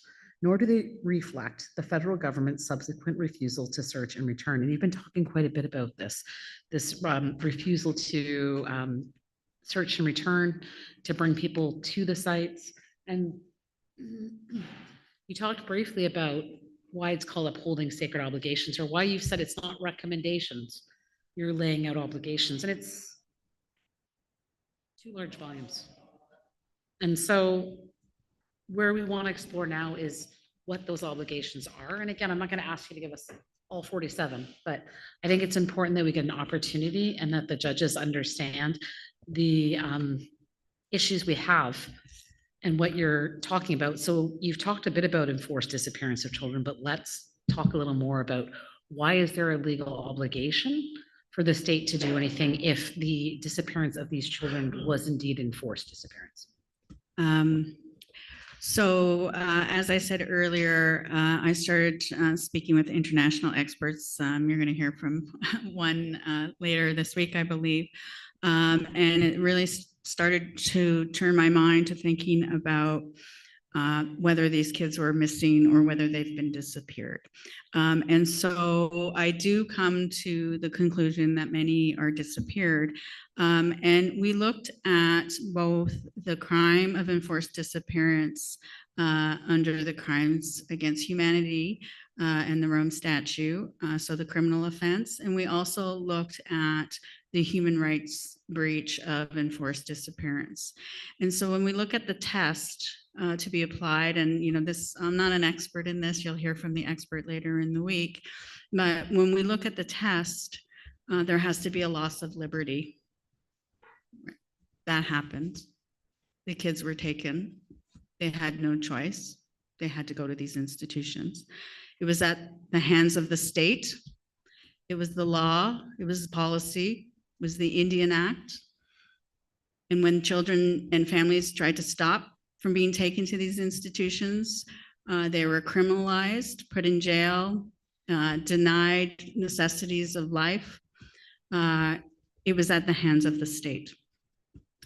And there has to be also the unwillingness to acknowledge that it happened, or the concealment of the fate of the children.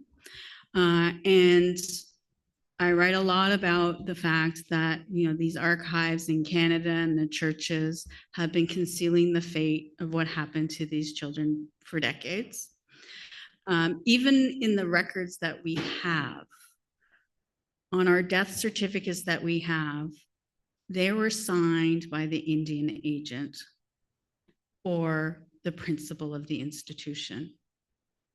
The causes of death are recorded by a principal or a government bureaucrat, not by a medical doctor. And so we can't even trust, when we look at the TRC volume 4 and we look at the causes of death, we can't be certain any of these certificates that we have that have the cause of death as TB or other things that they've identified, especially when they're signed by the Indian agent. And so Canada has not changed its laws for access to records, and so they're continuing to conceal the fate. And we're not able to get hospital records. Many records have been destroyed, could have been protected from destruction. This has been discussed for a long time, but Canada destroyed numerous records. And when it comes to the criminal offense, also, so the next, when we look at the legal test, the person had to be denied the protection of the law. And that certainly happens. Parents actually would file complaints with the police and nothing would be done. When kids died in the institutions, and I write about this in our failed death investigations, there wouldn't be proper coroner investigations, police investigations that would happen. And when we turn to the criminal offense of enforced disappearance, it was widespread and systematic. It happened across the country for over 100 years. And no First Nations, Métis, Inuit person wasn't under the guise or, they were all susceptible to being taken to these institutions. So I make that argument both criminally and under human rights law that many of these children were disappeared by the state. I also say, and this is where I say the International Criminal Court got it wrong. I say that that crime of enforced disappearance didn't just happen back when the Indian residential schools were operating.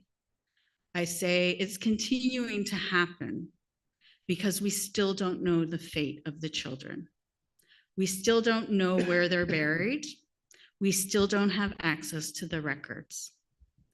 And so I say that's a continuing crime and a continuing offense. It happened yesterday, it's happening right now as you sit in this room, and it's going to happen tomorrow. Because there are communities continuing to fight to get access to sites, to do searches, to get access to records, to verify who's buried on those grounds. And we continue to see the governments, provincial, federal, and church entities stopping this access. And so that's what I write about in relation to enforced disappearance, and you'll hear from the expert later in the week. Thank you, Kimberly. One of the things I'd like to transition from that to the settler amnesty and the culture of impunity. And I want to start again with the TRC briefly. So the TRC found that the number of convictions was highly disproportionate to the scale of abuse, right? Fewer than 50 former staff members were convicted. So at the time the TRC was released, so 2015, that was the information available in that report, that only 50 former staff members. Interestingly, the Indian Residential School Settlement Agreement, a component of it was the independent assessment process. We had a little conversation about this. And almost 28,000 claimants made a claim for physical, sexual, or mental harm that would potentially be compensatory if it was proven. And 23,000 of those actually received compensation. So if we look at the numbers of what's recognized as compensable and the fact that only 50 individuals were ever convicted of the assaults, the context for impunity and settler amnesty, particularly as it relates to those in the schools, whether they were the priests, the teachers, the folks, or in communities with Indian agents, that the TRC, made that finding of the disproportionality. They also concluded that the low conviction rates were the result of delayed investigations, lost or destroyed records, and system apathy within the Canadian legal and policing systems. And I, understanding your report, you agree with that position. And can you tell us what you mean when you talk about settler amnesty or the culture of impunity in Canada? Certainly. I think those numbers were maybe misstated. It was higher in relation to the number of survivors that came forward for compensation for being physically or sexually abused. I think it was closer to 38,000. And bear in mind, those are the living survivors at the time. Many people died already, died while the IAP was happening, and so they never were heard. And so when we look at that, and I believe it was 31 convictions in the appendix to the TRC report of people that were prosecuted. The TRC was not allowed to name perpetrators other than those that were convicted. That was the gag order on them. And survivors spoke about perpetrators when they spoke to the TRC, and we were not allowed to identify them unless the Canadian criminal court system put them through and they were found guilty. So that's one part of what I say shows the settler amnesty that we have in this country. I talk about how settler amnesty basically describes how the Canadian state has protected itself from accountability. I say in my final report that it has given itself a blanket amnesty, that it covers every person that worked in the institution, other than these 31 convictions, and there were a couple more later, but it covers no matter what level you were in the government or the church or in the institution, you were covered by this amnesty that Canada has created. Canada did more to protect the perpetrators than it ever did to protect the children in the institution. And the TRC writes about this, and I write about this. We know even when we had police investigations, and we did have one called E-Division, the RCMP in British Columbia, even when there was an investigation into the perpetrators, Canada interfered in that investigation. And the TRC writes about this. Canada took away the resources of E-Division and moved those police officers that were working on investigating the crimes that happened in the institution and moved those officers into defending Canada in the civil litigation that was happening at the time. There is no separation of state and police in relation to Indian residential schools. The police are an arm of the state here when it comes to Indigenous people. That might not be true in relation to other people, but it certainly is true in relation to Indigenous people. We see that with land, we see that with abuses that happen to Indigenous children, we see that with treaties. We have a police state when it comes to Indigenous people. So I say it's a blanket amnesty. I say that it's a self-amnesty. Canada gave it to itself, no negotiating with the victims. I say that it's a de facto amnesty. There's no law, there's no policy that was passed, there's no discussion in Parliament, are we gonna give people amnesty? They just give it. And I say it's unconditional. No perpetrator has been required to come to any truth process, any reconciliation process, any restorative process in this country. We can look at the TRC and their mandate, and in the mandate of the TRC, the only requirement on church officials who operated these institutions, who allowed for the perpetrators to abuse the children, who allowed for these children to die in these institutions, the only requirement in the settlement agreement was that they had to send a high-ranking official to attend the 7 national events it held. That was the only requirement that they had. And they just came and sat in the audience and listened. But yet we have this blanket de facto amnesty, unconditional for everybody that was involved in these institutions and other institutions. Thank you.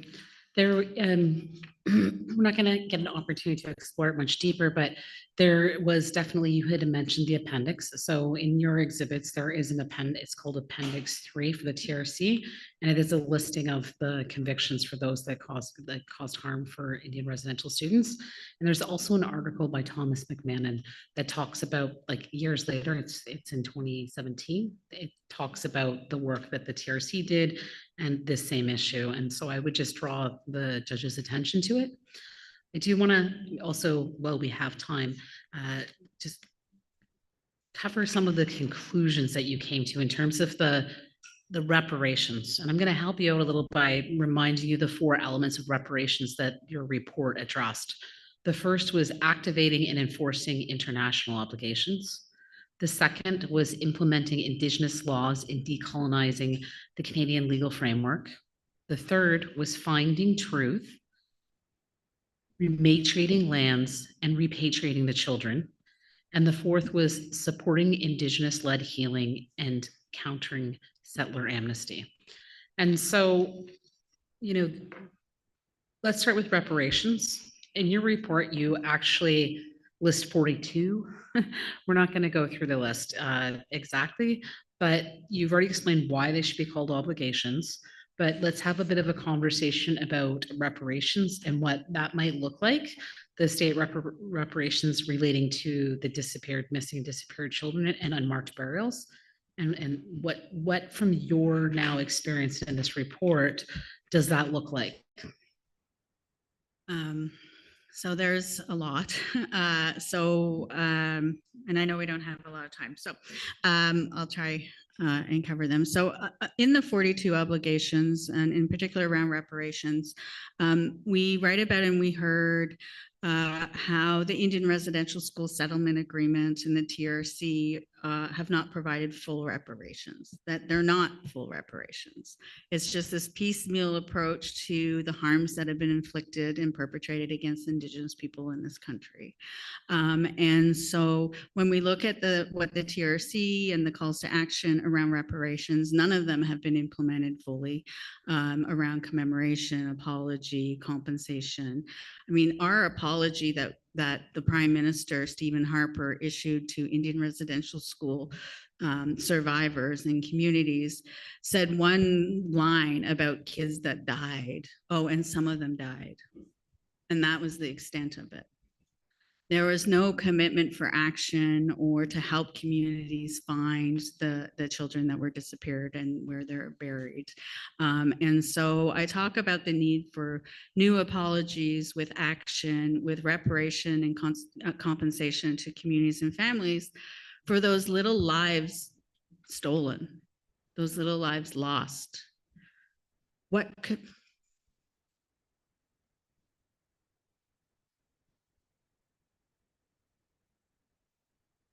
Who could they have become?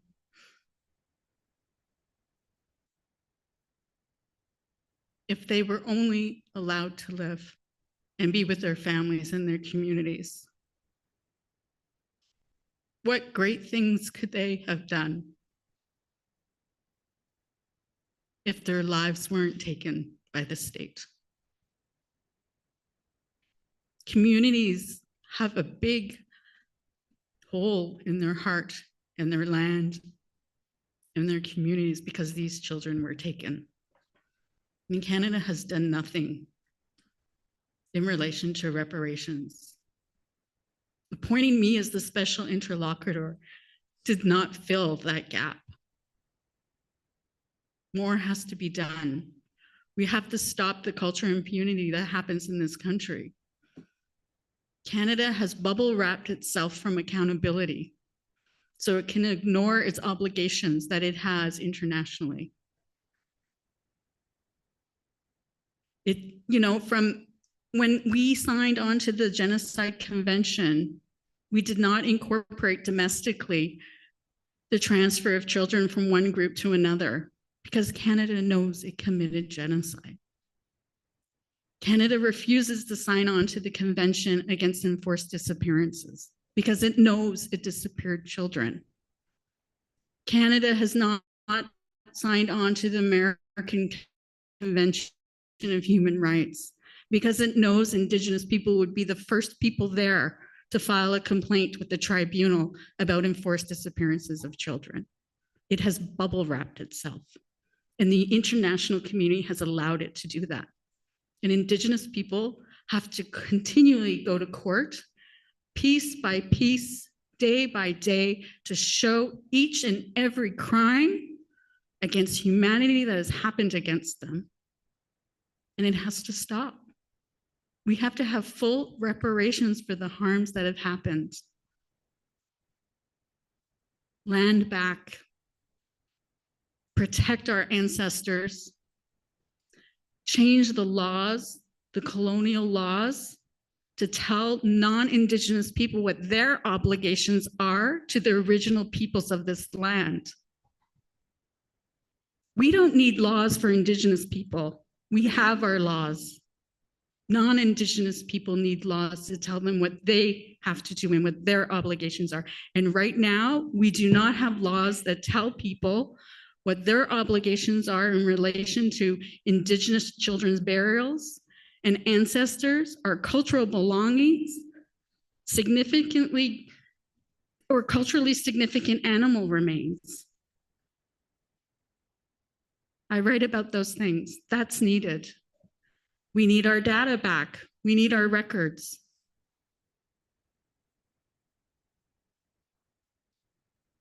It's all within the 42 obligations. And I know we don't have time to go through all of them.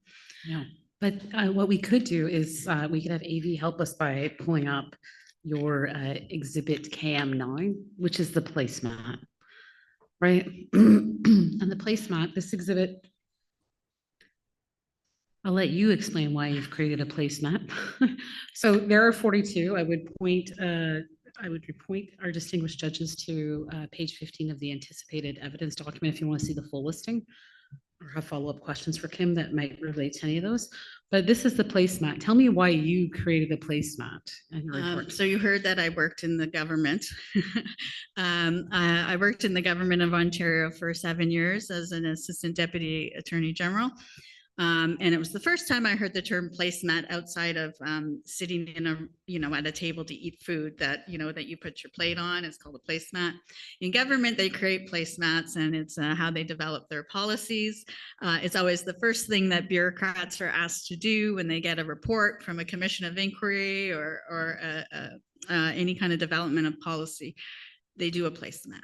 And they read the report, they look at the recommendations, and they put it in buckets, and they figure out who's responsible for what and what departments need to do this. Is it federal? Is it provincial? Is it?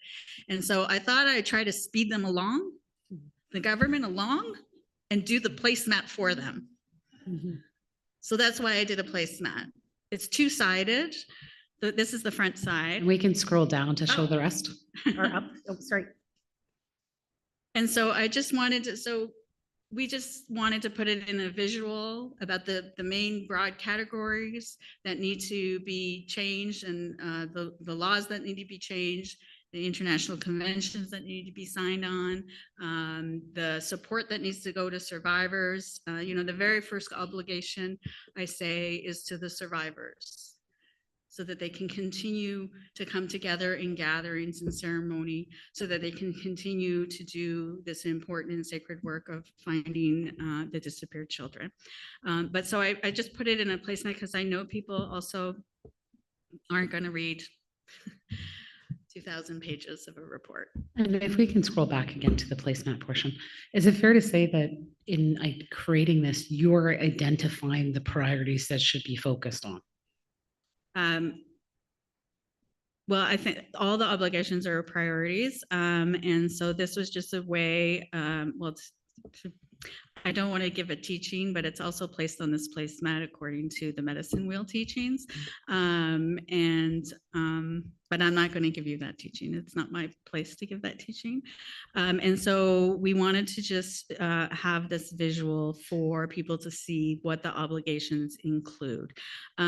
When I did my closing event and released the final report, I did speak quite in detail about the National Commission of Investigation. and calling on the government to establish a national commission of investigation into missing and disappeared Indigenous children.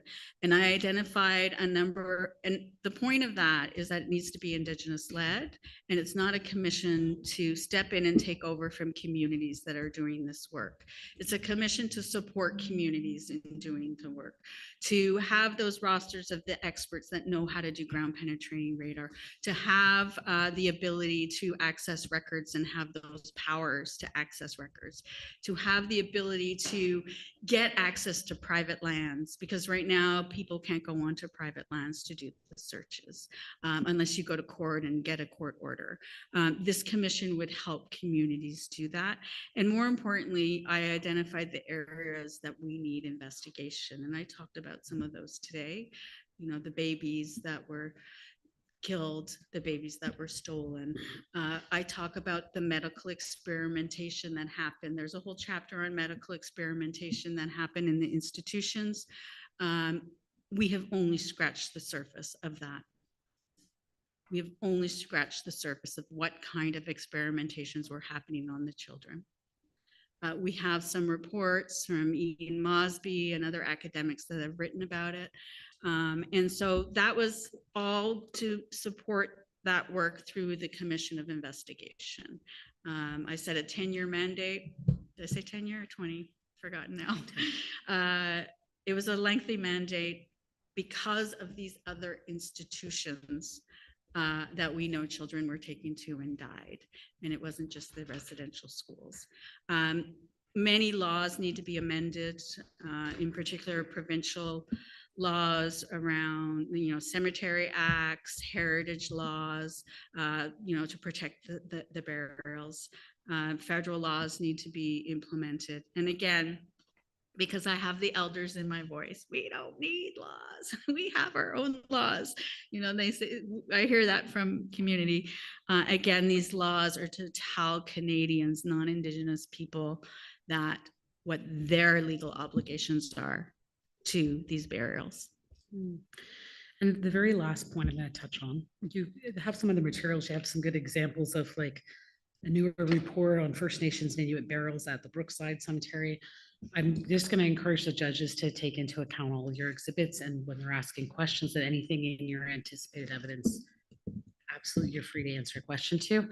But the last question I have for you is kind of an aside on records, because in addition to what you wrote in the placemat, you have one other, I'll call it recommendation for the purpose of this tribunal, or one other potential reparation, and it relates to the independent assessment process, records that will be destroyed, and a way to do something really important in helping locate the disappeared children. Can you tell us about that? Oh, thanks for reminding me about that.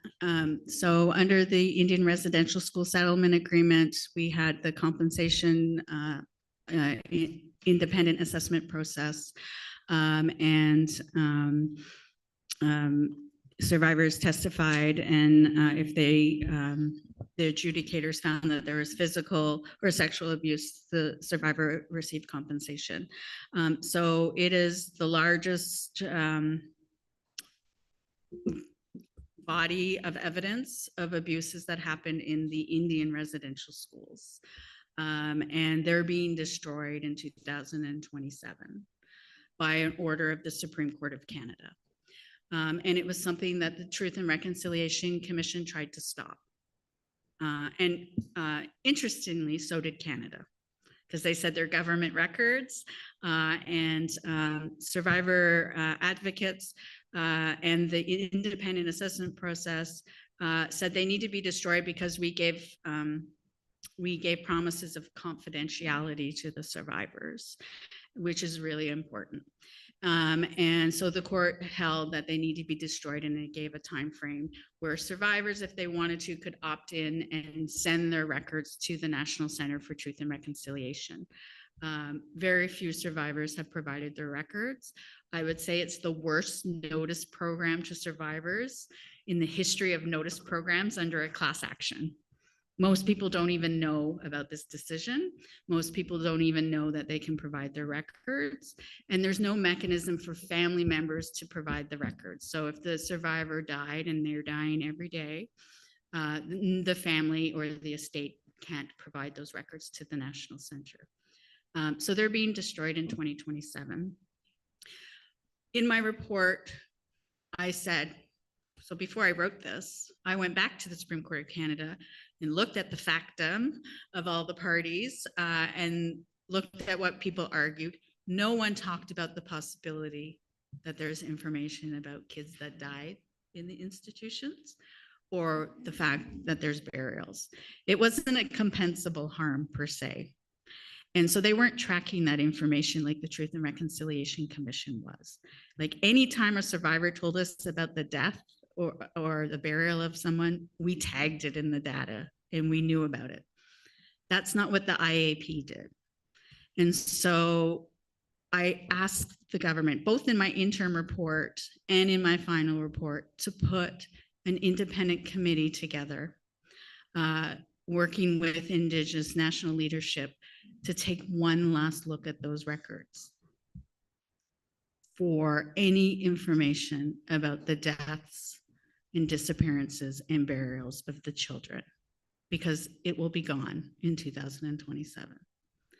I even said to the minister when I met with them, two ministers, Minister of Justice and Minister of Indigenous, Cernak, Crown, Indigenous Relations, we could even maybe use some AI, who knows, right? So we're not breaching privacy, but we know that they weren't keeping track of that. And I know adjudicators heard about kids digging graves, heard about kids dying. That is in the testimony of survivors that have passed away, and we're destroying it. That's, I said to the, not to be critical, but I'm going to be critical of our Supreme Court of Canada. Confidentiality doesn't mean destruction. There are ways to protect those records without destroying them. Look, we can't get the records that aren't confidential that are in the archives. We can't even get publicly available documents of people that died over 70 years ago because of the archives and the mess that we have. We could have did something better to protect those records, but they're being destroyed. All that information about potential crimes against humanity are being destroyed in Canada next year. Thank you, Kimberly. I'm actually going to turn it to Madam Chairs so that your panel has an opportunity to follow up questions. Again, I encourage you, basically anything in Kimberly's anticipated evidence or exhibits, she would be able to answer. And if she can't, she'll refer you to who should be answering it.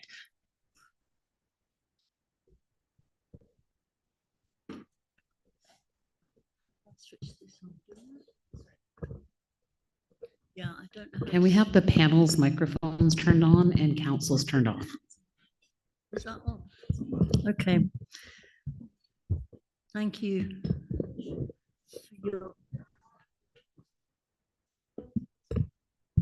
Okay. Sorry. Thank you.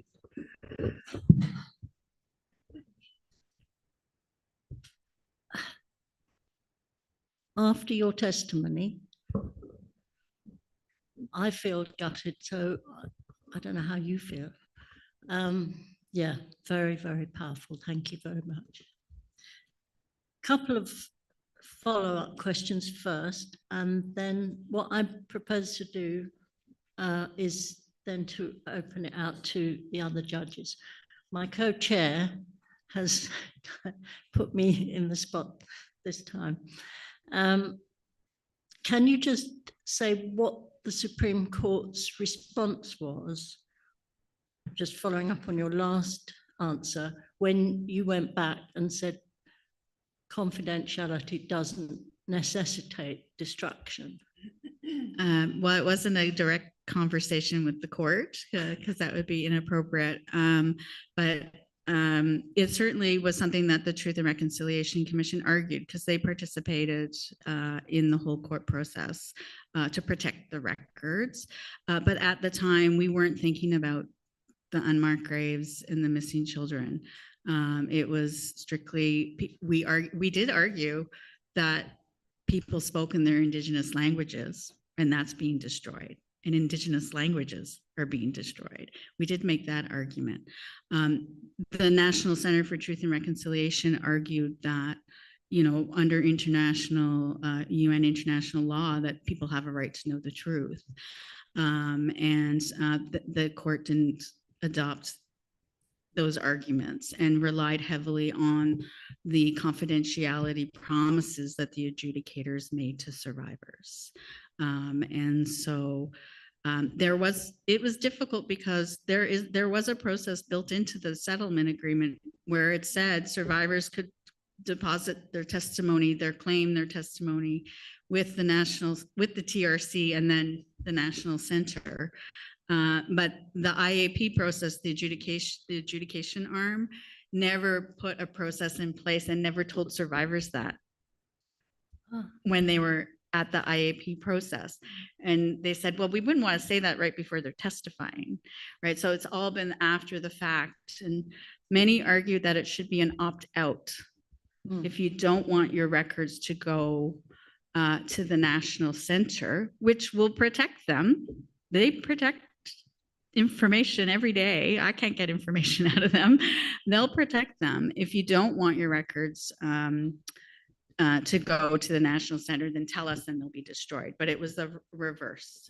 But when it came to me asking Canada to take one last look and put a group of people together to take one last look before they're destroyed, it's been pretty much radio silence from the government on that. Whether they're doing something, I don't know. Let's ask Canada in the empty chair if they're doing anything in relation to that. But they certainly have not responded to my report and told me about anything that they're planning or not planning to do.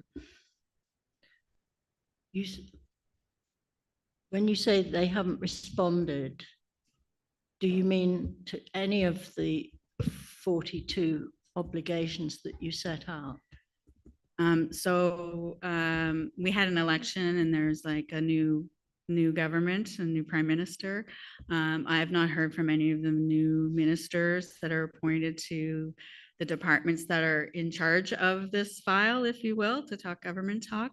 So CERNAC, the Crown Indigenous Relations, or Indigenous Services Canada, or the Department of Justice.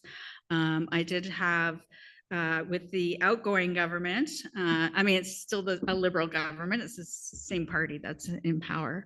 I did meet with the government after I released the report, but it wasn't a very good meeting in relation to sharing anything with me about what they plan to do. They were more interested in what I could do to convince the NDP to push through one of their bills that they had, and very little on anything in my report.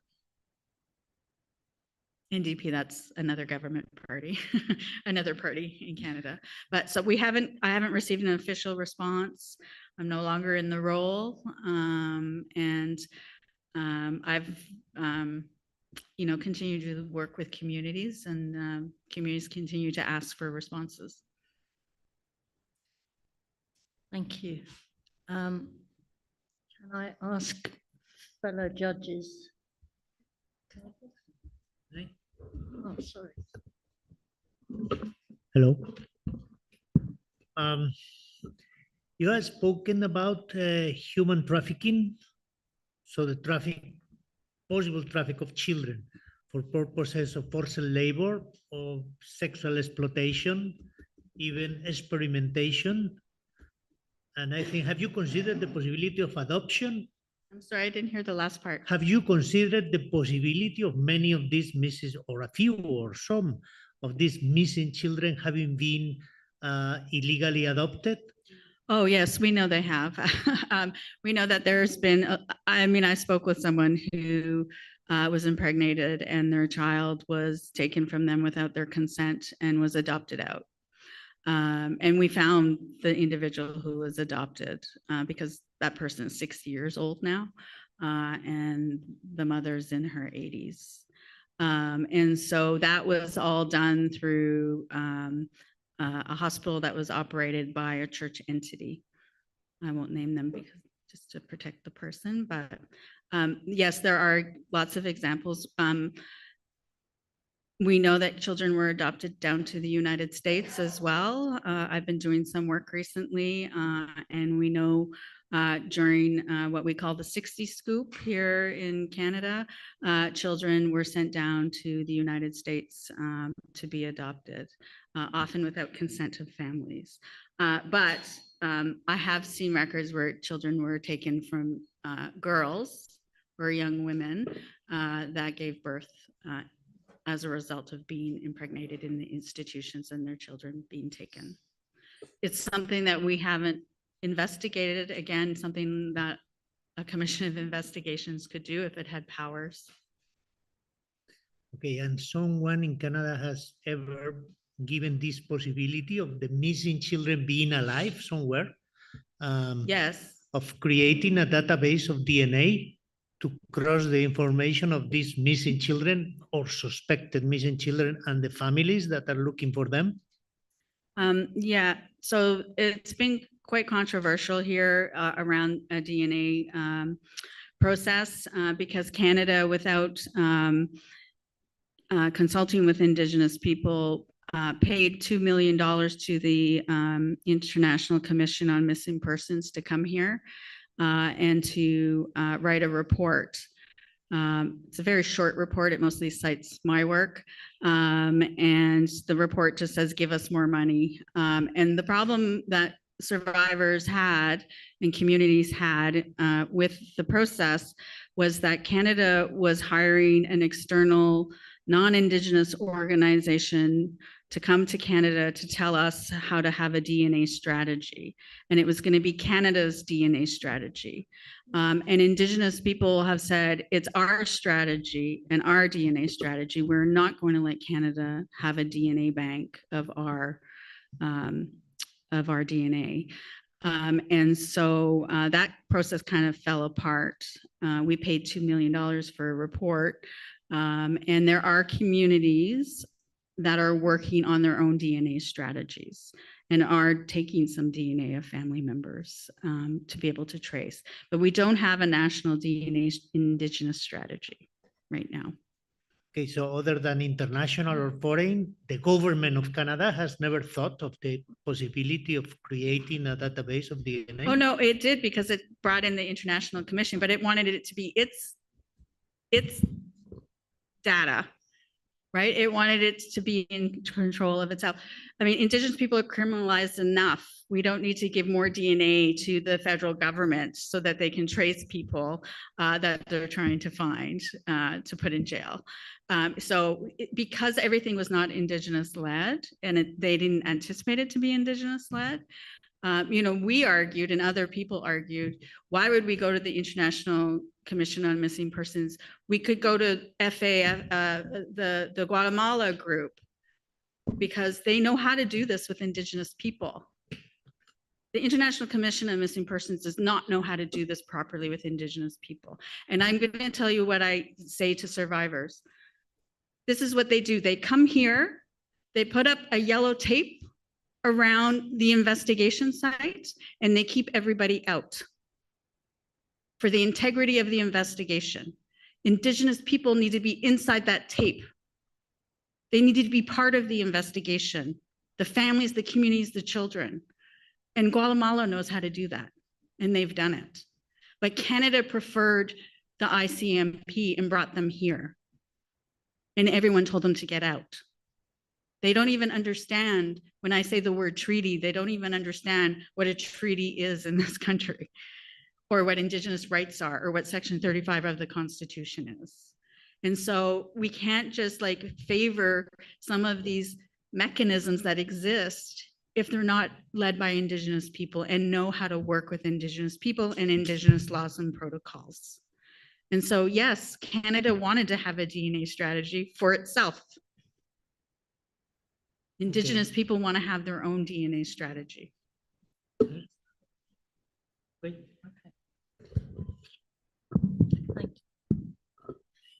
Namahi aroha kia koe, Kimberly. I'd just like to mahi to you for your important work that you've done as interlocutor and also your work with Indigenous peoples. So Amongst many of the issues you have raised, you've included access to data and the availability of access to records as a continuing crime. And you also talk about funding as an obstacle for you. So given the importance of your mandate and the need for meaningful redress and resolution on the matters that you've raised, upon reflection, if you could have amended or added to your mandate as interlocutor, what would that look like? So I'm specifically thinking about whether you would have considered the idea of maybe some of the 42 of your obligations being binding or having more ground or effect in your report. That's a really good question. What would I have changed? Reflecting. I don't like, I would have liked to have been able to have the power to go on sites without trespassing, to be honest with you. I would have liked to have had some powers to issue orders to stop what was happening on those sites.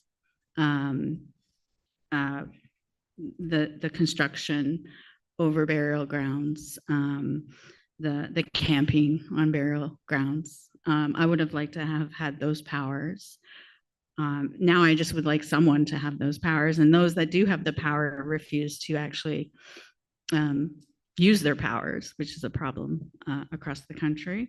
I write in my report about I think I first mentioned it in my interim report. I say that basically Canada has been a bystander to reconciliation. It's all performative, and we need them to become upstanders. And part of the problem with the bystanding is that they never speak up. They never say anything. Like last week, we had an announcement of from a community of the preliminary work that they've done on finding burials. And every time a community makes an announcement, you know, the deniers come out. But Canada and the churches never stand up and say, we have records. Kids died there. They're buried on those grounds. We know that. It's in Sites of Truth, Sites of Conscience. But we have never seen an official stand up and say that. And so it's always on Indigenous people to advocate and to share this truth. And when we have the pile on of the deniers, the people that are in the know, the people that perpetrated this, just step back and say nothing. So I would like someone to stand up and be an upstander and say something. That they know kids died, we have the records. And there are cemeteries, we have the blueprints of the cemeteries.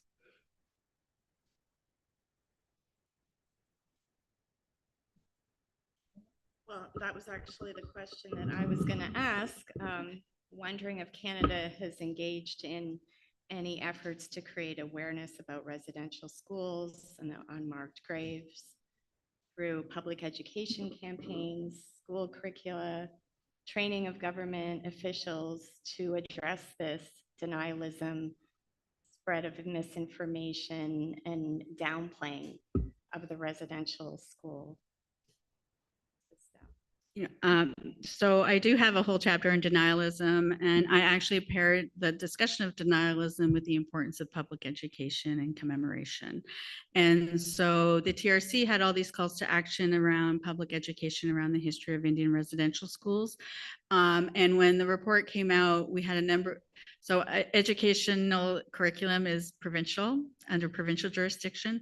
So we had many provinces change their curriculum, making mandatory courses. We also had many, since the TRC, pull back and go backwards and remove it.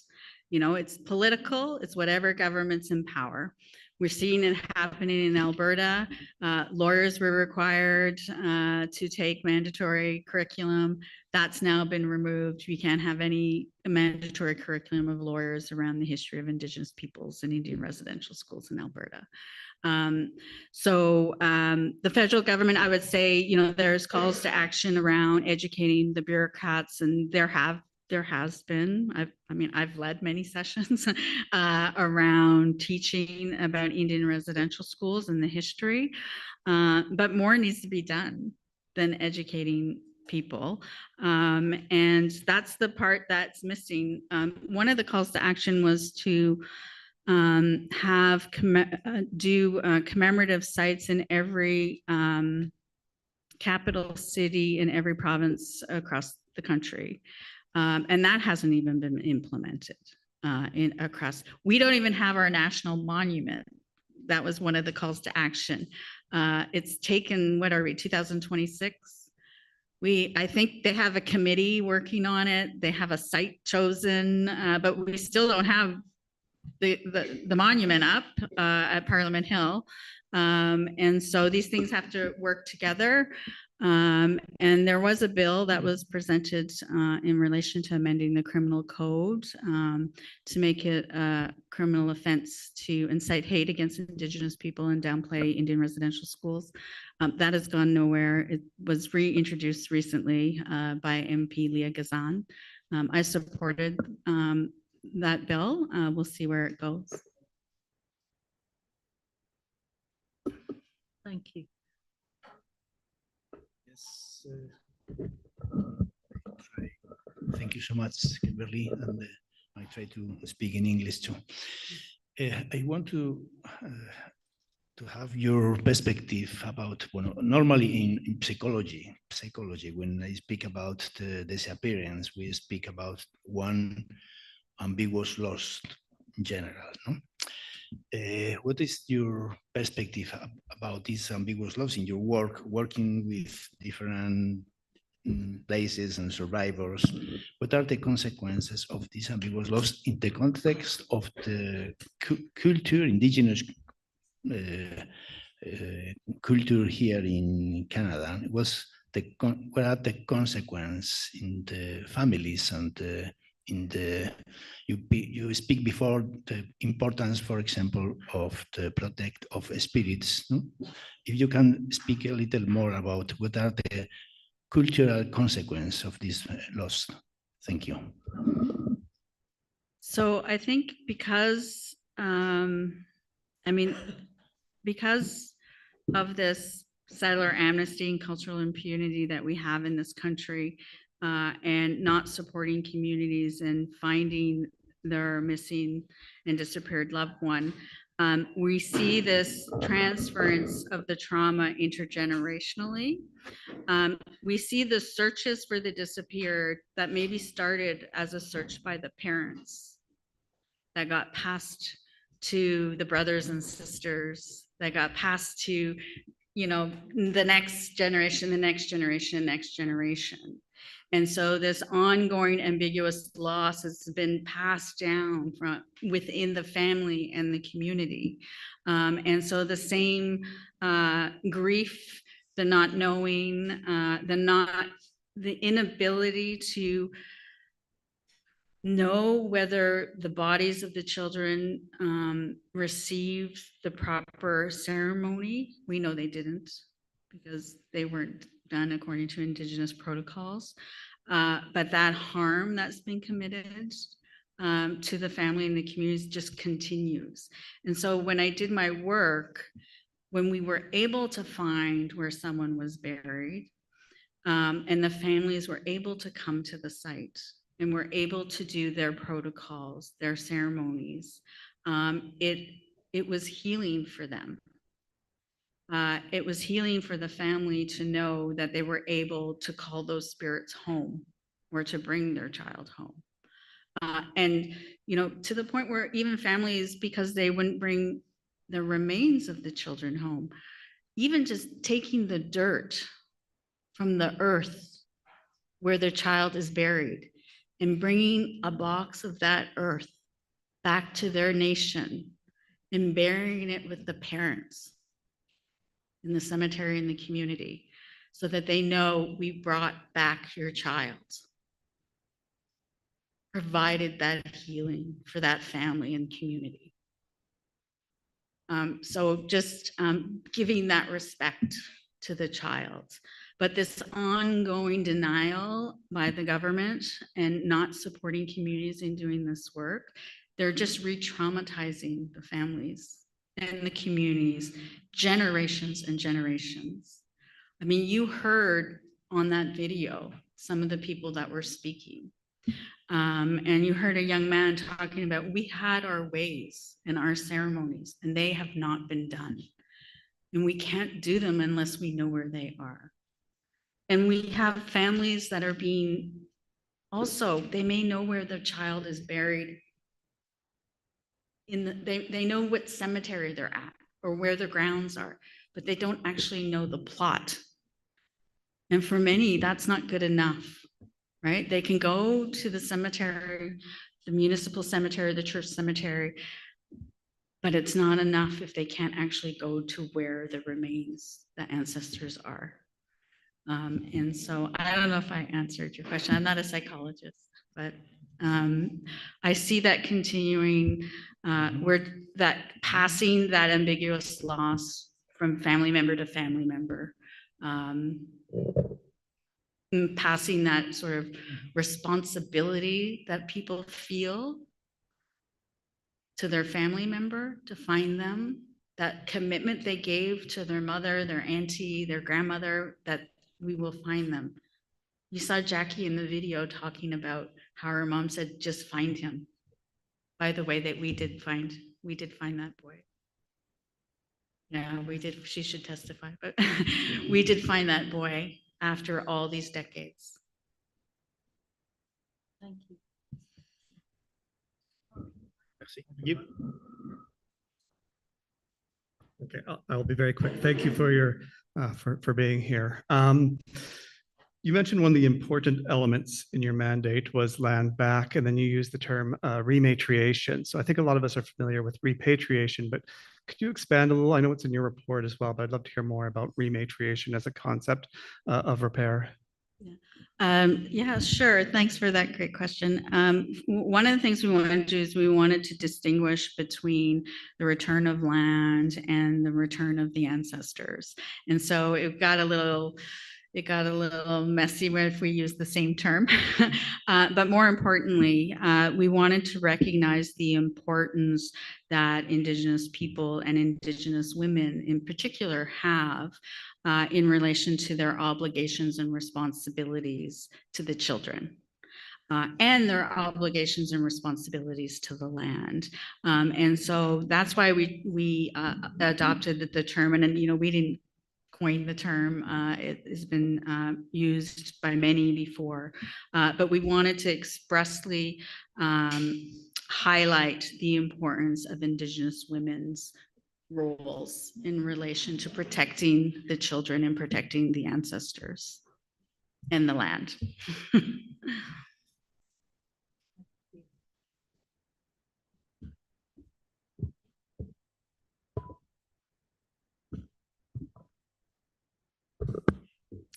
Yoko, Kimberly, for your testimonials. I have a lot of ideas going through my head, but J.R. Miller wrote a book called A National Crime. And as I'm listening to you, I'm thinking about this crime that's been committed of murdered, enforced disappearance, and the lack of cooperation in spite of the fact that this is, in essence, a criminal investigation that you conducted without any cooperation from the entities named in the Truth and Reconciliation Commission as housing some of this data, right? What is your solution and recommendation in furthering along this investigation that would compel entities like Library and Archives Canada, the churches, and the government itself, including provincial and territorial governments, to provide the documentations that are necessary to bring a conclusion some kind of closure for Indigenous peoples on Turtle Island? What is your recommendation?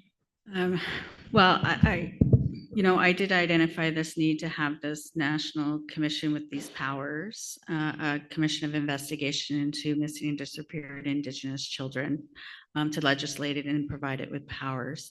But I also think there's other things that can be done. Like we need an immediate order of moratorium on destruction of records, not just with the federal government, but all provinces and territories and church entities, because records are being destroyed, and we don't know they're being destroyed. Like when we look at our disposition laws around archival records, there is no notice given to Indigenous people that we're about to destroy your records, other than the Supreme Court of Canada decision around IAP. But provincial governments, they make that determination what's of historical value. And if it's not historical value, they destroy records and don't tell anyone they're destroying them. There's nothing online to tell you. So you couldn't even stop it if you do. You couldn't even go to court and get an order to say stop the destruction of those records in relation to the land or in relation to the residential school. And so nothing around that has happened to stop that destruction of records. And again, we don't have a national law like they have in the United States with the Native American Graves Graves Protection Repatriation Act. We need something like that. We need a better act than that one in this country. But we don't have anything to protect an Indigenous burial ground. We don't have any specific laws for Indigenous burial grounds. Of course, we have laws to protect cemeteries, and we have obligations on people that when they find bones, things are supposed to happen. Right? If someone's developing a land and the shovel goes into the ground and they hit remains, they're supposed to stop what they're doing. And every province and territory have a law that says you're supposed to report it. But they're not being enforced and no one's reporting it. And that's what I write about. It's what I say, it's too late. You've already done the harm when the shovel hits the bones of the ancestors. It's too late. We need laws that protect those ancestors. When an Indigenous community says that is our burial ground or there are children buried on that site, the law should be triggered then, not when the shovels go in the ground and hit the bones, because they've already destroyed them. The harm's been done. We need to do it earlier. Indigenous people know their history and their lands and their territories and where the burial grounds are. We know that children were buried on these sites of Indian residential schools. They should be protected right now, not waiting for there to be these ground penetrating radar searches and dogs coming in and S4 and all this technology. We need to protect all those sites now. And our heritage laws and calling a site a heritage site doesn't protect from destruction. They're not strong enough. So we need an Indigenous, we need a law specific to Indigenous burial sites, including Indian residential school grounds. And Indigenous people are the best people to protect their land and their ancestors and the burials. And so we need that process of rematriating the lands. So Indigenous people can be the ones in charge of making sure no further harm is done to those children. Thank you. I think that completes the questions from the panel. So thank you very much. And just, if I could, Maddie. There we go. If I could just, on behalf of the prosecutorial team and the host organization, we'll do this for all witnesses, but we just want to give you a little symbol of gratitude for taking the time you took today and the work leading up to and preparing the evidence and all of your knowledge and information. And so one of the things that we would like to gift you, it's called My Heart Fills with Happiness. It's a children's book by Monique Gray Smith that's illustrated by Julie Flett. It won the BC Book Prize, and it's the first time the BC Book Prize gave an Indigenous author and an Indigenous illustrator this award with a little brown girl on it. And this is your heart filling with happiness because you're with the people you love, doing the things you love, and so many children who didn't get that opportunity. So now our stories are changing, our resilience is building. So it's really a book of resilience we want to share with you, as well as the medicine that was made by the support people. And actually it all comes from the island, an island that you know and it's probably dear to you. And we just want to give you a heartfelt thank you for sharing your knowledge with us, Chimigwech.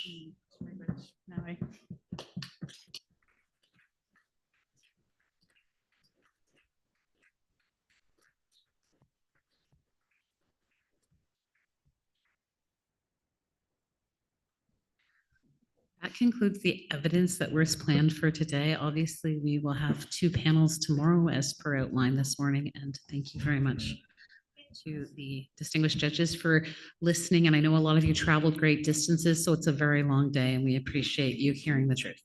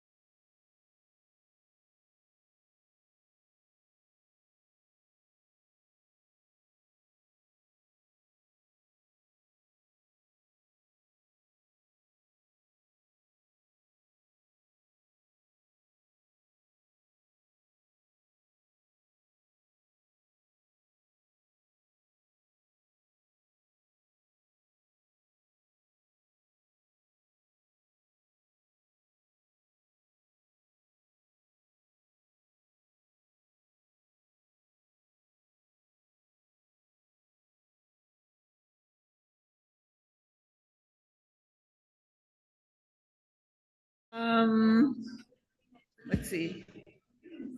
Also, you may have seen these invitations on the tables. Those invitations are for everyone to attend an opening of the Survivors Secretariat Stolen Childhoods exhibit. It's on at the Noval Hotel. You'll find them on the table, these invitations. Also, I missed this one. I just wanted to put a reminder for everyone as well, and for our listeners, that today and the proceedings are for by invitation only in where we're gathered here today. Then that's due to the highly sensitive truth telling and the presentations, and which is why we have the online event for everyone. So everyone's welcome to listen in there. And then to close up our day, we're gonna have Brenda Gunn come up and do some final recap of the day. And then we'll have a closing following Brenda. Yawa.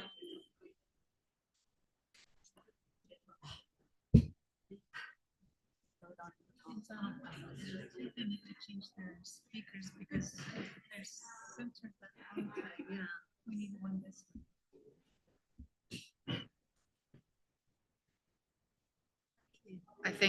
I'm just supposed to start. Good afternoon, everyone. My name is Brenda Gunn, and I'm pleased to speak on behalf of the prosecution team and the Indigenous Legal Advisory Committee regarding today's proceedings before the Permanent People's Tribunal. As we know, today's hearing focused on evidence related to systemic failures for justice, and we heard testimony from the wonderful Kimberly Murray, whose evidence contributes to the broader evidentiary record concerning her work with the Truth and Reconciliation Commission and as the independent special interlocutor for missing children and unmarked graves and burial sites associated with Indian schools. It's an amazing title, Kim. Is that the longest one you've ever had? Yes? Okay. I have been given the privilege and the challenging task of highlighting a few of the key points we heard. And not only was every point poignant and important, my notes deleted when I closed my computer, but I think I have the backup here for a few of the key points that I want to reiterate today and highlight for our audience. I think one of the things that first stood out to me was one of your very first comments around the term that we use so often in Canada around missing children, and that this really fails to recognize and name the state responsibility for disappearing children. That these children did not go missing by choice, but that they were enforceably disappeared at the hands of the state. And in fact, it was state law that was disappearing these children. And that families who tried to protect their children from being sent to these institutions were put in jail or denied the necessities of life. And that Canada not only has done this in the past, but continues to violate the rights of children and their families by failing to address what has happened. I think the other point that really stands out to me was the important context of having you present first to the Permanent People's Tribunal is that question of why are we here? I think there is in Canada a sense that we already have heard so much and done so much through the Truth and Reconciliation, through the National Inquiry, through the Office of the Special Interlocutor. And your testimony today really highlighted for me that despite all of these inquiries and studies and writings of many academics, there is still a lot that we don't know, and that there is still a lot of truth that needs to be identified and shared in a public way. So you set out, I think, many of the challenges that have really impacted the way where we are today.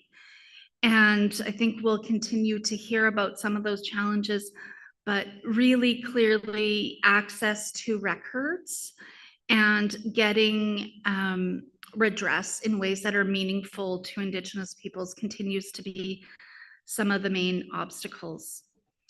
I think one or two further points that really stood out to me was the way in which you set out the stage for the interconnection between the disappearing of children at residential schools and other institutions and systems that exist within Canada.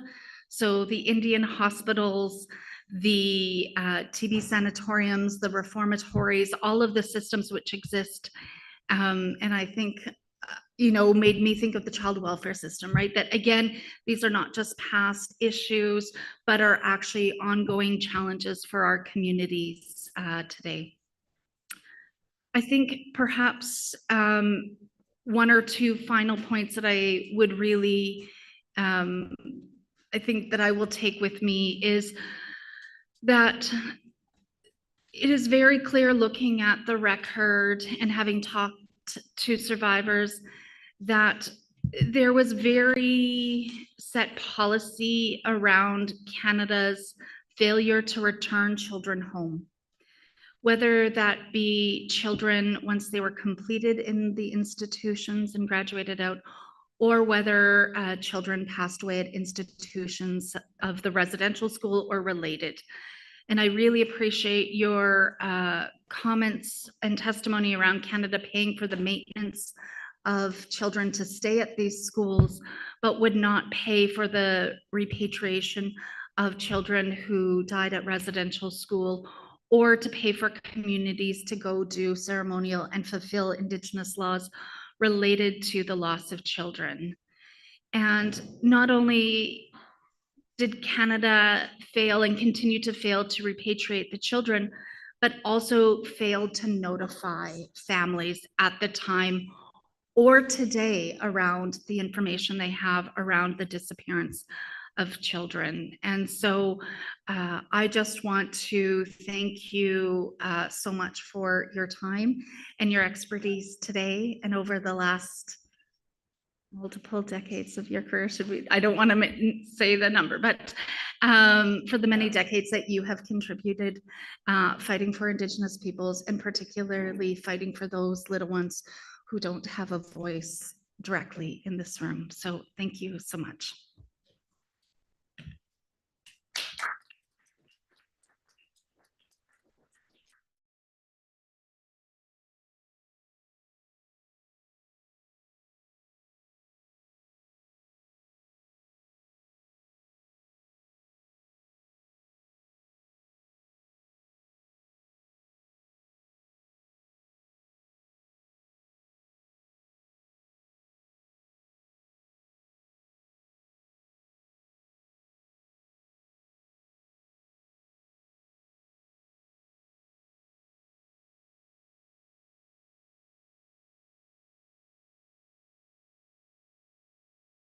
Who are listening online, we began by opening with a sacred fire and with our medicines and with calling on Creator and all of creation to guide us and help us in this journey of learning together, and to learn to develop new minds. And they're not new minds, they're old minds, minds that our ancestors carried. And that knowledge, it still exists in many places around Mother Earth. And we're grateful for that, because this is what we're calling on now. We recognize that this gathering is not just about creating those good minds that our ancestors carried, but we called on bringing those minds together as one. And those good minds then are guided by the Spirit, Creator, and all of creation. And that's what I think is different about this gathering, is that you spoke, and when you spoke from your heart, we knew it. You not only put it out there, but you put it out there. And that's what I think is part of that good mind that we seek. And we wish for others to carry and to have. So we remember and we recognize, as we put out here, those moccasins, that those spirits still carry with us. And they're here guiding us in so many different ways, and we're thankful for that. One of my good friends was Murray Sinclair. And I think I know when he journeyed on to the spirit world, he said to many of us, carry my work forward. And it wasn't just his work. He never claimed it to be his own, and you know that. You worked with him. But we know that he's happy today, as many of our ancestors are, to hear what we're speaking of here and what's truly going to help us to change our minds, and then to change the minds of others who really need that for all of creation to actually continue on as we wish it to be, and as Creator wishes it to be. So with those thoughts in mind, we bring our minds together now as one, and we give thanks to Creator for continuing to give us the gifts of life and helping us to then support life to be long and good ones. And with those words, we bring our minds together as one and look forward now to the time we come together tomorrow and then for the days to come. As this process continues to unfold, we give our gratitude and say, Nyawa, Nyawa Goa to Creator. And I also carry teachings that come from my Anishinaabe friends and relatives. So I say them in their language, Miigwech, as well. And then I bring our minds together, as I said this morning, as we raised the pipe, that we think of all Indigenous people that, that are not only on Turtle Island, but globally. That this is part of, I think,